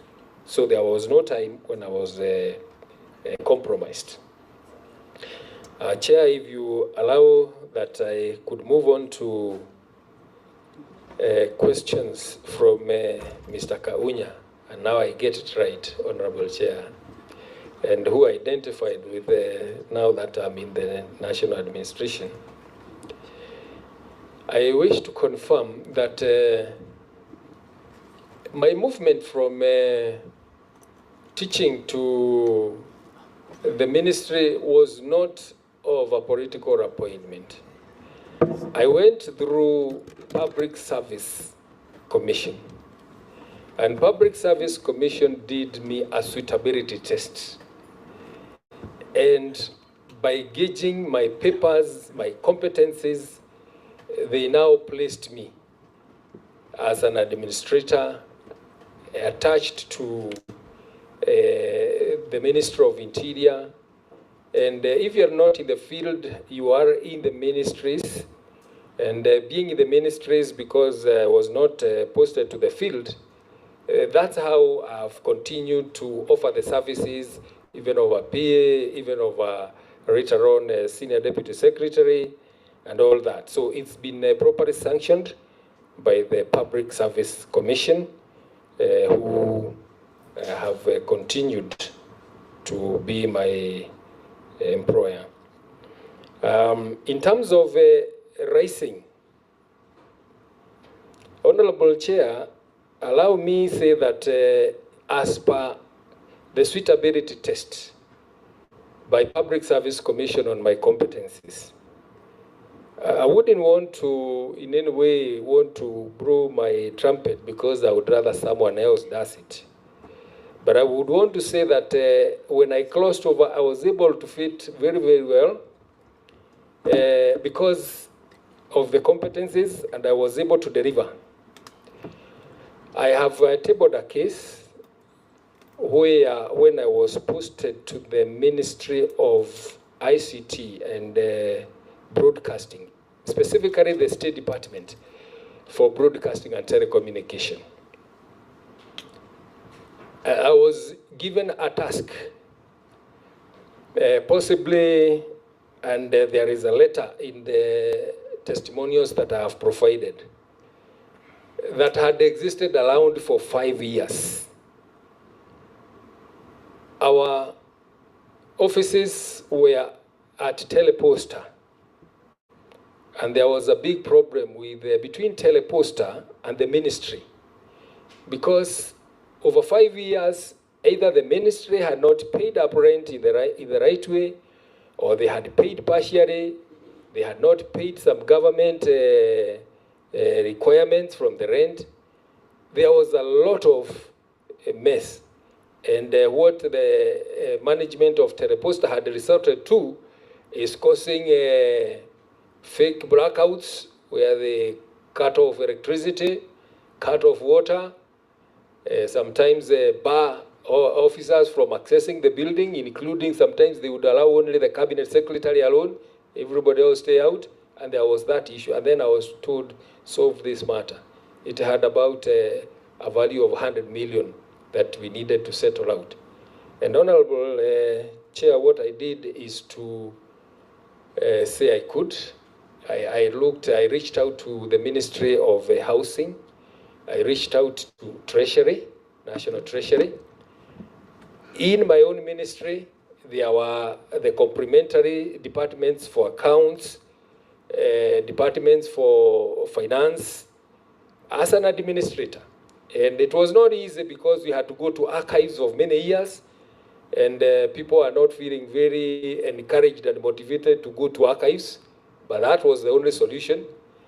And by pulling everyone together, I was able in 8 months to settle the 100 million problem, after which even the management of Teleposta Towers wrote to the cabinet secretary, the letter is there, which was passed down to our PS and passed down to me, congratulating us for settling the matter that had been persistent for 5 years. And I felt that was probably something the leader, my superiors possibly noted, including the current one where I've said we've been able to establish a State Department and make it one of the most competitive one from the scratch. And Chair, these are some of probably the competencies and the efforts. Sometimes it's not even competencies. Sometimes it's just about dedication. Sometimes it's just about deciding that you're willing to work that have helped. And finally, on Honorable Kaunya, now on the Chapter 10. It is true I have been the chair of the National Values and the Principles of Governance Committee. You usually have each State Department having one, and in a way, you are supposed to assist in mainstreaming of cohesion in the State Department, and then you are supposed to adduce evidence that you have done it, now not to NCIC, but to the Directorate of National Cohesion in the Interior. And in that way, then, it's just what we are now going to extend to the country, and now in a much wider way, Therein lies how do you create inclusivity, which was that time we did in the ministry. Now we have to do in the whole country by overseeing that other institutions, they have inclusivity. There is offering of equal opportunities. During recruitment, we have to see that other institutions are encouraging PWDs, they are encouraging minorities, they are encouraging, and not just encouraging, but considering. And these are the various ways that we shall endeavor to make sure that they go well. Honorable Chair, on your questions on the conflict of interest in the offer of the job, I think that one I have already answered. That it was not political, it was sanctioned. And in the rise, it was more so of how your superiors gauge your performance and they give you support. And on the NADECO report, Honorable Chair, yes, it is true that one of the concerns was on the country being divisive, particularly either on ethnic lines that will project during the voting, during political times, and we are in that duration. And therefore, I agree that the NADECO report did encourage that we create a shared identity in this country. We reduce ethnic imbalance. And Chair, I look at how I would approach that. There are many ways. First, there is the long term and there is the immediate. And looking at the very immediate ones, is that NCIC, I look at it that in order for NCIC to deliver, it needs to be deliberately working in collaboration with the other players. For example, when you come now to the IEBC, the Independent Electorals and Boundaries Commission that will be rolling out the elections, it is good to work closely with them so that you can even complement in making sure that they roll out very good nominations across the country, very good credible election, because that way it also removes a lot of effort from your side to let alone come in and try to bring people together. You can be, you can work proactively ahead than waiting for things to go west and you start running. And therefore we need to work with them on that. We need to work with all other bodies, including where I come from, the national government administrative officers, because they are on the ground. And being on the ground, every other smoke, before it billows, they are aware. And if we work with them, we can even sit with those, in those balazas. We can sit with them in the town halls. And we try to build cohesiveness.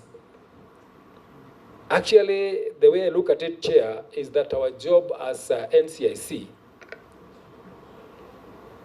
is not to firefight when there is an issue. It is even to try and preempt that there will be no issues. And actually, Chair, I look at it that absence of war is not necessarily peace, is not even necessarily cohesion. So we need to go deeper. Not just absence of war, even that time there isn't. What efforts can we put to make sure that people are committed and that everyone is feeling you belong to this country? Can we also encourage institutions to offer jobs to young people, the Gen Z, so that they stop feeling left out? Can we also look at the face of Kenya in the recruitments that will be done here and there? This will offer identity, and it will also offer equal opportunities and a more cohesive society, Honorable Chair. Honorable members, any supplementary questions or clarifications to the nominee? Yes, Honorable Ikana, then Honorable Maungu. Thank you, Chair. I'm seeking a quick clarification from the nominee onto which specific ministry do you belong to? Because in your verbal submission, you seem to indicate that you belong to the Ministry of Interior. But looking at your CV, you have indicated your current posting as the Senior Deputy Secretary in the State Department of Investment Promotion, which I think should fall under the Ministry of Trade and Industrialization. Then just a word of caution, in your presentation you mentioned that interacting with politicians they are very good people, they make you very clever. I want to tell you, not all of them. Some politicians can be very, very toxic, so you need also to be cautious in that environment. Thank you. Honorable Maungu. Thank you, Chair. Banguyo, in your declaration, you have indicated that family associated business generates approximately 1.5 million shillings, Kenyan shillings. I wish to know what is your role in that business, and how do you ensure that they don't overlap or conflict with your mandate? And now that we are here, looking forward towards being nominated rightly for the position of commission, how will you handle situations where NCIC matters will conflict with your businesses, it in terms of the entities that you run, the regions you operate with, or the stakeholders? How do you ensure that there's no that conflict of interest with your businesses? Thank you. Chair, I have one follow-up question. Honorable Kaunya. Chair, on the question that I asked about application of Article 10, maybe to make it more clearer, there is a deeper need for you to demonstrate how you are going to ensure you contribute to the application. The reason is, if you are aware, the Public Service Commission submits a report every year on compliance with the Article 10 and Article 232 dealing with the same issues of inclusion, the need to comply and ensure that those constitutional provisions are adhered to by all government departments and state departments. This committee does audit in terms of government organizations, agencies, and the general report indicates compliance is still a big problem. Majority of government agencies have not been able to comply. So the reason I was asking that question is whether you have a strategy of means of ensuring that you bring in a new broom in terms of being able to deal with those issues as a member if you are approved. Thank you. Thank you. I have one supplementary nominee. You have, in your presentation, you have indicated the collaboration between the Commission and IEBC. Currently, we have a raging debate that is threatening to divide and balkanize this country in terms of zones or party strongholds, where certain parties do not want other parties to field candidates apparently in their strong zones. Either conduct nominations or even field candidates in the elections. Again, is the requirement of the Constitution for every Kenyan to exercise sovereignty directly. In your collaboration, in your proposed collaboration, should this committee and the House clear you, we'd like to hear how that threat you propose to address that threat to the cohesiveness of the country in their collaboration with the IEBC, which has the responsibility of conducting party primaries or party nominations and receiving party lists. The second one, you have been in ICT or information and communication. The issue of AI and ICT and how we could deploy it as a country to provide early warning signs of conflict and how to effectively leverage AI in promoting social cohesion.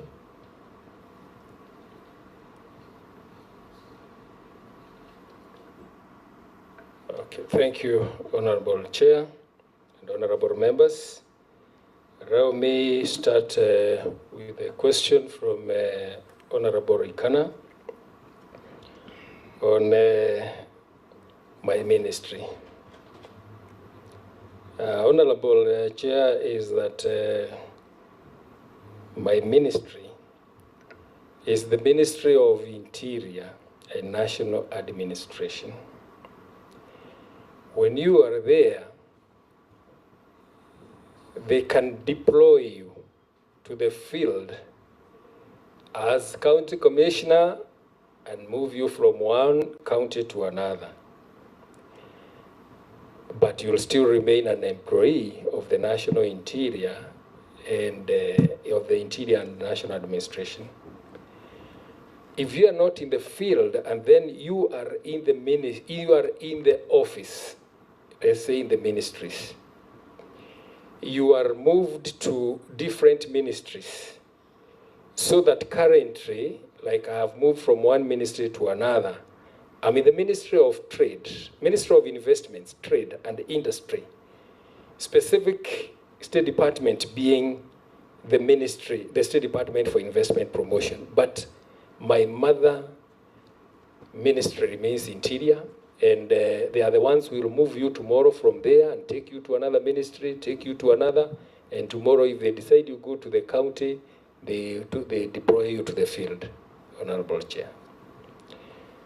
Honorable Chair, on if you allow that I move to, I wish to acknowledge the advice given by Honorable Rikana on the members of parliament, politicians, sorry. I take the caution. I take the caution, though in many times when we've interacted, I know I have benefited, but I take the caution, I'll be more cautious. Possibly, I think it's because in my mind I was thinking about members of parliament and not thinking about other politicians out there. On the question from Honorable Maungu, like I started that I prefer doing business with other people so that they can help in growing your little money into their big money, and therefore you realize that there is that separation between that business and your business. Even on the family businesses, which I don't run directly, I don't even run indirectly. They are run on the side. And so I may not have any conflict. And I'm also a seasoned person. I know where I'm coming from. As being a member of being administration, I used to chair most of the procurement processes that you don't want to conflict the process with your own interests, and it has not happened. So I feel safe. I may not have any conflict. I have not had. I may not have. On Honorable Kawinya's question on Article 10. Article 10 and associated with Article 232 of the Constitution, particularly Article 10, that has 17 values that we are supposed to mainstream and safeguard, running from patriotism, equality, equity, sustainable development, inclusivity, and all of them, is that if I would go down to applicability and how I would ensure that they are being enforced. It is true, as the member of the honorable member has said, there are still reports that come out, and we find skewed employment, skewed in that they don't observe the 1/3 requirement. Skewed employment in that they don't adhere to the disability requirement, the face of Kenya and all that, the gender and all that. And how now to practically ensure that it is being done, including all the recruitments. I would want to say that when you publish reports and you cause a debate and a deliberation, in a way, the institutions fear being portrayed negatively. And therefore, if we were to be keen on the recruitments being done and be interested in the outcomes, so that where the outcomes don't reflect the gender, where they don't inclusivity and all that, you can possibly be in a position to even sanction wherever that this can be sanctioned, that this employment is not done as per the requirement. And when that one is sanctioned with one institution and another, every other will want to be compliant to adhere because they don't want to go that route. I also want to believe that we can also work with the Parliament, because Parliament gives resources to these institutions. Parliament sanctions the activities of these institutions. They can fall even in audit queries when flagged off. They can even fall to the floor of the house. We have issues like previously KRA, where the matter was picked up by members of parliament, interrogated, scrutinized, and found not to be compliant and receded. So we can work with them, with members of parliament. And once now these enforcements are done, it will force any other institution to ensure that they are observant. In terms of hate speech, in terms of polarization, again, like I had said, you also work with the agencies that are entrusted right from GAO. And if you had a good rapport, as is supposed to be with the enforcers at DPP and all that, it's going to fasten the processes where they are required. And this way then you are able to make sure that Article 10 doesn't just remain on paper, just doesn't remain to be talked about, but to be enforced, Honorable Chair.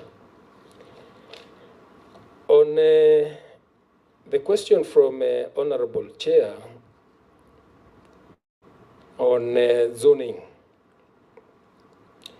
I am aware, Chair, that this matter is not a matter of IEBC. It's also not a matter of Registrar of Political Parties. It's also not a matter of Parliament. It's an agreement of two parties.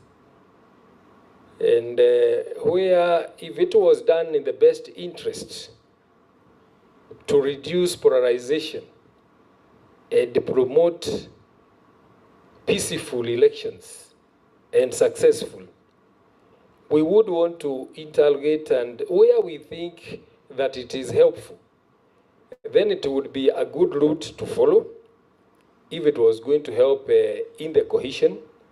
But nonetheless, Chair, I still believe that this matter still belongs to the owners, who may not be a matter of the other parties. On the ICT, the use of AI and ICT, Honorable Chair, first and foremost, we want to leverage on youths who are very good in this area, and create youth ambassadors who will be able to reach out to the fellow youths in a way that is more appealing to them. Even if, however much we are good at ICT, you'll still not be able to go down and put up something very appealing to the youths the way they would appeal to their peers. And these youths will help us to package info and package deliveries that will be appealing to the fellow youths in being youth ambassadors for peace, cohesion, and also in encouraging them to accept cohesion, accept integration. Either way, that doesn't mean that we abdicate that responsibility, like I had said earlier. We will also continue to upgrade our efficiency in the area, so that using that expertise, we are also able to get into those spaces of the X, those spaces of the Instagram, those spaces where now we are able to see any incitement or any warning coming early, and then we are able to address it in good time. And using our own also ICT and AI expertise in the same space that is being used to polarize. It is the same space that we shall try to create a change in the mind of the people by also letting them see the other side. Because if you allow only people to learn negative agenda and there is no rebuttal, definitely it goes wrong. But if you are also there to give clarifications, give rebuttal, and in a position of explaining some of these issues.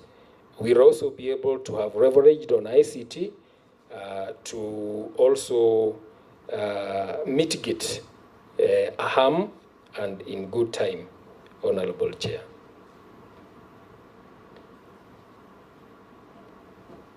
Okay. Yeah, it is okay, Chair, but I just wanted to make a comment because I really wanted to hear what he's going to say about the zoning. I think if you look at our constitution, as a Kenyan, you can vie wherever you feel like. So that is discrimination. We should not have zoning. I can go and vie in Busia. Thank you. Thank you, Honorable Mukami. Nominee, yes. So, Chair, it's a very controversial issue. I think Honorable Mukami, the nominee, I think has tried his best. These are murky political situations because, Honorable Chair, I will cite for you an example where a member of Parliament asked the Minister, CS Interior, to transfer a division, which is my division called Changara, to his constituency. And last week we were looking at a situation where he said, supposing that was possible, of course it's impossible, arm from that division. What it means, there will be two candidates who are all MPs vying there. So in a way, it's a murky situation or issue of zoning. Let's leave it to those who are supposed to deal with. Thank you, Chair. Thank you, members.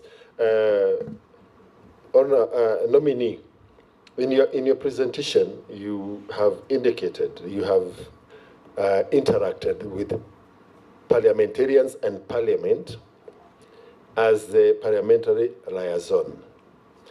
I also noticed that in your ID, you've indicated your place of birth is Kiambu. Your home is Tetu in Nyeri.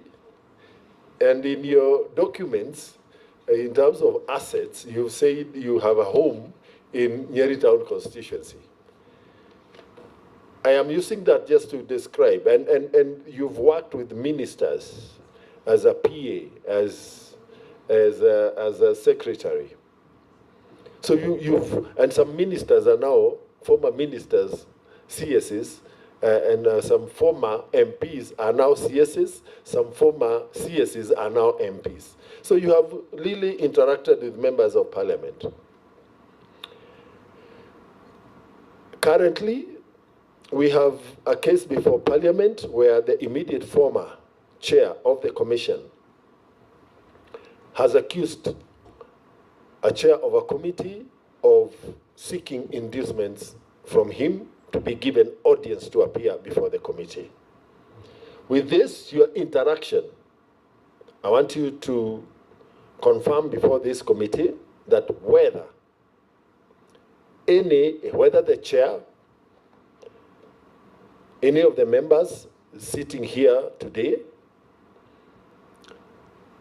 any of the members of the secretariat supporting this committee, or any other member who you have interacted with in the course of your performance of duties as liaison officer for the ministry has approached you and sought inducement so that either you or your colleagues could be granted audience and appearance before this committee.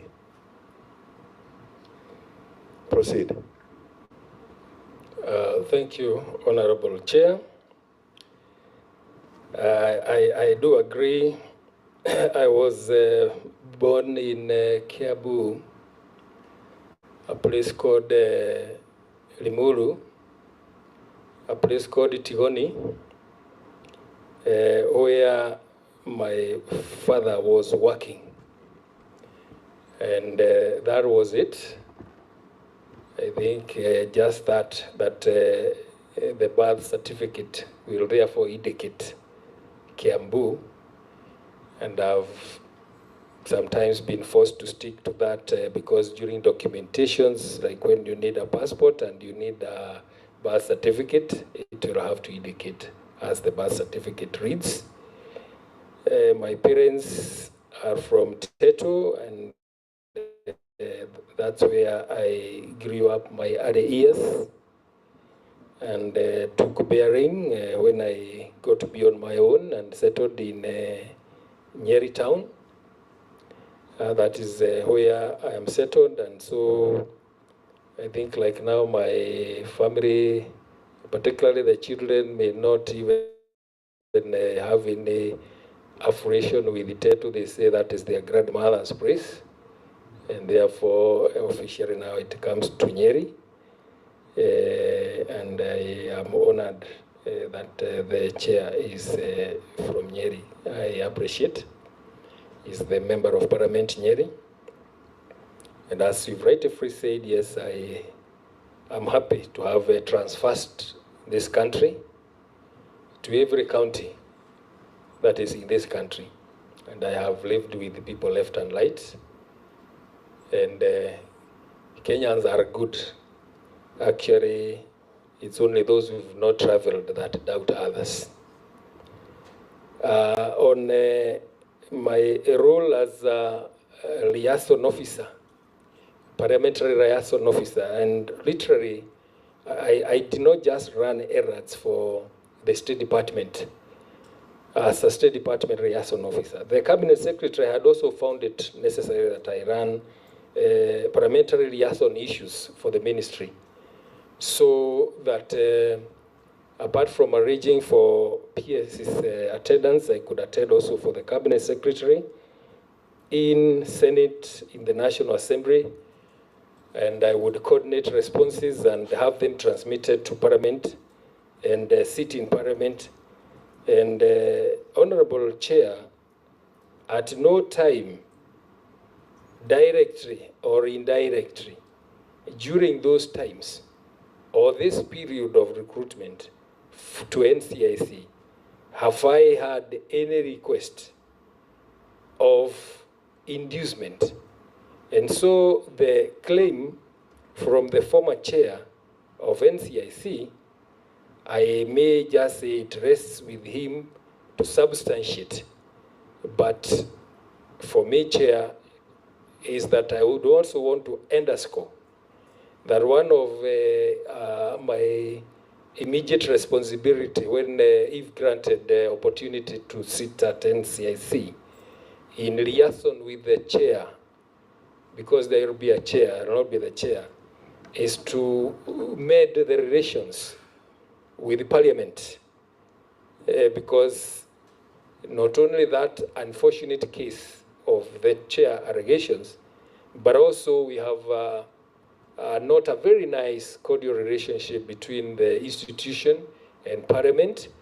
And on the desk, actually, urgently, that's one of the assignments. I thank you, Chair. Thank you, nominee. Do you have any closing remarks that you may have? Time is up.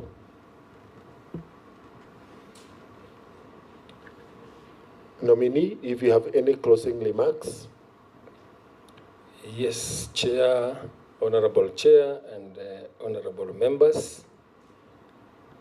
First is to appreciate His Excellency, the President, for the opportunity and the nomination. Allow me, Chair, also appreciate in presence and in absentia all the members of Parliament from Nyeri County at large, who on receiving this information have really encouraged me, congratulated me, and I thank you. I thank all of them. Allow me, Chair, also thank this committee. Point of order.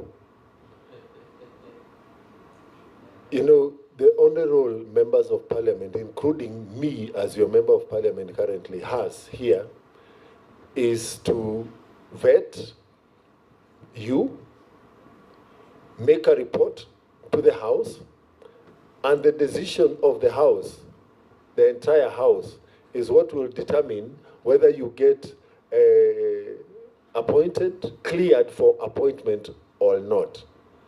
So if you have received any congratulations, they may be premature, but maybe the congratulations would be for having made it this far, so that it is not misconstrued to understand that the members of parliament from Nyeri, because you're from there, are treating you with kids' gloves as in the voting process.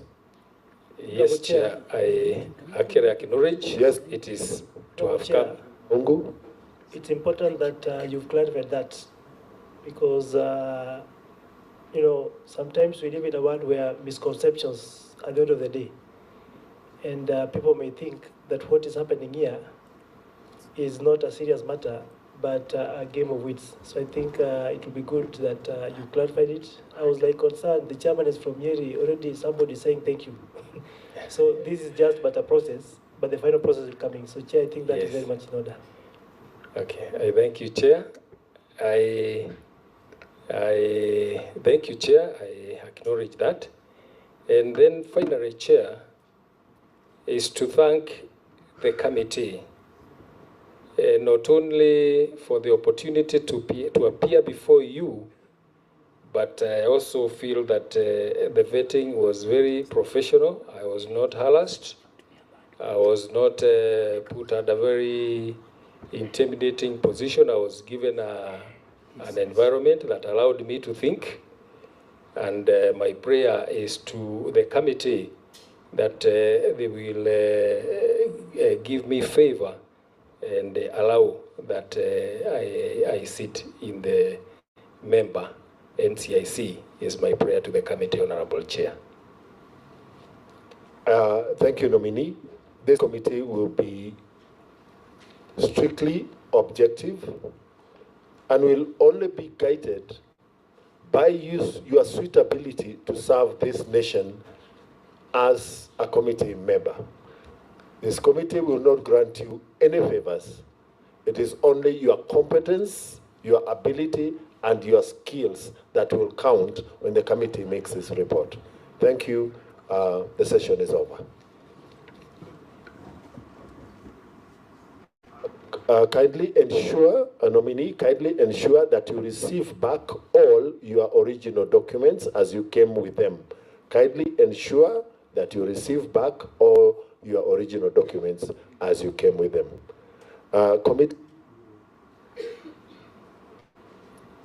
It's 15:37. Lunch break. Going on in the university connects very well to industry. Now, in that particular regard, Honorable Chair and Honorable members, consultancy becomes very, very important on matters of, for example, understanding the dynamics of industry, as well as helping the Commission to develop partnerships, which are very important in helping the Commission to actually carry out its mandate. So, Honorable Chair and members, in that particular presentation, I think I have addressed key issues and how they connect to the position I am seeking within the National Cohesion and Integration Commission. Now, besides that, Chair, in my journey of teaching and research, I've had the opportunity to work in different universities around the country. I started my career at Kenya Methodist University in Meru, and then I proceeded to Cooperative College in Nairobi here. Then I proceeded to Egerton University in Nakuru, and thereafter I proceeded to Pwani University, where I got engaged in 2010, and I have been serving since that time and doing a lot of engagement in terms of the way I have described, teaching, research, and administration.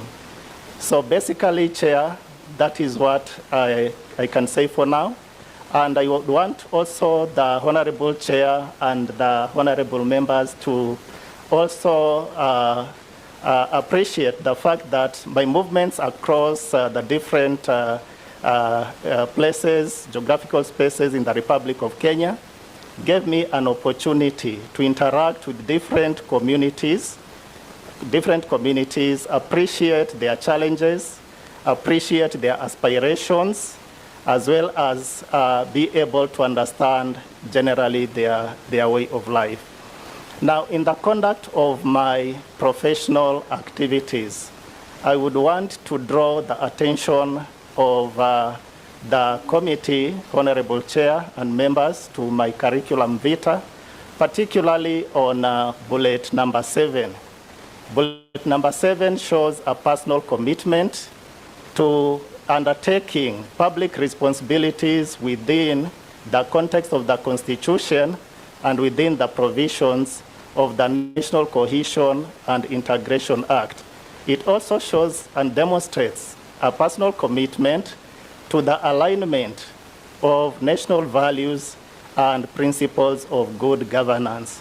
Now, in addition to that, Honorable Chair and members, I have indicated that I have participated in the development participated in committees at different levels within the university system. Now, I have had the opportunity to supply one document that is an outcome of the committee responsibility within Pwani University, and that is the Staff Development and Training Committee report. And in that report, Chair, Honorable Chair and members, I want to draw your attention to section 1.4 of that particular document, which shows, again, a deliberate attempt to embed the principles of governance, the national values, as well as the public service values in institutional documentation and processes. So with all this experience, Honorable Chair and members, I feel that I have what it takes to perform effectively should the committee feel fit to recommend my nomination for appointment in the position of member in the National Cohesion and Integration Commission. So, Chair and honorable members, I submit.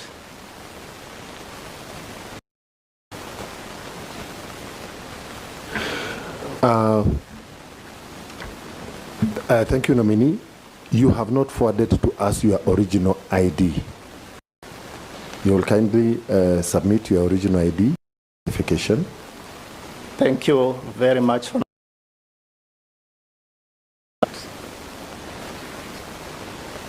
Okay. In the documents you have presented,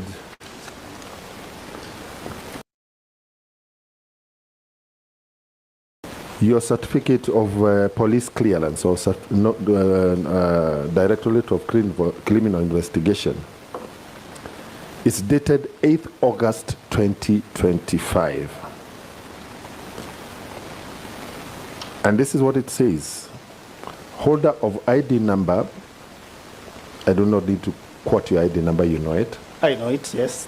Has been searched in criminal records office database with stroke without previous record. The validity of the information of this certificate is at the date of issue. This being 2026, we'll want you to produce a current clearance from the Directorate of Criminal Investigation. Based, again, connected to the same, in a letter to the National Assembly concerning the nominees, the letter from DCI to the National Assembly says this. This office requests for fingerprints of the below named nominees for forensic analysis. For this purpose, please advise the candidate to contact the Principal Criminal Registry, PCR office for assistance. You are, in that list, your name appears as number 3. And therefore, it is paramount that you will produce proof before this committee by the end of the day today, because we progress to report writing tomorrow. We commence report writing tomorrow. You will provide us with a current clearance from DCI and prove that you have presented yourself to DCI, and therefore they have been able to capture your fingerprints, and they have carried out the necessary forensic analysis. Thank you very much, Honorable Chair. I am well guided, and I will act in accordance to the guidance. Chair, have we received the ID? Just allow us members to finish with the documentation first. Yeah, okay. In that case then, members will open to the first set of questions. Chair. I will...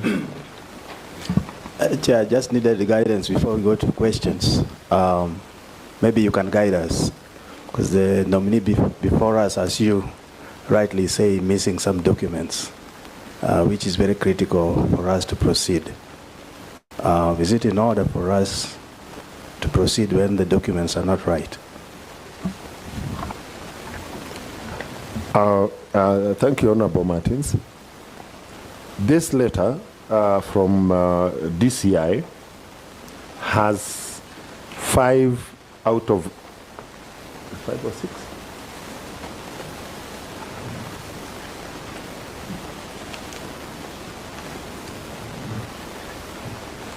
It has 5 out of the 7 nominees who are appearing before this committee.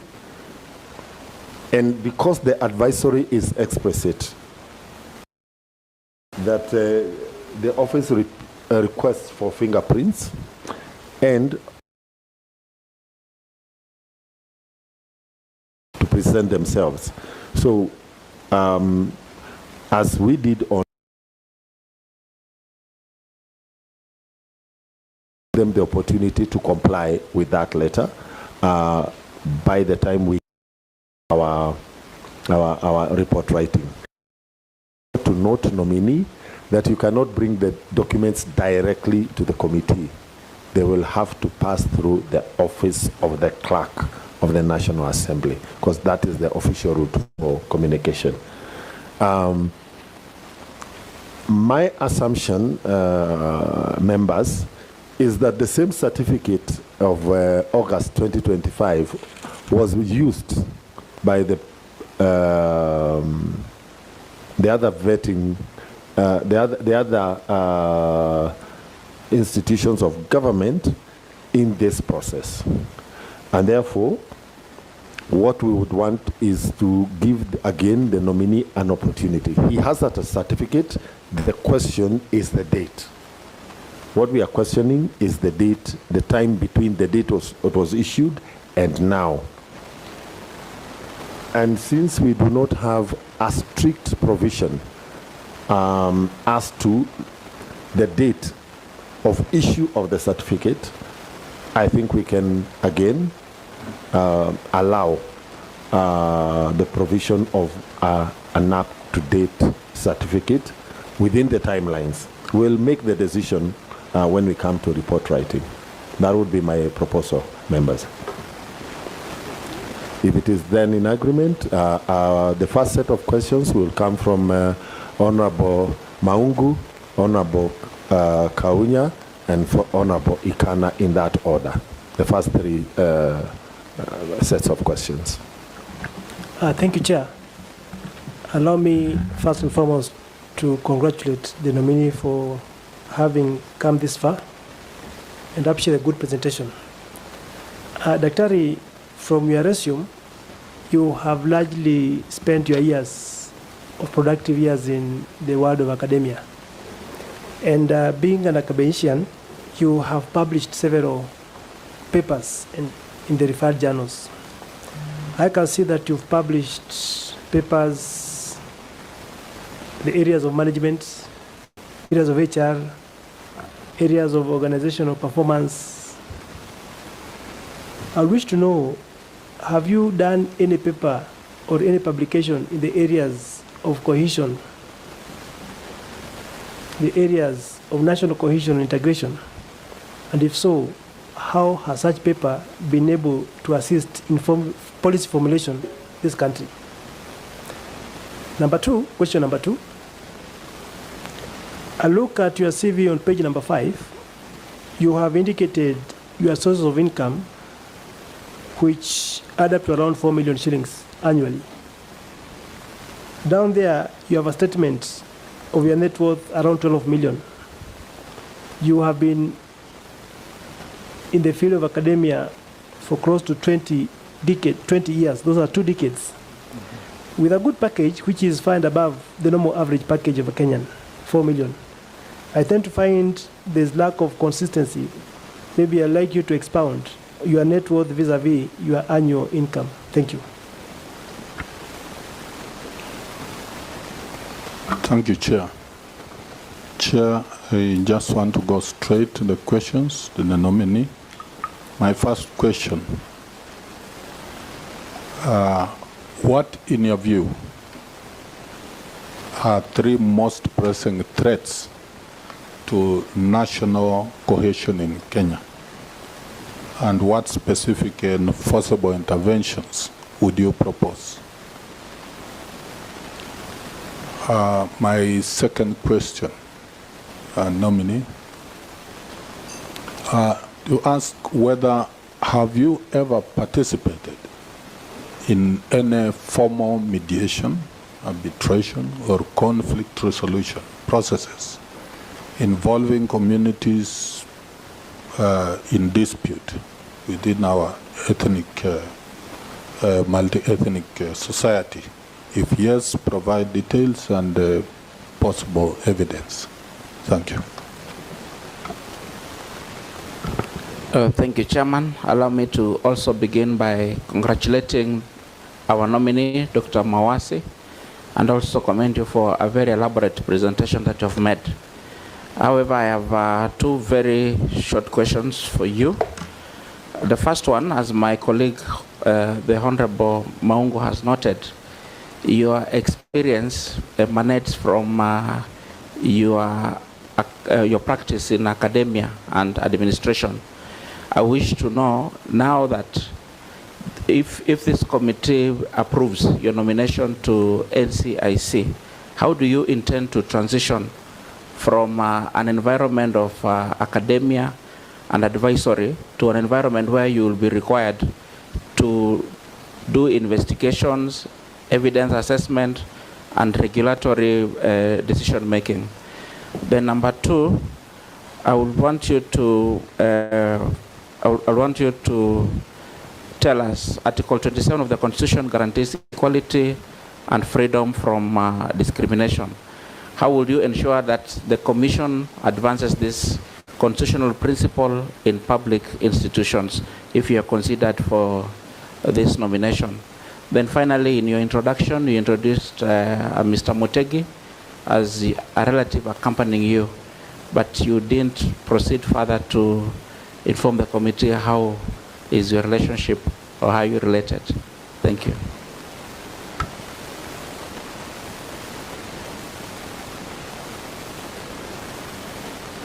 Okay, nominee, kindly respond. Thank you very much, Honorable Chair. I wish to respond to the questions that have emanated from the floor by the honorable members. I will start with the first one, Honorable Maungu. Now, I have spent a lot of time in the academia, that is correct. In terms of publications, I have done extensive publications in management and HR. I have not this far done a publication on issues of national cohesion and integration. So probably that is a challenge I pick positively going forward, that I need now to refocus my research interests to matters of national cohesion and integration.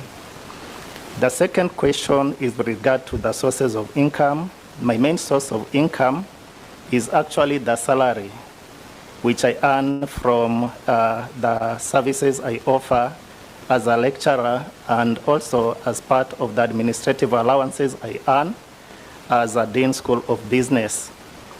Now, probably the contradiction between the salary earnings and the net worth so declared arises from the social contextual factors. We know that in Kenya, we have a high rate of dependency. So the fact that I'm earning some amount of salary does not necessarily translate into a significant net worth, given the fact that that salary again supports quite a number of other activities supporting members of the community beyond the immediate family level. So that could explain the contradiction in terms of the net worth declared. Now I will go to give responses to the questions that have been presented to me by Honorable Member, Honorable Kaunya. The first one is about the threats to national cohesion. Now, in my quick analysis, Honorable Chair and Honorable Members, I will go straight to the emerging issues. The first threat is about the ethnicization of politics in this country for purposes of mobilization. The second issue is the issue of the use of gangs. There's an emerging culture of goonism that is developing in this particular country. And the third issue that threatens national cohesion is the issue of weak enforcement of regulations by enforcement authorities. Now, in terms of the issue of ethnic mobilization, the most important thing that could happen in that arena is that there's need for serious civic education so that the citizens of this country can be able to understand their rights, they can be able to understand their constitutional obligations, and they can also be able to realize that the aspirations of Kenyans are all the same. You go to whichever part of the country, you listen to the Kenyan story, you realize that all Kenyans, irrespective of where they come from, they have a common story. And this story goes like this, that all Kenyans want to live in a peaceful society. All Kenyans want to raise their families in conditions that are not disruptive. All Kenyans want a country that offers them opportunity so that they can earn a decent livelihood and they can use the earnings from their livelihoods to support their families and to develop and create a future for their children. Now, once civic education is done, it is possible that the narrative that which is used for purposes of political mobilization, using ethnicity as the foundation of that mobilization. Point of order, Chair. Yes. We just want to guide the nominee because we know the background you are, but we would like you to refrain from textbook, just to tell us what you will do in such circumstances. Thank you, Chair. Thank you very much, Honorable Member. I am well guided. The first thing I would do in that particular situation is to work with the law enforcement agencies to ensure that laws are enforced accordingly as per the expectation of both the Constitution and the prevailing regulations that exist. The second thing is about changing the narrative about what Kenyans really want in terms of creating a peaceful environment.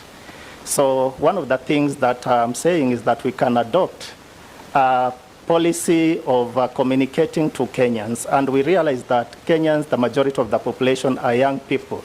We need to find out where these people are. We need to find out what they are doing. And these people are mainly on digital platforms. So we can create digital platform messages that can be delivered to those spaces where the young Kenyans operate from. Another issue is to liaise with other stakeholders, religious groups, for example, community leaders, opinion leaders, social media influencers, in terms of trying to engage people from the grassroots level so that they can be able to mitigate the threats that could arise from such political processes. Now, in terms of the second question, mediation to community-related processes, I have not really done what I may refer to as a mediation process. The community challenge that I have participated in, I resolved that particular challenge through a legal process, not a purely mediated process. So that is how I'll respond to the issue of mediation. Now, I will go to question number 3, presented to me by Honorable Fred. Yes, it is true that my main experience originates from academia, and I am required now to explain how the transition to academia to one that is mainly investigative would suffice. Now, one of the things that education teaches us is the ability for adaptation. So a person who is properly educated adapts very quickly, very flexibly to changing environmental conditions. So in this regard, I would indicate here that I will use my experience in a flexible way to be able to transit effectively from academia to a position where investigations are going to be happening. Again, most of the things that guide the processes of investigations are guided by law. The constitutions and the other laws provide benchmarks on how investigations are supposed to be done. So I will be guided accordingly by the applicable law in terms of undertaking that particular responsibility. Now, question number 2 from the honorable member, equality and freedom of discrimination. Now, equality and freedom of discrimination, again, is provided for in the Constitution, it is provided for in the national values, it is provided for in the public service values.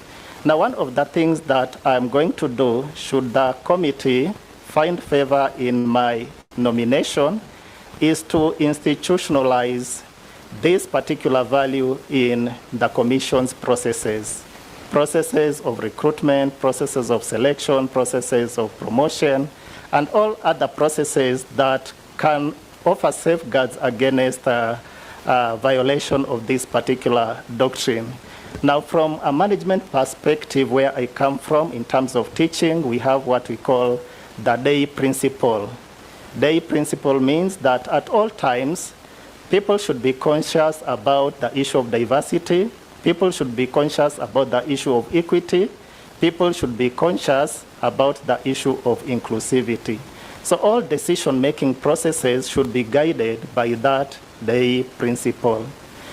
Now again, going to question number 3 from the honorable member, the member thought that I provide more details about the visitor who has joined me in this particular presentation in terms of the relationships. Mr. Moses Mutegi is my relative in the context that he is my brother-in-law. Thank you very much, Honorable Chair and Honorable members, for your insightful questions. Honorable Martins. Thank you, and I equally congratulate you. I want you to be a bit practical on the question I'm going to ask you. And I appreciate your prowess in economics. In this country, for us to achieve cohesion, integration, peace, and unity, it means that majority must come to the center of issues. Some people will put it equity or equality. Now, in your academic, economic prowess, being of knowledge that in this country, a family or an individual would go hungry, sleeping on an empty stomach, and others have surpluses that some they even trash. How would you use your acumen in that leverage to ensure that there is equity in economic and resources in that line? Number two, there is something that throws Kenyans out of balance, whether they are at peace or not, and we call it hate speech, coming mostly from politicians, and we are facing an election next year. If you could also describe what you understand by the word hate speech, and how you can use your skills and consultancies to ensure that we are not just being reactive when hate speech is done, but we can also be preventive before each and everyone who gets to the pulpit or to the podium throws those venom to the people, so that we can prevent incitement and derogatory remarks that really inflames the emotions of the people. So, in short, one is about the economy, or economic or resources for household resources, how that can be balanced. Two, define for us what you understand by the word hate speech, which is a valuable ingredient in stirring hostility among Kenyans, and what you will do with your research skills and consultancies, which you have done in the academia, to ensure that they are prevented from even taking place rather than reactive. Thank you, Chair. Okay, nominee. Going to back to the documents that you have presented, you have given us a broad figure for your net worth. Page 9 of 51, number 25. We need you to tell us what comprises your net worth. I want to congratulate you for your starting career in the academia. But right there lies my question. In the academia now, ICT has become a central tool for learning, and also a central tool for communication, and also a central tool for a number of things. And ICT and emerging AI technology has positive and negatives. One, how would we use AI and ICT to provide the country with an early warning system of conflict? And how can we leverage social media? On the other side, social media has become a source of deep fake news. It's being used to spread messages that incite ethnic conflict that affect the cohesiveness of our society. Now, how, in practical terms, do you translate your experience in the academia to the practical requirements in the field of cohesion, and especially on the area of ICT, and you're dealing with young people? The second one, your place of birth and your place of work, Taita Taveta. Are you aware of factors that have contributed or affected cohesiveness in Taita Taveta? Issues about land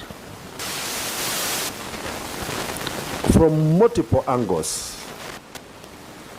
The ranches, mining, sisal estates,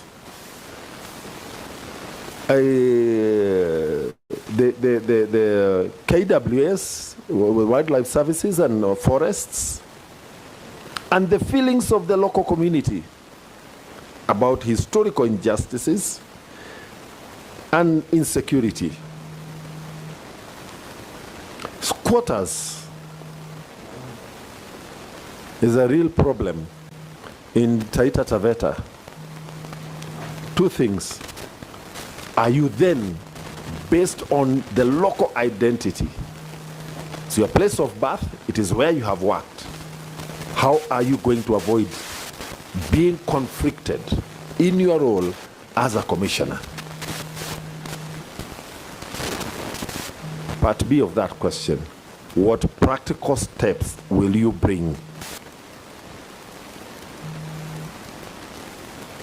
in resolving these issues? Because they are, I was early last year, I was in Voi over a dispute on land where land had been sold, and the clan from where the land had been sold to other people decided it was community land and they wanted it repossessed. How are you going to ensure impartiality in the face of real existing and real issues that are affecting cohesion at home where you come from? Please proceed. Thank you very much, Honorable Chair and Honorable Member Maungo for the supplementary questions that he has raised. The first question was about... that was, the member is Honorable Martins Owino. Oh, sorry, I'm well guided, Honorable Chair. Honorable Martin Owino, the question about equity vis-a-vis matters economics. I would respond this way, that it is true that in the Kenyan society there is a lot of disparity in income. Now, from the economic perspective, this is an issue that can be handled in many different ways. The first one, it can be handled through the issue of fiscal policy, the way we do taxation and the way we redistribute income through tax policy measures. The other issue is to reallocate government expenditure so that we have specifically targeted expenditure programs that are intended to benefit the poor people. So we could use taxation, we could also use expenditure policies to be able to address the issue of inequality. Now, with regard to hate speech, point of order, just on that, you know, you are going to be a very important member of NCIC, and you are going to influence the policy. So the expression that it could be, or, you know, those passivity is what I cautioned you earlier. Okay. Now, assume that you are now a member and be firm on it. This is what I'm going to do. Because even if you have to reallocate, it's not going to happen just like that. There would be some policies required to do that. If it is tax, what is it that you're going to do as a commission to influence that taxes are equitable? So again, Chair, I just want the professor to, you know, come down from the tower of academics and textbooks and just be practical now. This is what is going on across the country. When I'm a member of this commission, this is what I'm going to do, and just ride on that rail. Thank you. Nominee, you will reframe in your response, confining yourselves to the mandate of the commission. Confining yourself to the mandate of the commission. Remember, because when you go to tax measures, then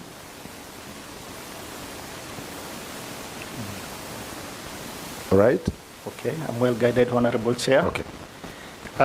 Thank you very much, Honorable Member, for the guidance. In terms of tax policy measures, we know very well that matters taxation are normally done in Parliament. So this is a role that requires me to really move out of the Commission offices to use applicable instruments to lobby Parliament to be able to reconsider redesigning the tax structure so that we can free some resources for purposes of spending to address needs of those who are disadvantaged in the community. So in terms of expenditure, this is another budgetary process that will have to really go through Parliament, and therefore it also requires me to lobby Parliament in terms of the way they are going to allocate monies to different vote heads to support activities that benefit the disadvantaged members of the society. Now going to the issue of hate speech, the Honorable Member requested that I give a practical meaning or definition of what hate speech means. Hate speech is, in my view, the kind of communication that happens in different media and platforms with the intention either to intimidate, to disrupt, or to cause fear among the members of the public with the intention of imposing a political idea. So that is how I would define hate speech, Honorable Member. Now I can now go to the issues that the Honorable Chair has raised. Chair, just before you go there was a part of it which maybe you need to deal with before you go to the Chair's question. The definition is good. I appreciate that. Now, how would you, I ask that based on your research, which is, of course, based on the university's experience and all that, and you said you have done some consultancies. All these are good acumen. How would you, and we are now in the political, it's coming up, and political have just started in this country. And those will flare up and flare tensions and emotions. How would you use those research skills and consultancy skills to prevent, rather than sitting in the office for reactions, not being reactive? So that was the other part of that question. Thank you very much, Honorable Member. With regard to what is to be done on matters of hate speech, given the research background I come from, one of the things that I will be doing as a member of the Commission is to ensure that there is a strong research department, or there is a strong research committee charged with the responsibility of managing research processes. And these research processes will generate ideas about the real issues that affect Kenyans on matters of hate speech.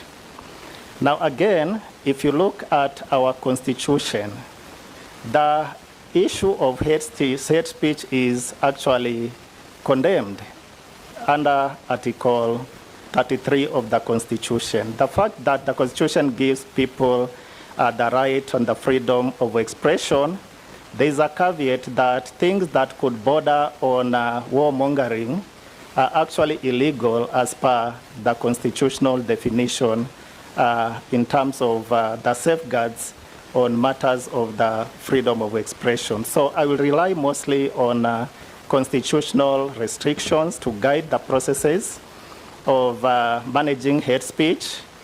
I will also work with community leaders on matters. Communities generally and normally do have opinion leaders.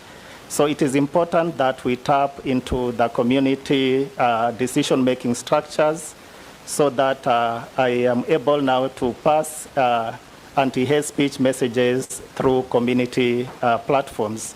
Again, I'll be working with religious leaders, I will be working with CBOs, I'll be working with youth leaders. And in terms of the youth, this youthful population, they are so much techno-savvy and they are mainly found in the digital spaces. So in this regard, it would be prudent that I extend my collaboration to other agencies who can be able to support in this particular issue. For example, there is the Communication Authority of Kenya. It can be able to assist in monitoring what is happening in the digital space. We can work also, I will work with, I would say, social media influencers so that they can develop alternative messages, package them nicely so that they can be consumed by the youthful population that is normally found on the digital space. Now, again, in terms of matters hate speech, I would be working with other agencies, investigating agencies, for example, to get the support, because before you accuse someone on an issue as serious as hate speech, there is a need to have the facts, and these facts can come from research, and this research sometimes is supported by external agencies that have real capacity to investigate matters that border on criminality. Thank you, Honorable Member. Now, I can now go to the questions that have been raised by my Honorable Chair. The first one is about the net worth. I am well guided on the issue of the net worth. I'll be proceeding to break that down so that it can give unbundled information for ease of understanding. The other issue is about ICT and how it supports learning, communication, and such like things.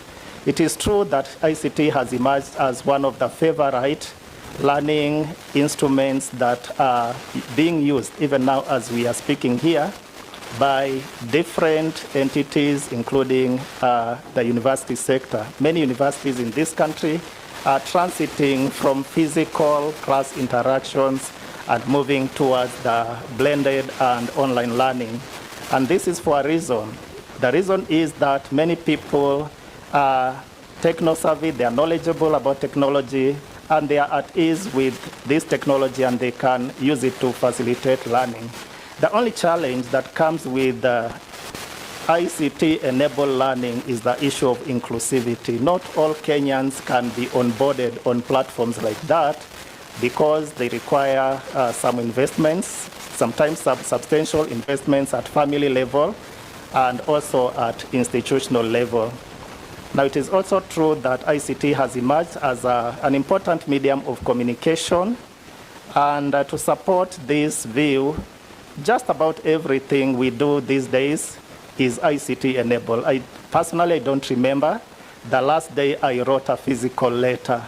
Most of these things are happening either on email, on WhatsApp, and other ICT-enabled communication tools. Now, with the issue of AI technology and how we can use it for early warning, AI is emerging as one of those technologies that are being referred to as disruptive technologies because of the power and the capacity in which they can be used by whoever wants to use those particular AI tools. Now, with regard to the mandate of the Commission, AI can be leveraged to support early warning and detection. This is through monitoring of communication that is happening among different users of AI, particularly the young people.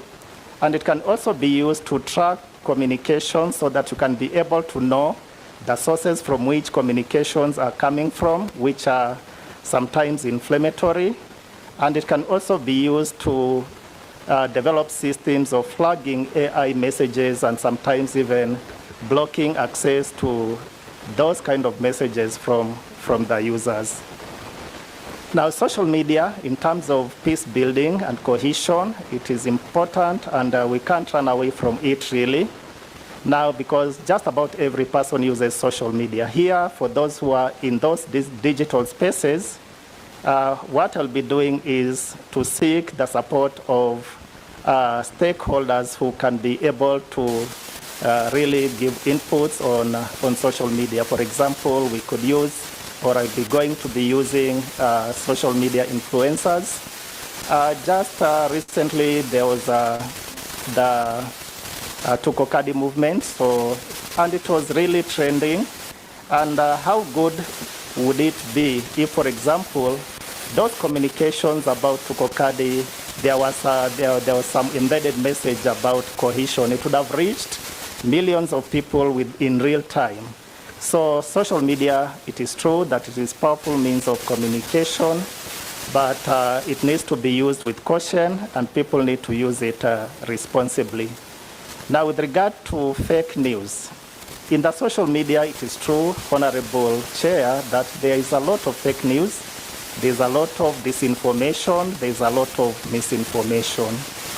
Now, to correct this fake news, the misinformation, the disinformation, that is where now the research skills comes in, so that now we can correct those narratives by providing factual information. And this factual information can be delivered in platforms which are used by, for example, the young people who are normally found on the social media. Now, so in that regard, Honorable Chair and Honorable Members, it is possible to leverage AI and social media for purposes of building a cohesive society, mainly through messaging. And sometimes I go beyond to even think probably without the box. For example, sometimes I think that in many of the documents that originate from government, we could embed there some features that communicate these messages. For example, if you look at our currency, we have features about elephants. You look at the documents, the IDs. Why can't we embed certain features as part of the security feature of such documents? Something that communicates messages about peace and cohesion. So with that, Honorable Chair and members, I submit. You have evaded the question about the issues affecting cohesion in your home county. Sorry, Chair. I will address myself to the question as it was not an invention. And nominee, it had a bearing on one, conflict of interest on your part as a local person from that community, born, working there. Also, it has a bearing on your impartiality.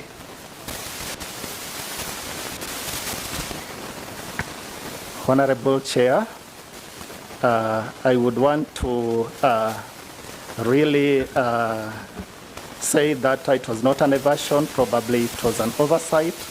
And in terms of its connection to impartiality and conflict of interest, this is how I would want to address the issue.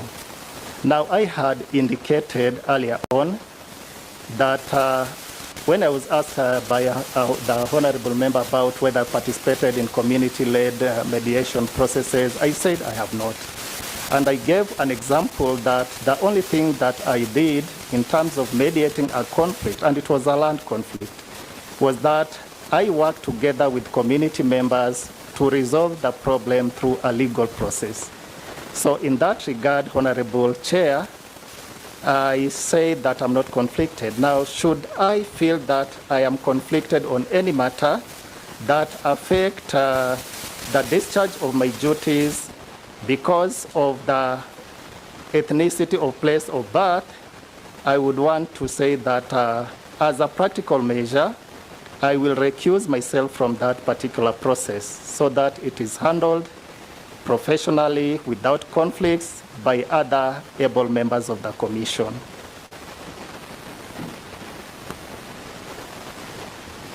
Honorable Martins, then Honorable Maungu. Just have supplementary, thank you, Chair, to the nominee. You know, when the act was done on 208, it was supposed to be, and it was meant to be, and it should be, independent. And NCIC is an independent commission, meaning it cuts across all the arms of government and do not succumb to any power. Now, we don't know, Chair, we don't have any barometer to measure the spine or the backbone of the nominee. But it will be important for you to also convince this committee that you will add another backbone to the entire commission. That when something comes up, it doesn't matter who it is, but you take it head on. And maybe sample, for you to take a sample of what can convince us, where if you have had any disagreement in the institution where you work and you stood your ground, you can give us an example and how that was resolved without being compromised. Thank you, Chair. Honorable Maungu. Thank you. Daktari, I've listened to you keenly, and with all due respect, your feedback, your responses kind of sound too academic.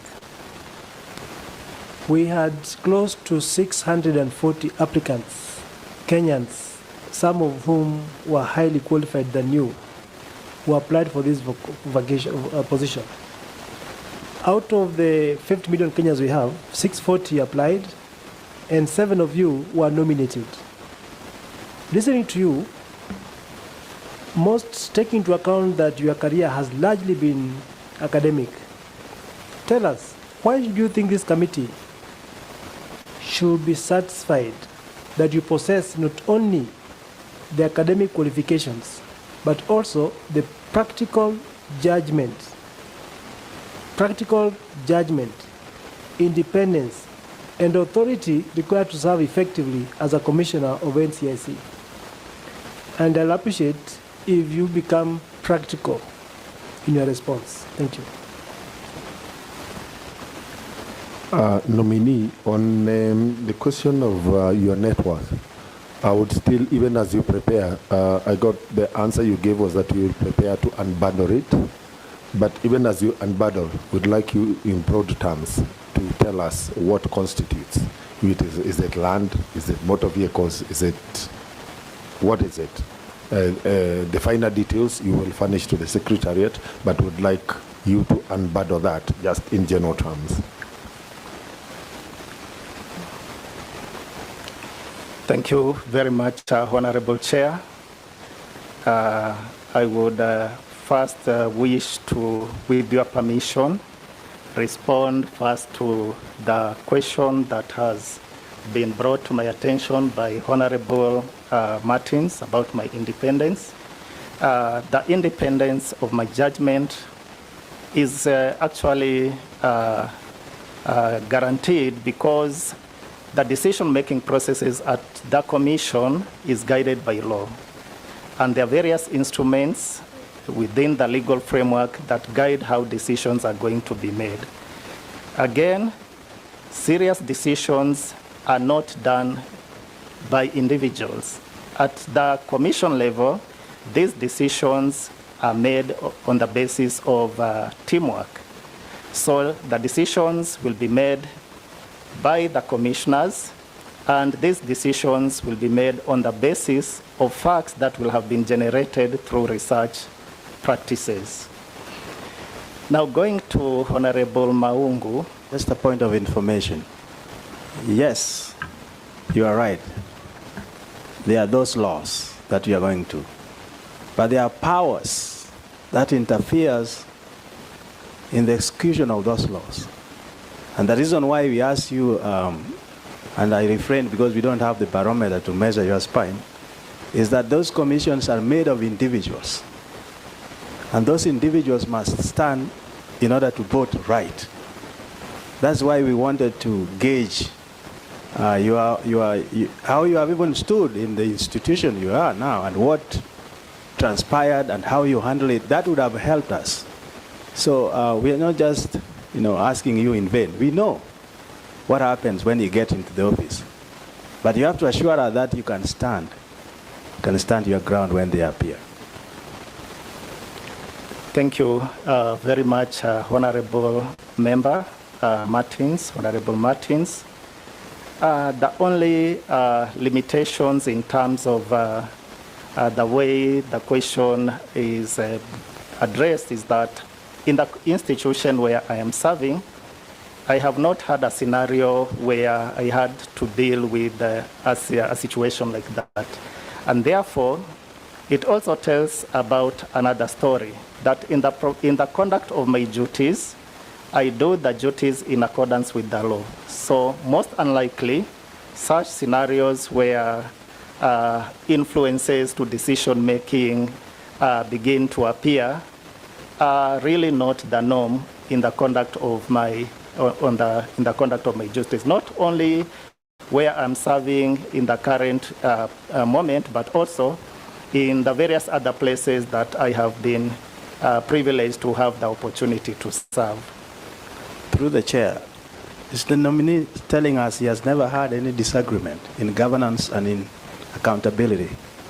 Well, this happens even in our homes, but we're just referring to your institution. Are you saying then that you are in discharge of your duties, you have never had any disagreement with the leadership, with the colleagues, in procurement, in student issues? Everything has just been normal, right? Yes, Honorable Member. Interesting. Proceed, nominee. Thank you very much, Honorable Chair. I go to the issue of which has been raised by Honorable Maungu, that I sound too academic.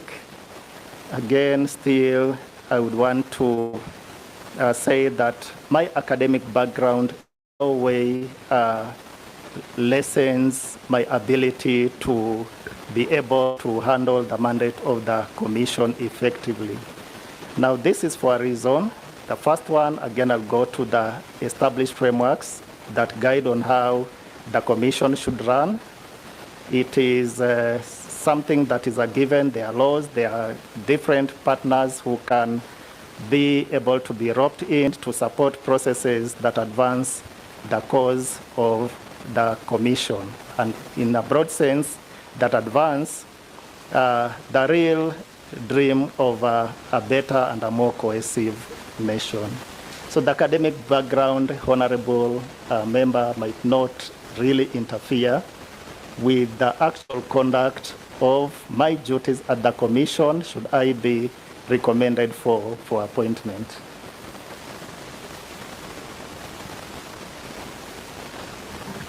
The unbundling of your net worth in general terms. Thank you very much. In unbundling my net worth in general,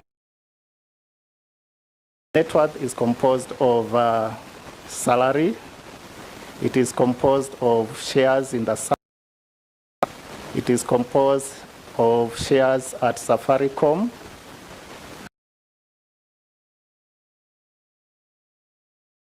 Distributed between Taita Taveta and Nairobi. It is also composed of vehicles. Thank you, Honorable Chair. Chair, my last. Yes, Honorable. My last to the nominee. Should you not be successful, and I'm saying you're not going to be, would you gladly go back to teaching?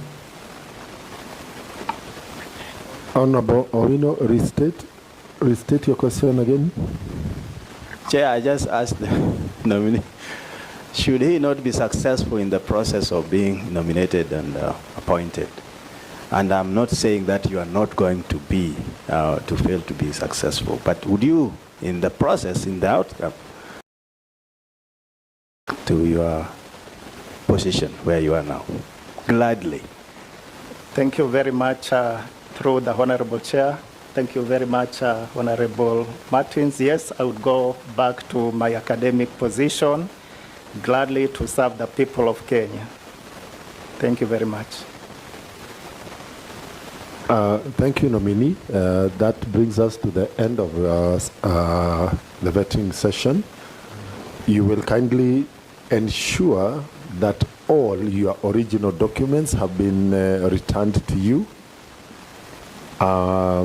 Remember the requirement about and the timelines for updating your records with the DCI and the certificate, and also your written unbundling with figures now for your net worth. Thank you very much.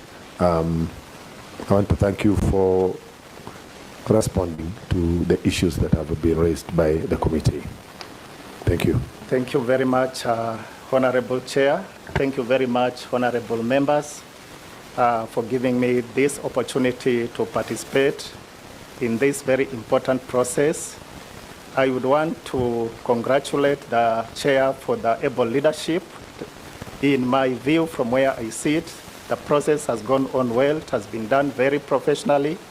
The insights from the floor are very good, and I have picked quite a lot of ideas that will inform my actions should I be eventually recommended for appointment to the commission.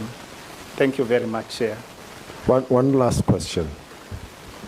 The immediate outgoing chair of the commission has made a presentation to Parliament about being asked for inducement to be given audience by a committee of Parliament.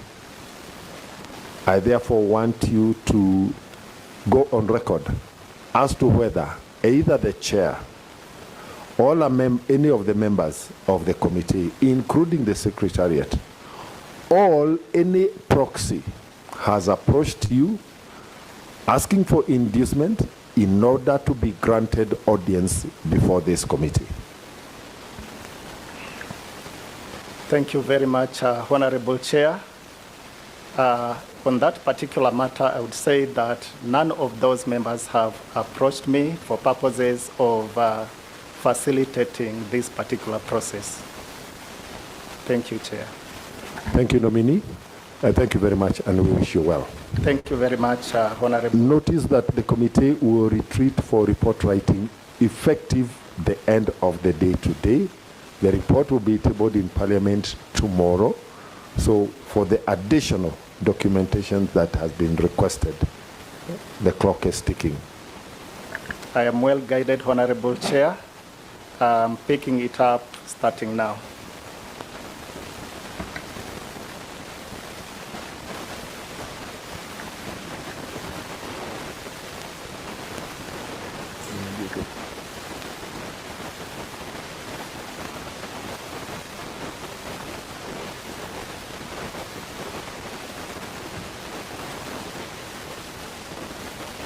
Okay. Members, we take a 15 minutes break. We take a 20 minutes break so that our colleagues who have gone to give quorum in the other committees have come back.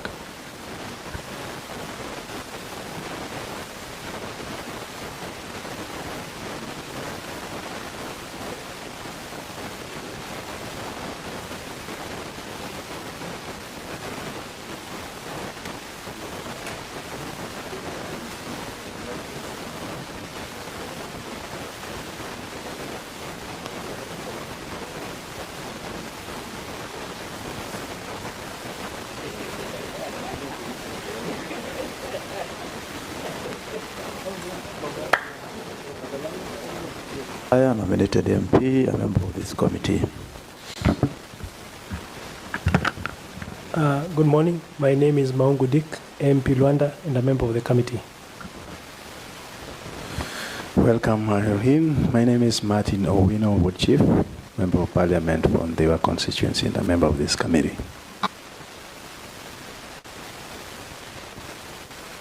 Secretariat, please. Good morning. My name is Wanjiro Mora. I'm a principal clerk and head of department statutory committees. Good morning. I am Nasirian Lotwai, committee clerk. Good morning. My name is John Mutinda, clerk assistant. Good morning. My name is Joanna Aneo, research officer. Good morning. I'm Audrey Andala, legal counsel. Thank you. Good morning. Timothy Chico, research officer. Good morning. My name is Amos Tindi, Hansard officer. Sergeant at Arms. Good morning, office services, Kenneth Wawero. Okay, Sergeant at Arms, kindly administer the oath.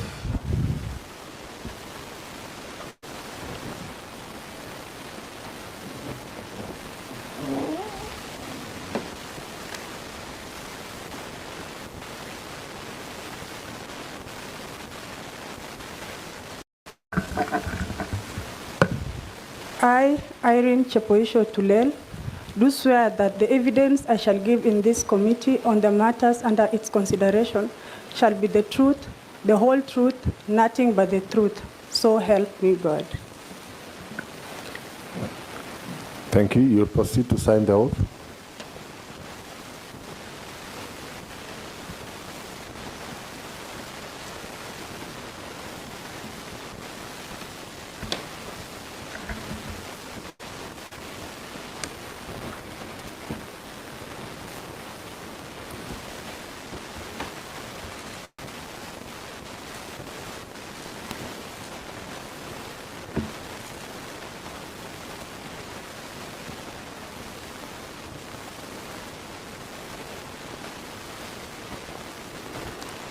Then kindly forward your original documents for verification.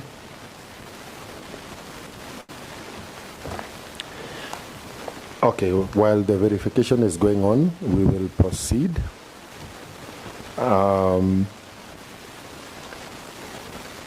In your appearance before this committee, we are going to be guided by the Constitution of Kenya 2010, the National Cohesion and Integration Commission Act 2008, the Public Appointments Parliamentary Approval Act, and the Standing Orders of Parliament. This session will take 1.5 hours. It's slotted to take 1.5 hours. The time started ticking immediately you came in. You will largely, in your presentation, be heard uninterrupted. However, should it be necessary, the members of parliament will raise a point of order. Once you hear that point of order, you will halt your presentation, allow the member of parliament to execute or prosecute the point of order, and then the chair will guide.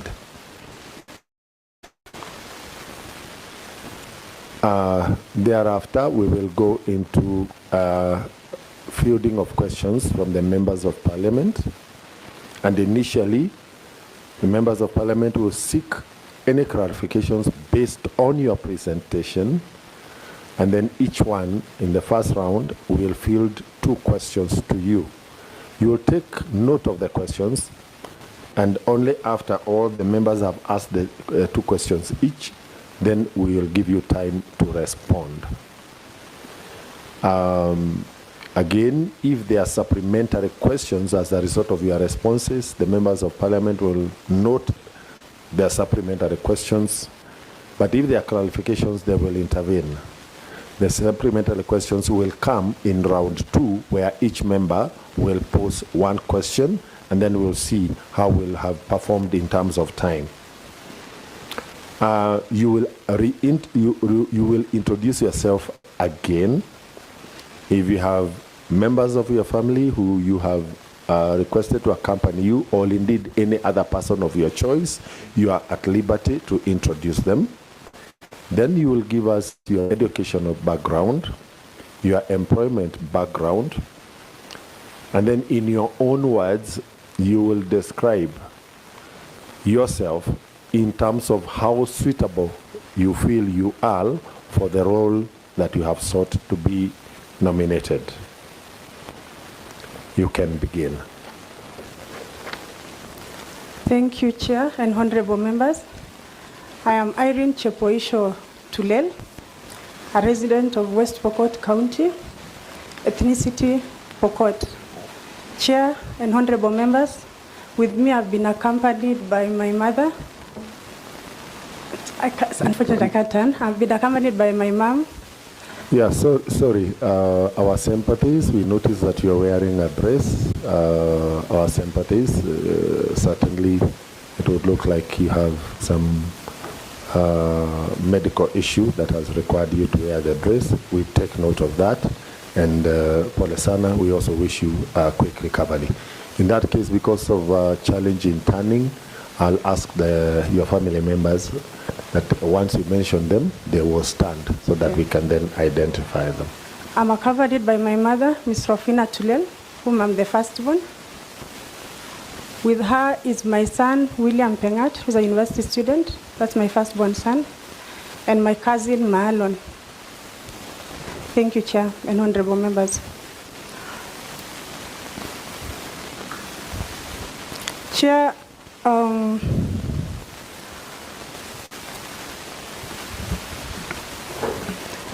I come from West Pokot County. My education background, Chair, I studied in West Pokot. I went to Chorok Primary School initially, then later on did my KCP exams in Kabich Primary School in West Pokot County.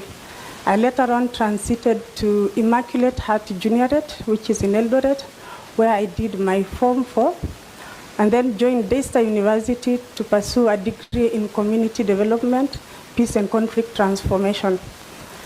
Thereafter, I proceeded to the University of Nairobi, where I pursued Armed Conflict and Peace Studies for my master's degree. And I did my thesis on the role of women in armed conflict, in conflict, a case study of Pokot community and the women. Chair, over the time of my employment, I finished university in 2005.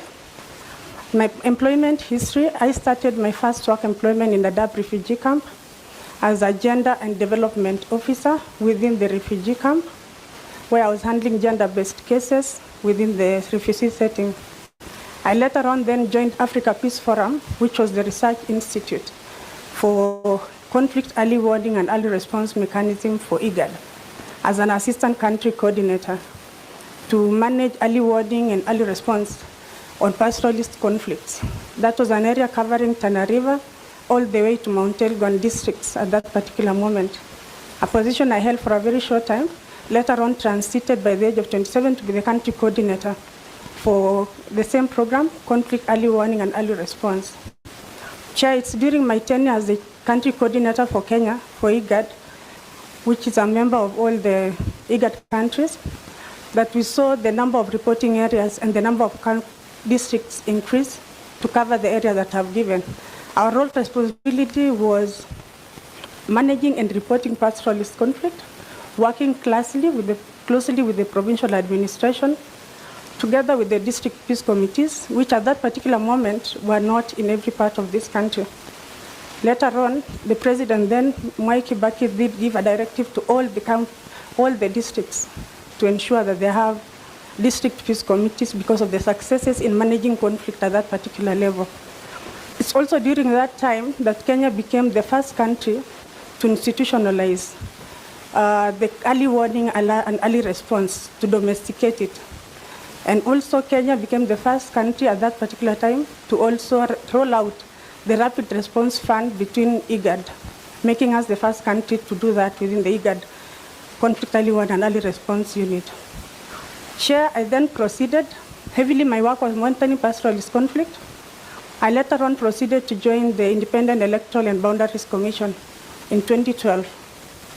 My role was purely to monitor electoral risks, which is heavily early warning on electoral violence. At this particular moment, Institute of Democracy and Election Assistance idea was implementing the first electoral risk tool in Africa.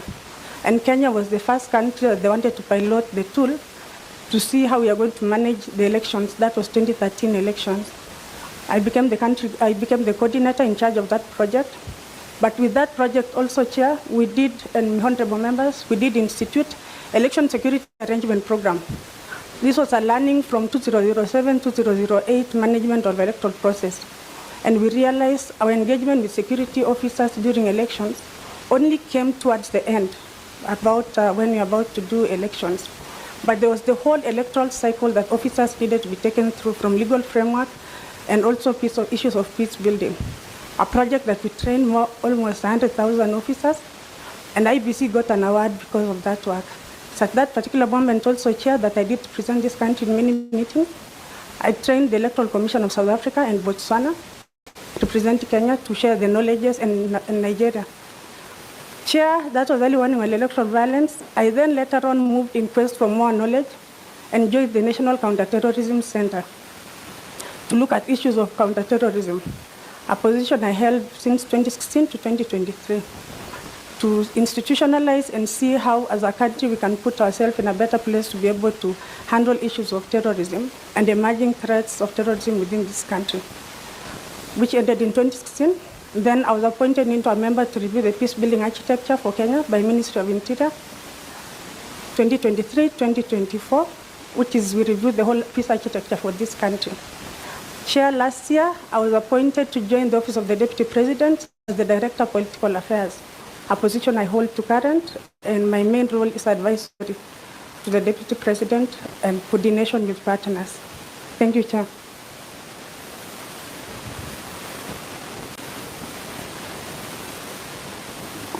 Members, but in the meantime, in terms of the documentation you have provided, the minimum university entry requirement in this country is a C+. You scored a C in your KCSE examination in the year 2000. Please help us understand how you translate from the C, which is not, does not then allow you direct university admission up to where you get to the university. Thank you, Chair and honorable members. If you look at my transcript, Chair, you'll see this transfer of units as the first section. I went through a pre-university program for 1 year, that is 2001 to 2002, and there are units that were carried forward to allow me proceed to the next in 2002 to start my degree.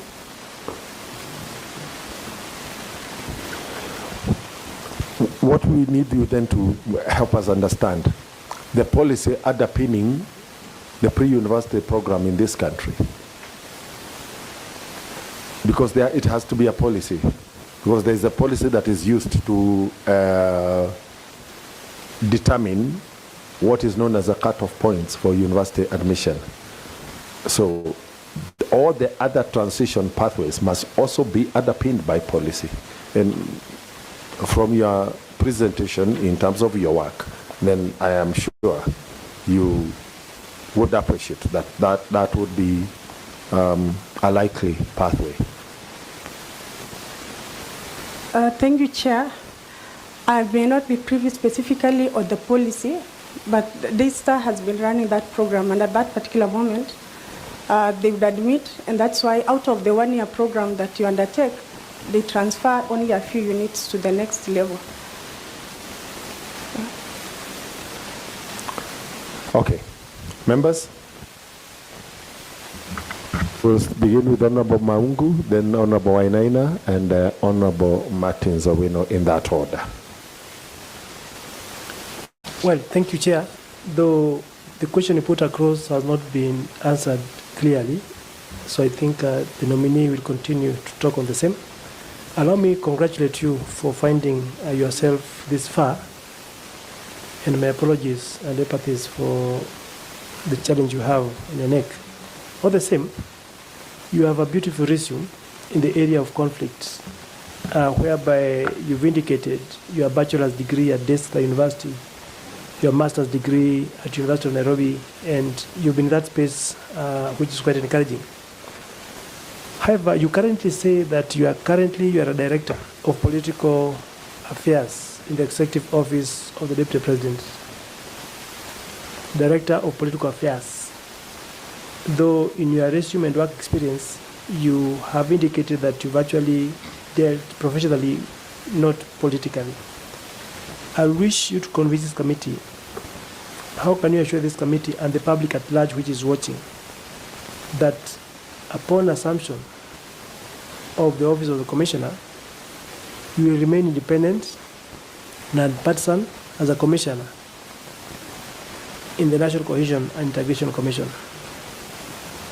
Number two, it's important that I put it to you that close to 460 Kenyans applied for this very position that you are seeking today.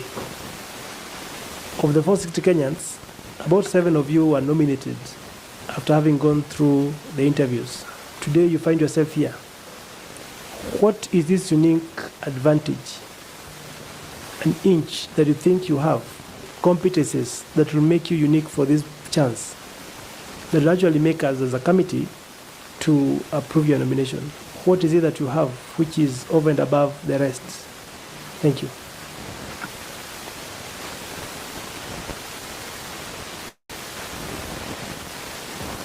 Honorable nominee, and you will kindly excuse us that for the purposes of this engagement, we are going to refer to you respectively as nominee. Another member of the committee, Honorable Ikana, kindly introduce yourself. Thank you so much, Chairman. And my name is Fred Ikana, Member of Parliament, Shinyalo constituency. All the best.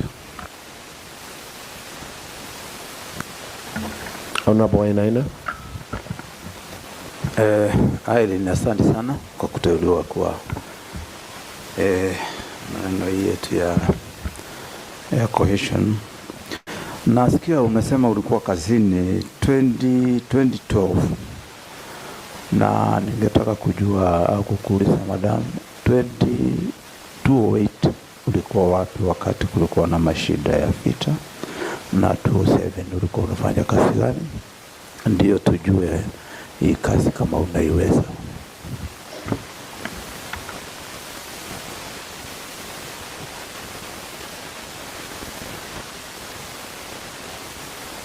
Honorable Wino. Thank you, Chair. Chair, I join you also to wish our nominee quick recovery, and also I want to thank your family for giving you support. I think that is credible. I'm so impressed with your masters in armed conflict and peace transformation. How would you be using this experience and knowledge, knowing that armed conflict is maybe violence between the state armed forces and also armed groups? But in this commission, you are going to deal with another kind of software. So those could be hardware, but this software where people or politicians are using derogative character assassination and demeaning and discriminative words. And on the other side, there are ears which are receiving and translating them to be incitement, and you have the role of violence and all that. So that's a different ball game. So how are you going to use your experience and knowledge in this hardware side to tackle the software side, which some people call hate speech and all that? So if you can try to explain to us that would be good. And also on that line, how we can tackle the structures and cultural issues and behaviors to help us have sustainable peace, long-term peace in this country. The second question is about, have you ever had any disagreement in all your undersignment in where you have been? And if you have, you can also share with us just an example of how you resolve them. Because where you are going is conflict prone, and we'll need a higher acumen to resolve them. The last question, Chair, is the commission where you're going to represent Kenyans is an independent commission, National Cohesion and Integration Commission.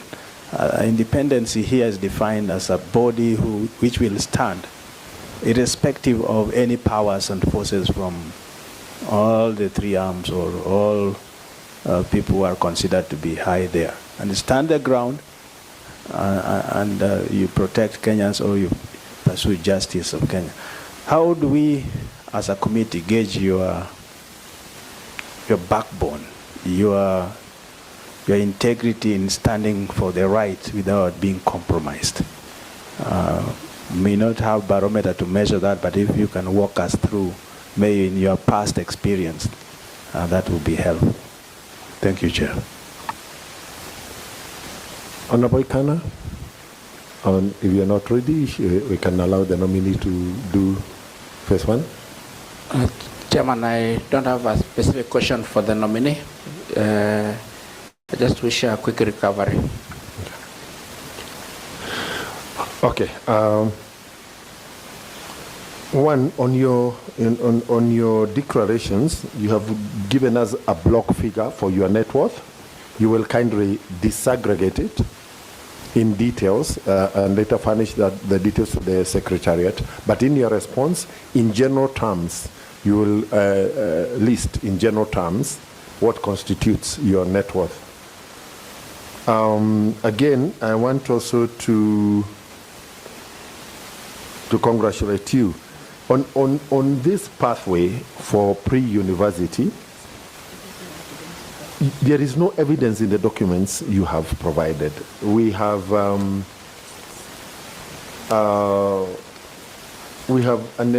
initial, after KCSE, we have a short transcript from Daystar.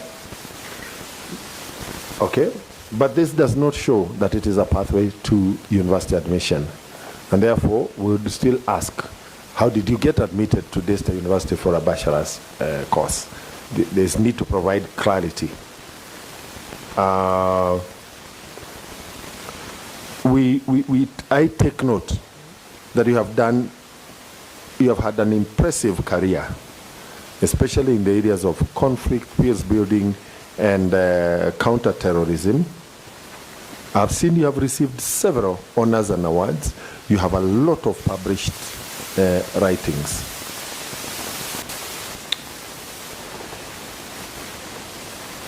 But in the course of that process, and looking at where you are born and your home county, and the issues surrounding conflict in this country, and cohesion, cattle rustling,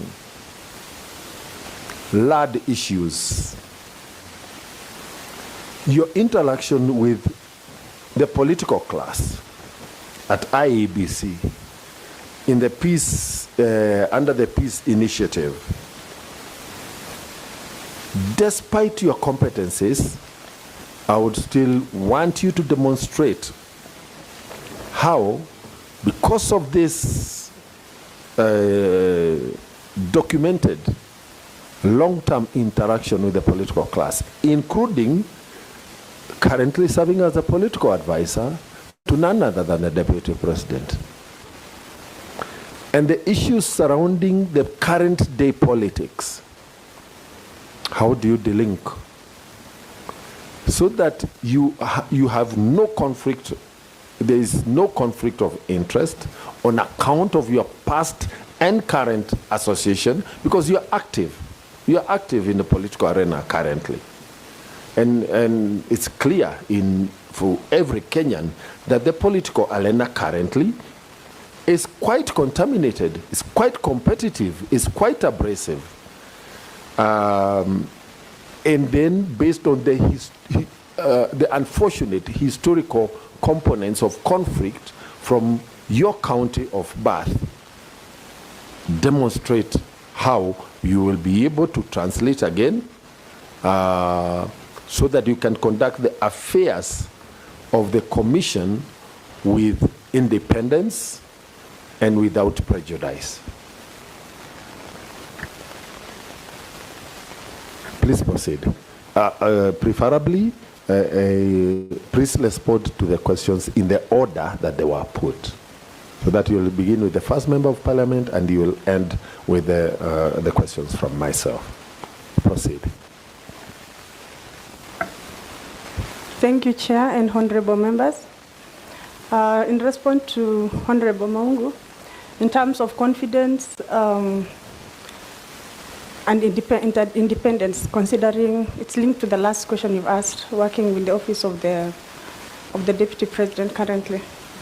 Chair, it's a position that I've held for the last 1 year. Yes, it's a political office, and I've been a political advisor for that time in terms of advising the Deputy President politically on where some of the key things, offering intelligence in some of the activities that we undertake, and also doing analysis in terms of where our engagement in relation to his day-to-day duties would require that.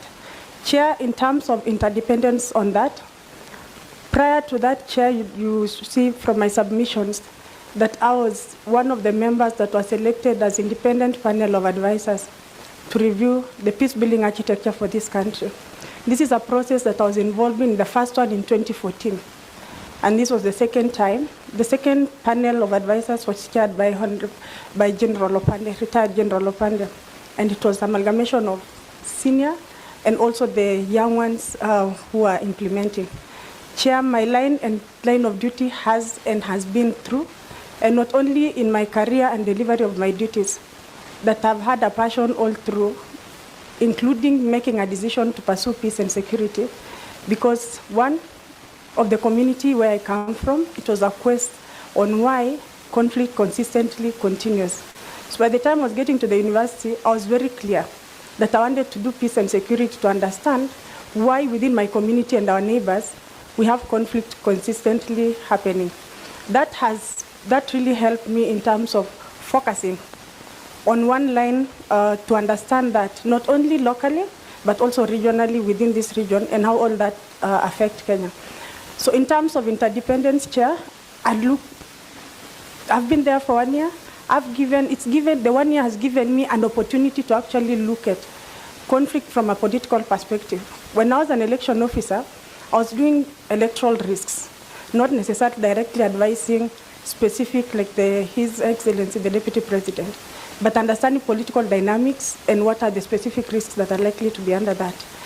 Given a chance and approved by this committee, Chair, I want to assure this committee that I'll continue in line, and having been there for the last 19 years in the peace-building architecture for this country, that I've seen that grow over time, and my interdependence and the knowledge of partnerships and many other partners and successes of peace building in this country, that have been part and process of it. To the second question, what would be my unique advantage? Chair, I've been in peace building. I'll link it up to the question that I was asked 2007, 2008, where was I? I did graduate in 2005. I was doing my attachment and internships around that time. But as I came back from the Dadaab refugee camp in 2008, when conflict was at its peak, that was 2007 to 2008. That is when I would say my career pitched up at the beginning when I was starting to be in the field. And I remember going to Naivasha for a meeting, and the question was, where were we as peace builders when Kenya was burning? That was my first conference that I attended, that peace builders were asking themselves, where were we when all this was happening in Kenya? And it was a reflective point on how proactive are we, or do we just wait until we become reactive instead of building the process? And it's from that also that you realize the recommendations of institutionalization from 2007 to 2008, and that is what birthed NCIC during that particular time. So I have been there. Beyond that I've always been through in terms of championing peace building in the specific areas that I've mentioned. Going there, NCIC, as part of the review that we did into 2023-2024, was to review all the peace building architectures and peace building institutions in this country. Having reviewed and having been a member working with IGAD, it was directly linked to the Ministry of Interior. Chair, you realize that there are quite a number of institutions within the government that implement peace building. If you look at Ministry of Interior, we have the National Steering Committee on Peace Building, which is implementing peace activities. We also have the National Focal Point on Small Arms, which also has a component of peace building. If you look at the presidency, we have the Directorate of Cohesion and National Values, which has issues of cohesion and national values. You'll also see the National Counterterrorism, which within their link also implement the same cohesion and integration issues in that line. We move to the Ministry of Gender. We have the Gender of Women and Security, and also the Youth and Security. And within the Ministry of Devolution, we have the National Drought and Management Authority, which does implement peace and security, peace and cohesion within the local level. All those institutions do the same, but there isn't, and then there's the national cohesion and integration. There isn't a link where all institutions merge and coordinate. And so part of the recommendations that came from the peace building architecture is that we need to look for a way of avoiding multi-duplicity and ensuring that all these institutions work together. Having been part of that process, that will give me gives me an upper hand in terms of charting the way forward on how we are going to ensure that peace building gets to the next level. And in an election period, like between now and next year, having been an election officer, I also come with a wealth of experience, having worked there to ensure that the Wiano Platform for Peace, which we worked with in 2013, among security officers, IBC, NCIC, and other organizations, we were able to cascade it to the next level and ensure we have a progressive and cohesive country. Chair, I'll move to Honorable Ekano. Thank you very much for the congratulations. Honorable Naina, I have answered your question on where I was in 2008. My master's, which is a hardcore, and how I'm going to implement it in terms of being a commissioner within NCIC and what do I bring in. Yeah, my master's was on armed conflict and peace studies. It was also linked to issues of, we've had armed conflict within this country, especially within the pastoralist areas among our communities, and that was one of my first assignments that I did deal with, not only internally but also externally. When we talk between the conflict between Kenya, Uganda, Kenya, Sudan, and Kenya, Ethiopia, that there are a lot of conflicts during that time, pastoralist conflicts specifically, that we used to monitor and report, and also cross-border to the other side. I'm happy right now that Kenya-Uganda border is no longer as hostile as it used to be.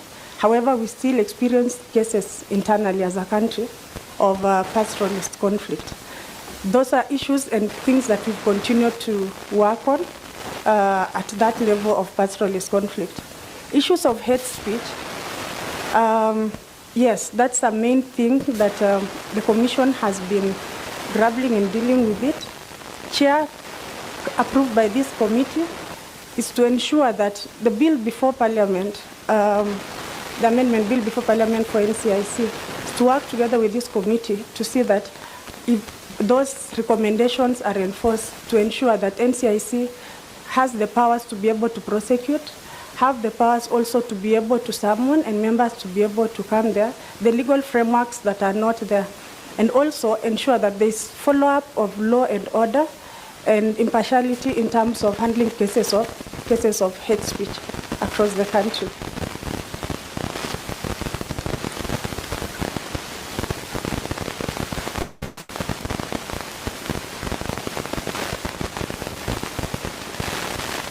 How can we tackle structural sustainable peace in this country?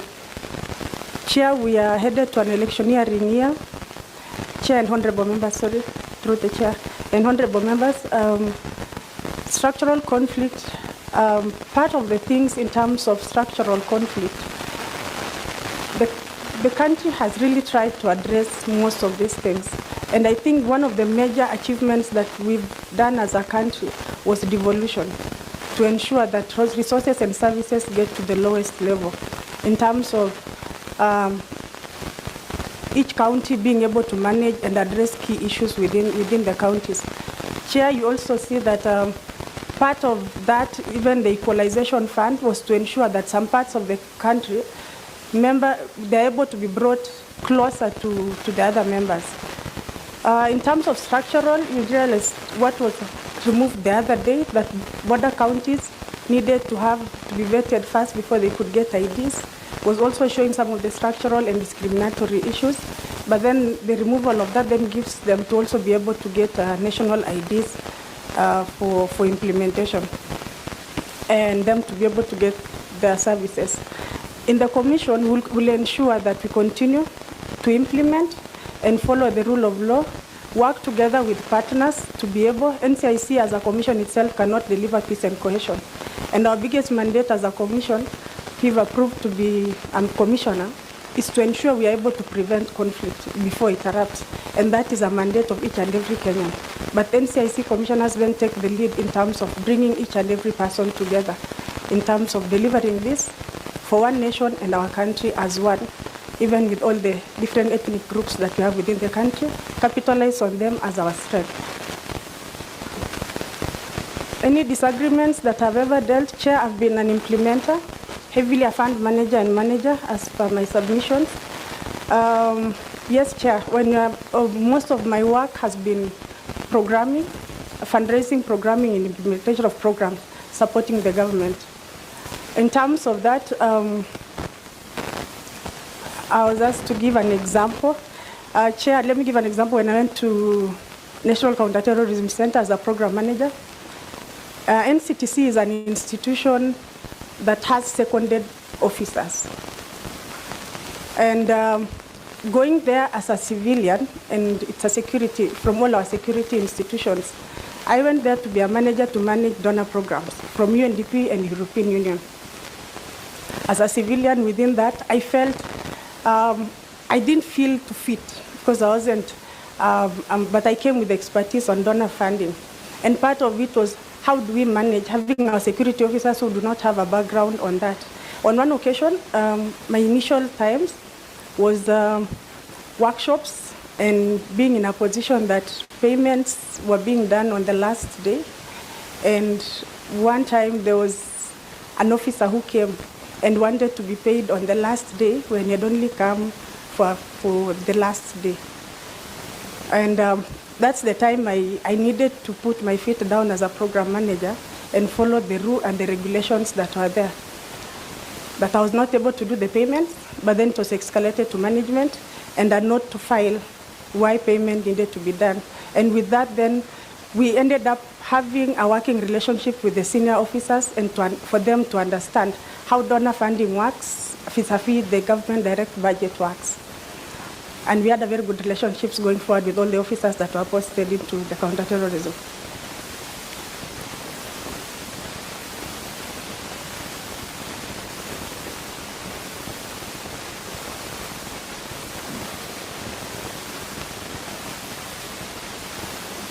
Chair,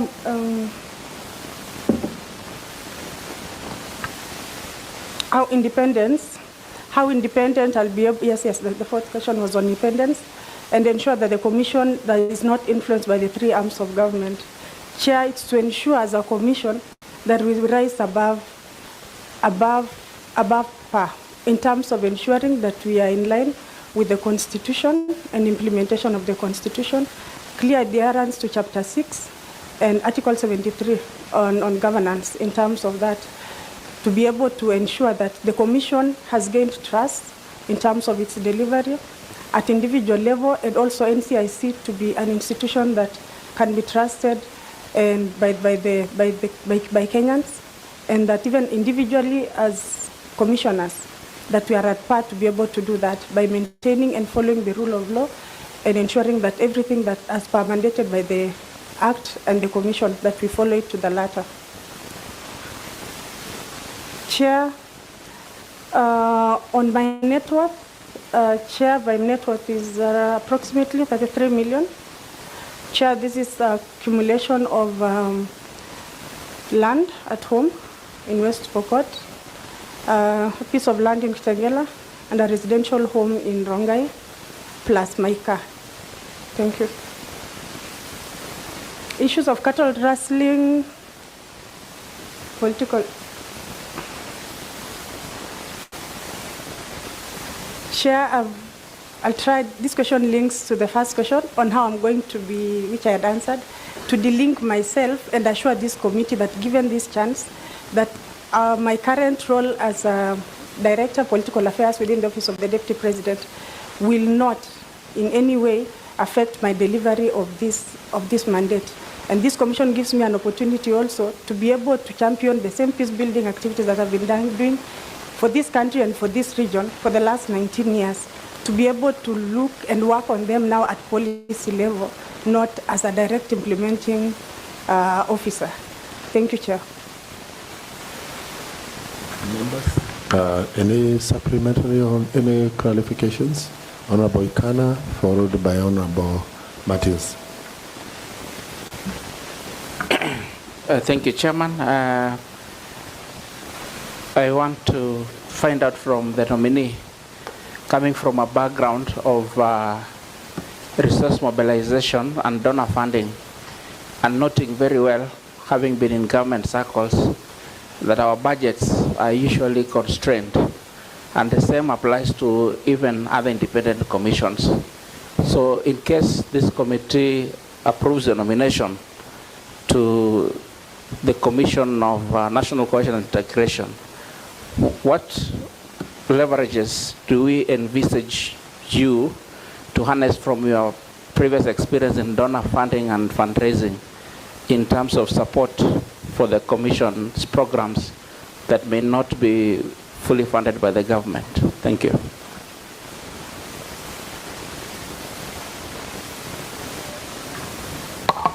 Yeah, Honorable Martin.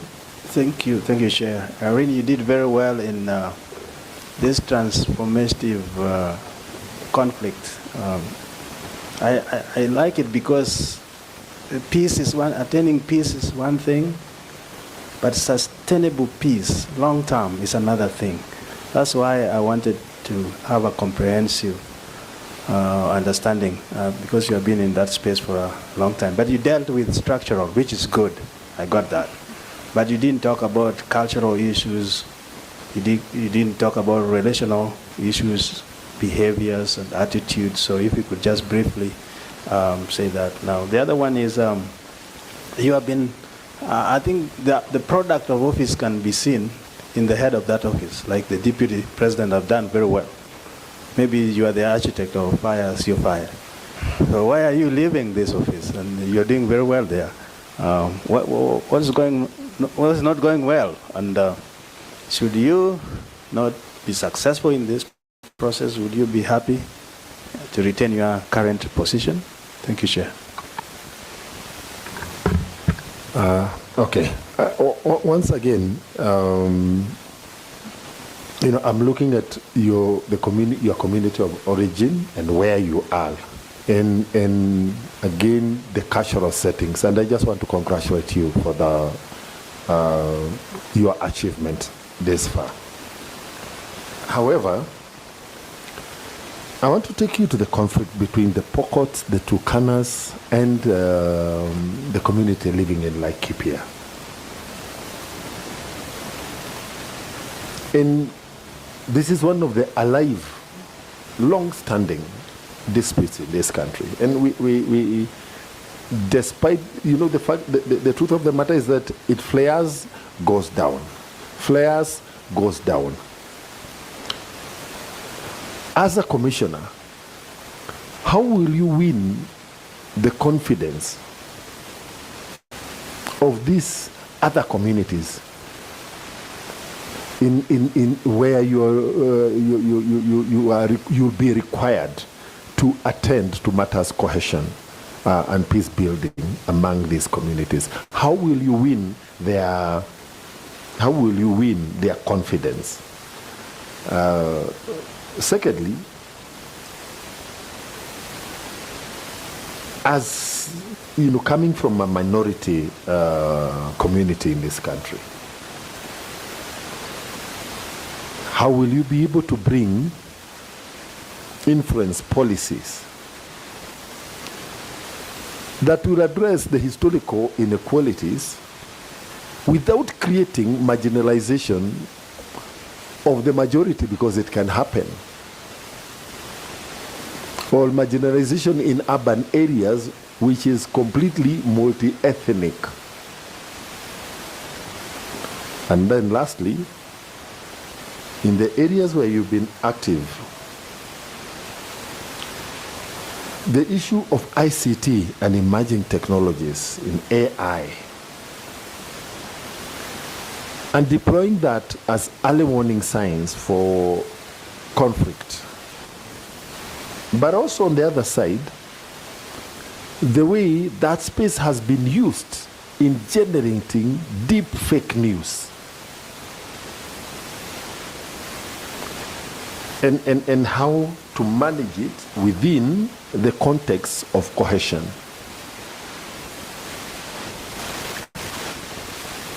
Please go ahead.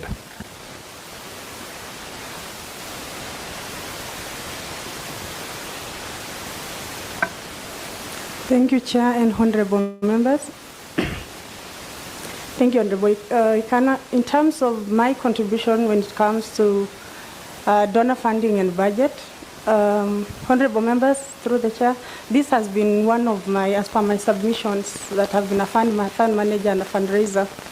If approved by this committee, Chair, what I bring on board is have a very clear standing name and integrity among the donor community that can be outlined by the success and achievements that I did achieve as a country coordinator, pushing Kenya on top of all the other countries within the conflict early warning and early response mechanism for IGAD.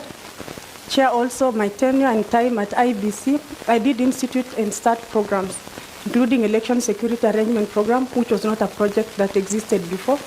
And I was in charge of it up to and until the time when I left to Counterterrorism Center. And we were able to marshal with the others, including partners with UNDP, for general donor funding to be put in one basket, which was administered from UNDP. At Counterterrorism, I went there to finalize a project that had stuck in terms of it being finalized from the UNDP, which I had only 6 months to finalize that project.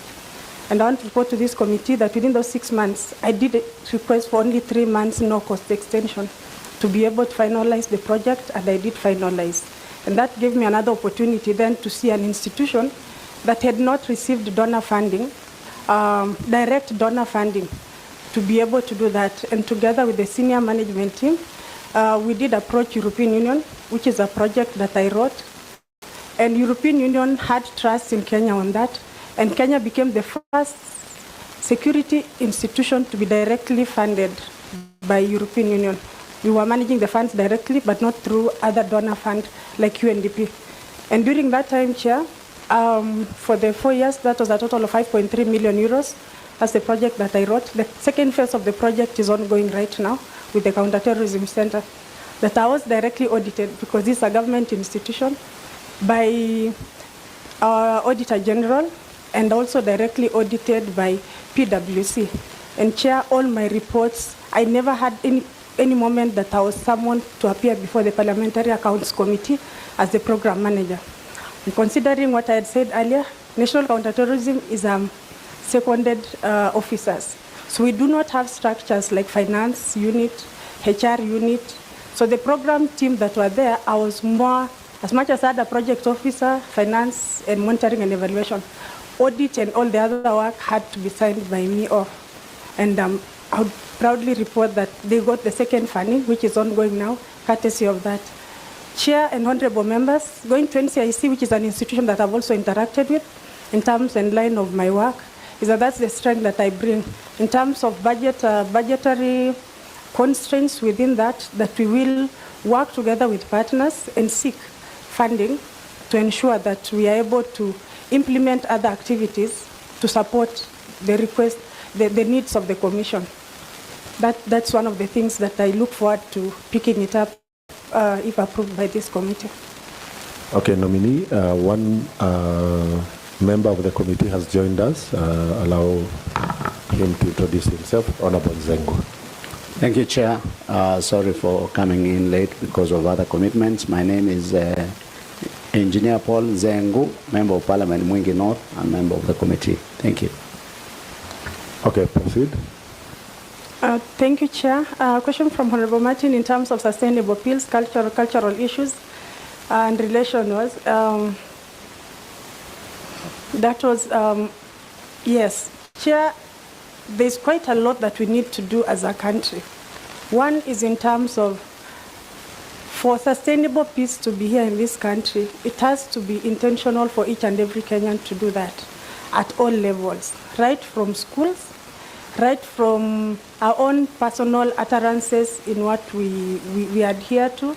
What do we communicate when we are there? Are we proud as Kenyans? And so that goes that one of the things is, do we start, the cohesion bit of it needs to be institutionalized from schools for children to be able to do that.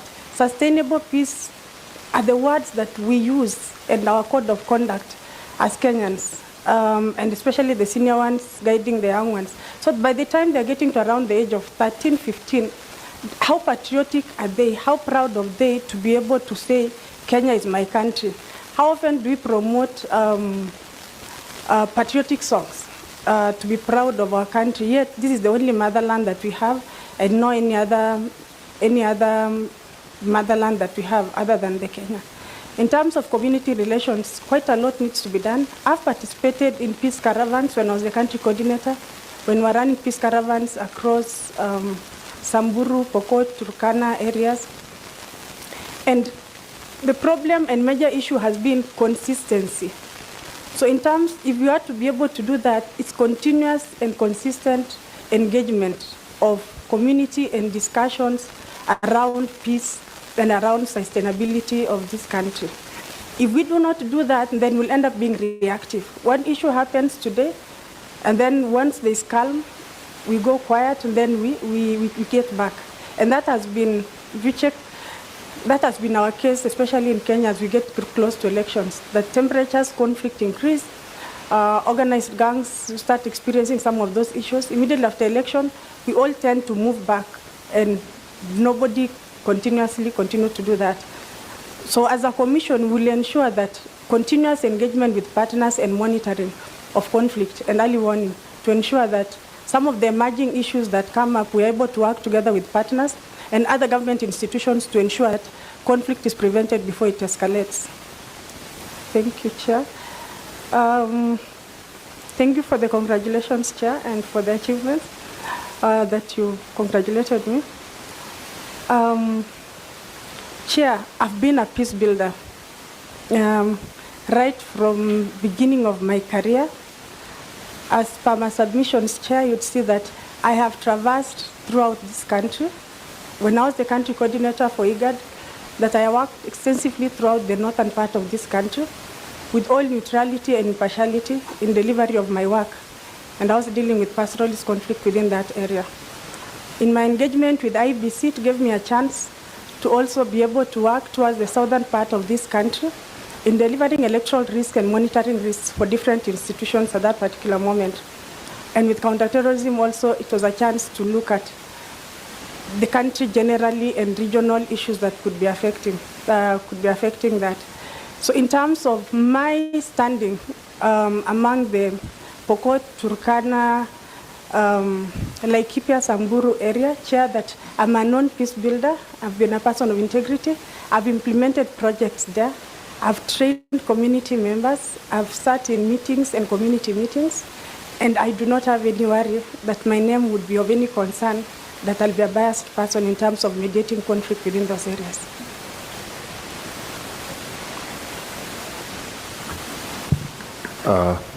Okay, nominee. In the course of the communication concerning your background check, the Directorate of the National Police Service, Directorate of Criminal Investigation has written to Parliament, and in its letter, this is what they say in response to the letter by Parliament on your background check. That this office requests for the fingerprints of the below named nominees for forensic analysis. For this purpose, please advise the candidate to contact our principal criminal registrar office for assistance. And on that letter, your name appears in position number 4. And therefore, this committee will retreat to begin report writing today in the evening. So by tomorrow morning, we need you to have responded to this letter by DCI and provided proof to Parliament that this has been done.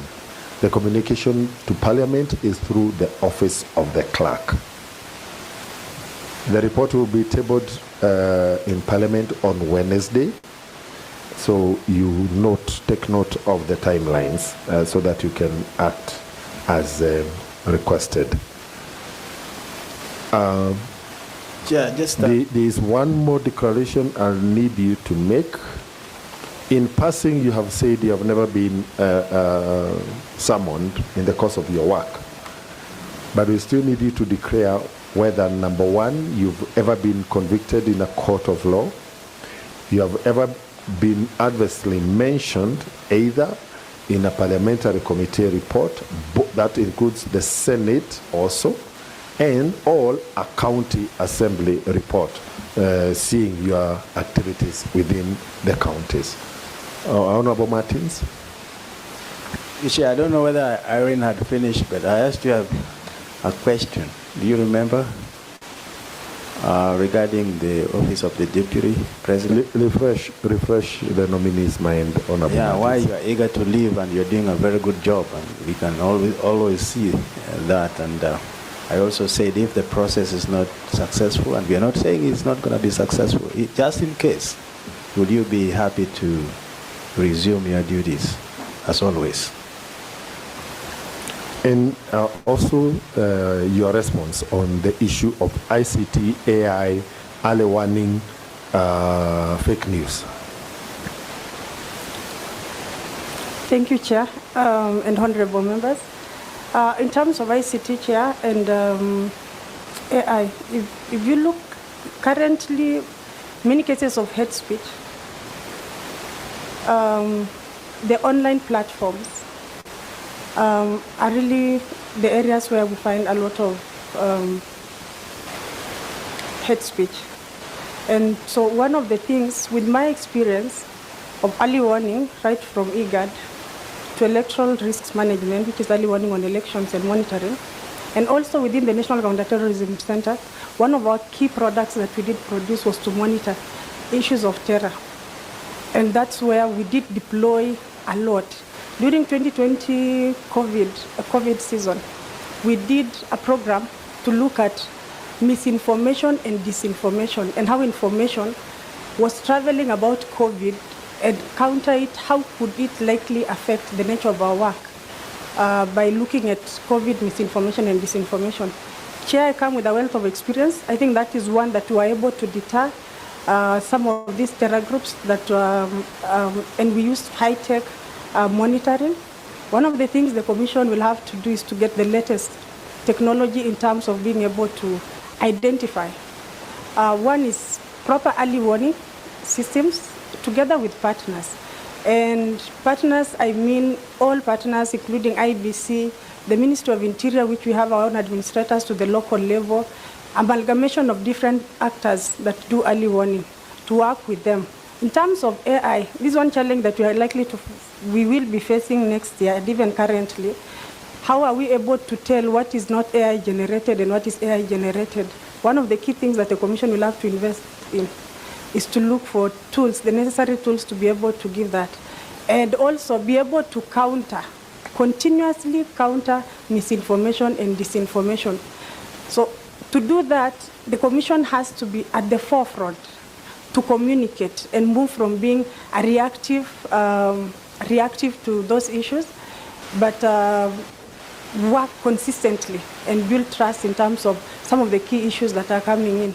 In terms of that, whatever could propel that is to investigate and work with the other investigative agencies to fast track so that we move from the current situation where Kenyans feel that the Commission has not been able to, despite the fact that the bill has not gone through. There's also opportunity to continuously engage with the Directorate of Criminal Investigation and Prosecution to ensure that our cases are also fast-tracked.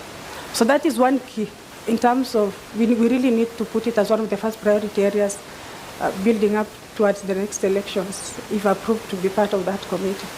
And look for funding, which will also count on the support from this committee when government allocation and budget, so that we are able to deliver that, but also go out of our way to try and source for funding to support some of those activities. Chair, in terms of I've never been mentioned in a court of law adversely. I have never, within the county assembly, my name has never been mentioned anywhere in terms of those three. Honorable Martin, in terms of why I am eager, my passion has always been peace building, which I did indicate. It was a passion that by form two, I was very clear of what I wanted to pursue at that particular moment. And I still carry that passion that a moment will come when the peace Kenya, as it's called the hub of peace, all these challenges will be able and will chart for a better peace-building architecture. This is where I feel home. This is where I do what my passion is. So given this chance, I'll be delivering on a role that I'm very passionate about, not only for this country, but beyond this country and the world at large. Thank you. It's my last question, Chair. You had a very good thinking around how we can have sustainable peace. And when we visited China, we saw children still visit and lectures in Mao Zedong Institute, and this guy existed in 1893. Now, in your own imaginative or vision, when you become a commissioner, I wish you well, how would you prescribe this program to start from these younger minds, and how can it be inculcated that they can grow building peace, knowing it is how important it is to have it, so that we can not have lapse peace. Today we are okay, after election we go back to, So what is your vision around that, how to inculcate into younger Kenyans' mind? Chair, let me... Honorable. Yeah, thank you, Chair. Though I came in late, I want to ask a general question. The nominee, I'm sure you're aware of the conflict that has been happening between the Kamba community and the Somali community in my constituency, which is in Mwingi North, Kitui County.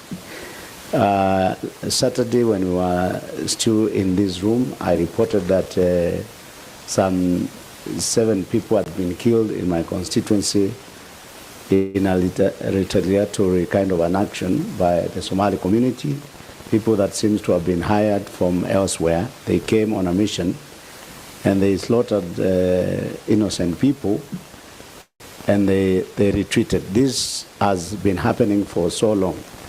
If you succeed in getting or appointed in this position, what would you do? Because this thing is historical. It's been there for a long time, but now it seems to have escalated. I think you're aware that, I hope you're aware that the Inspector General of Police had to send the DIG and the commander, the GSU commander, and a lot of people from the county security committee to come to the site where these murders were committed. And this thing is really a big national concern. You must have seen the press release by the National Police Service over the same.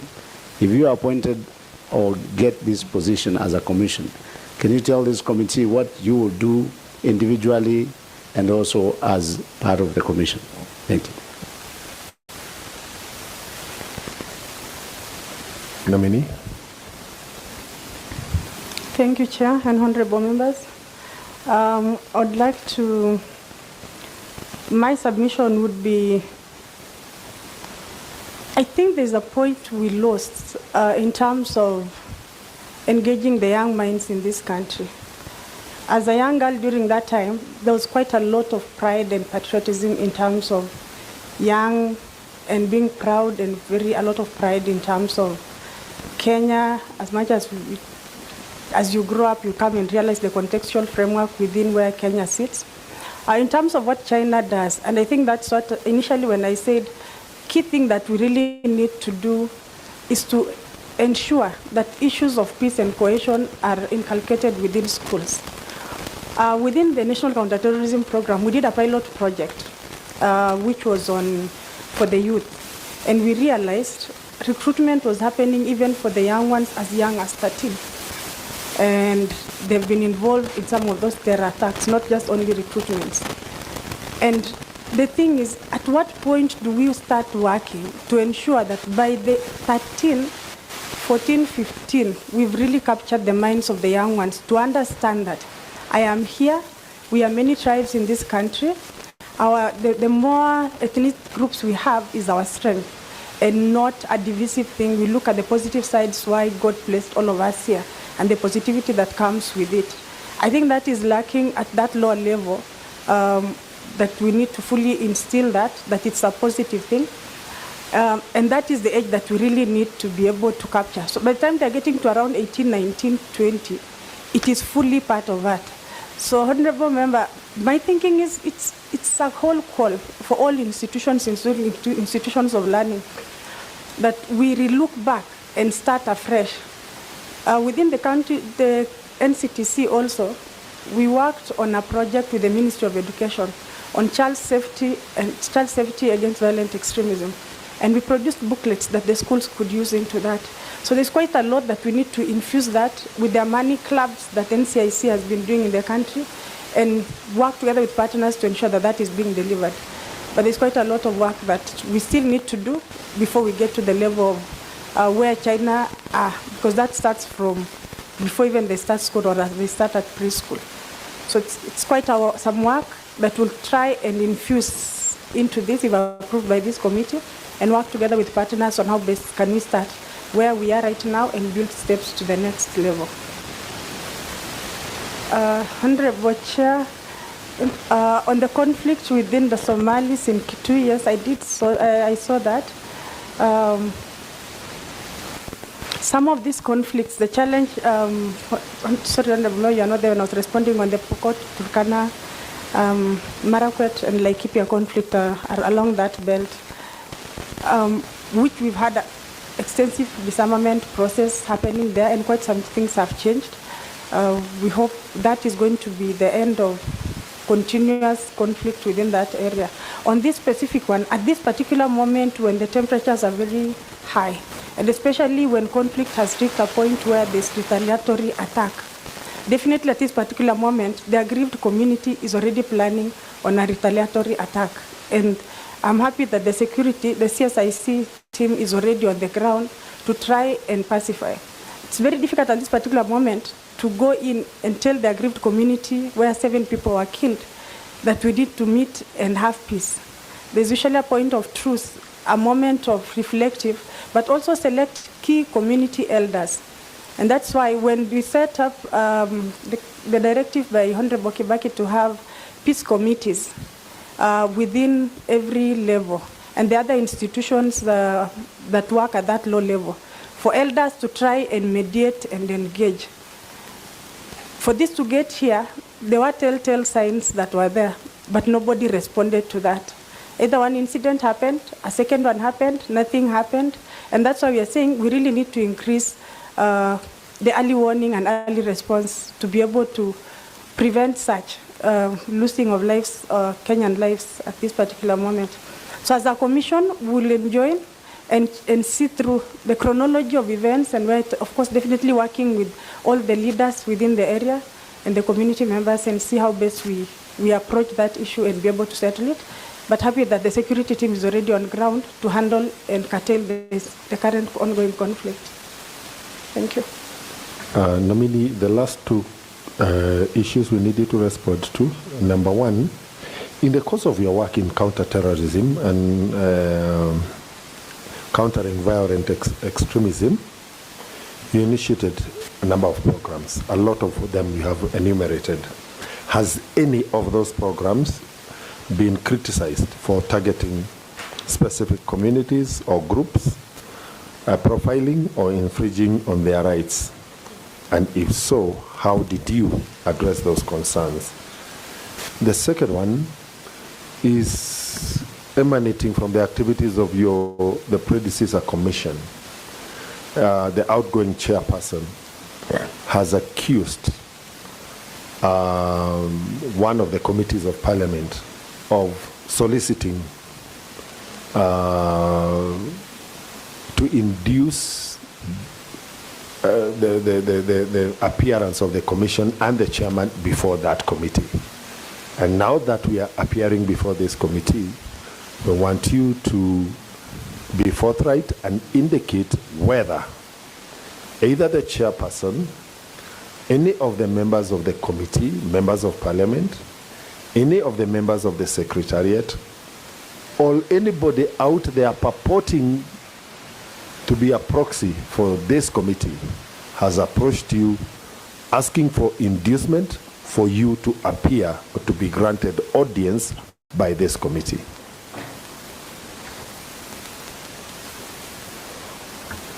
Please proceed.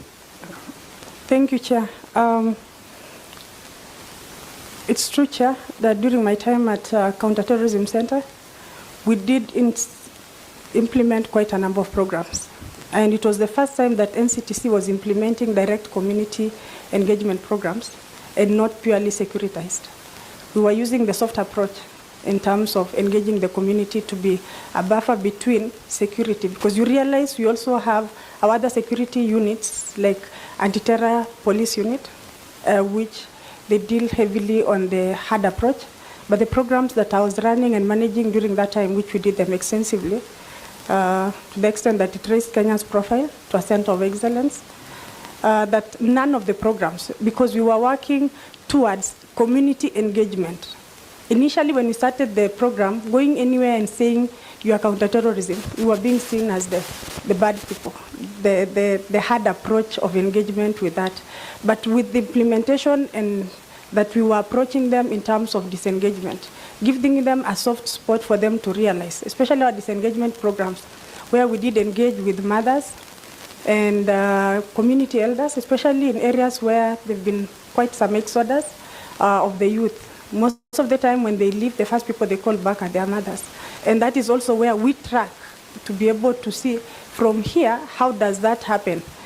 The good thing is, Chair, there's no particular moment that any community felt that we were targeting them, because we were going with a soft approach to approach them to be able to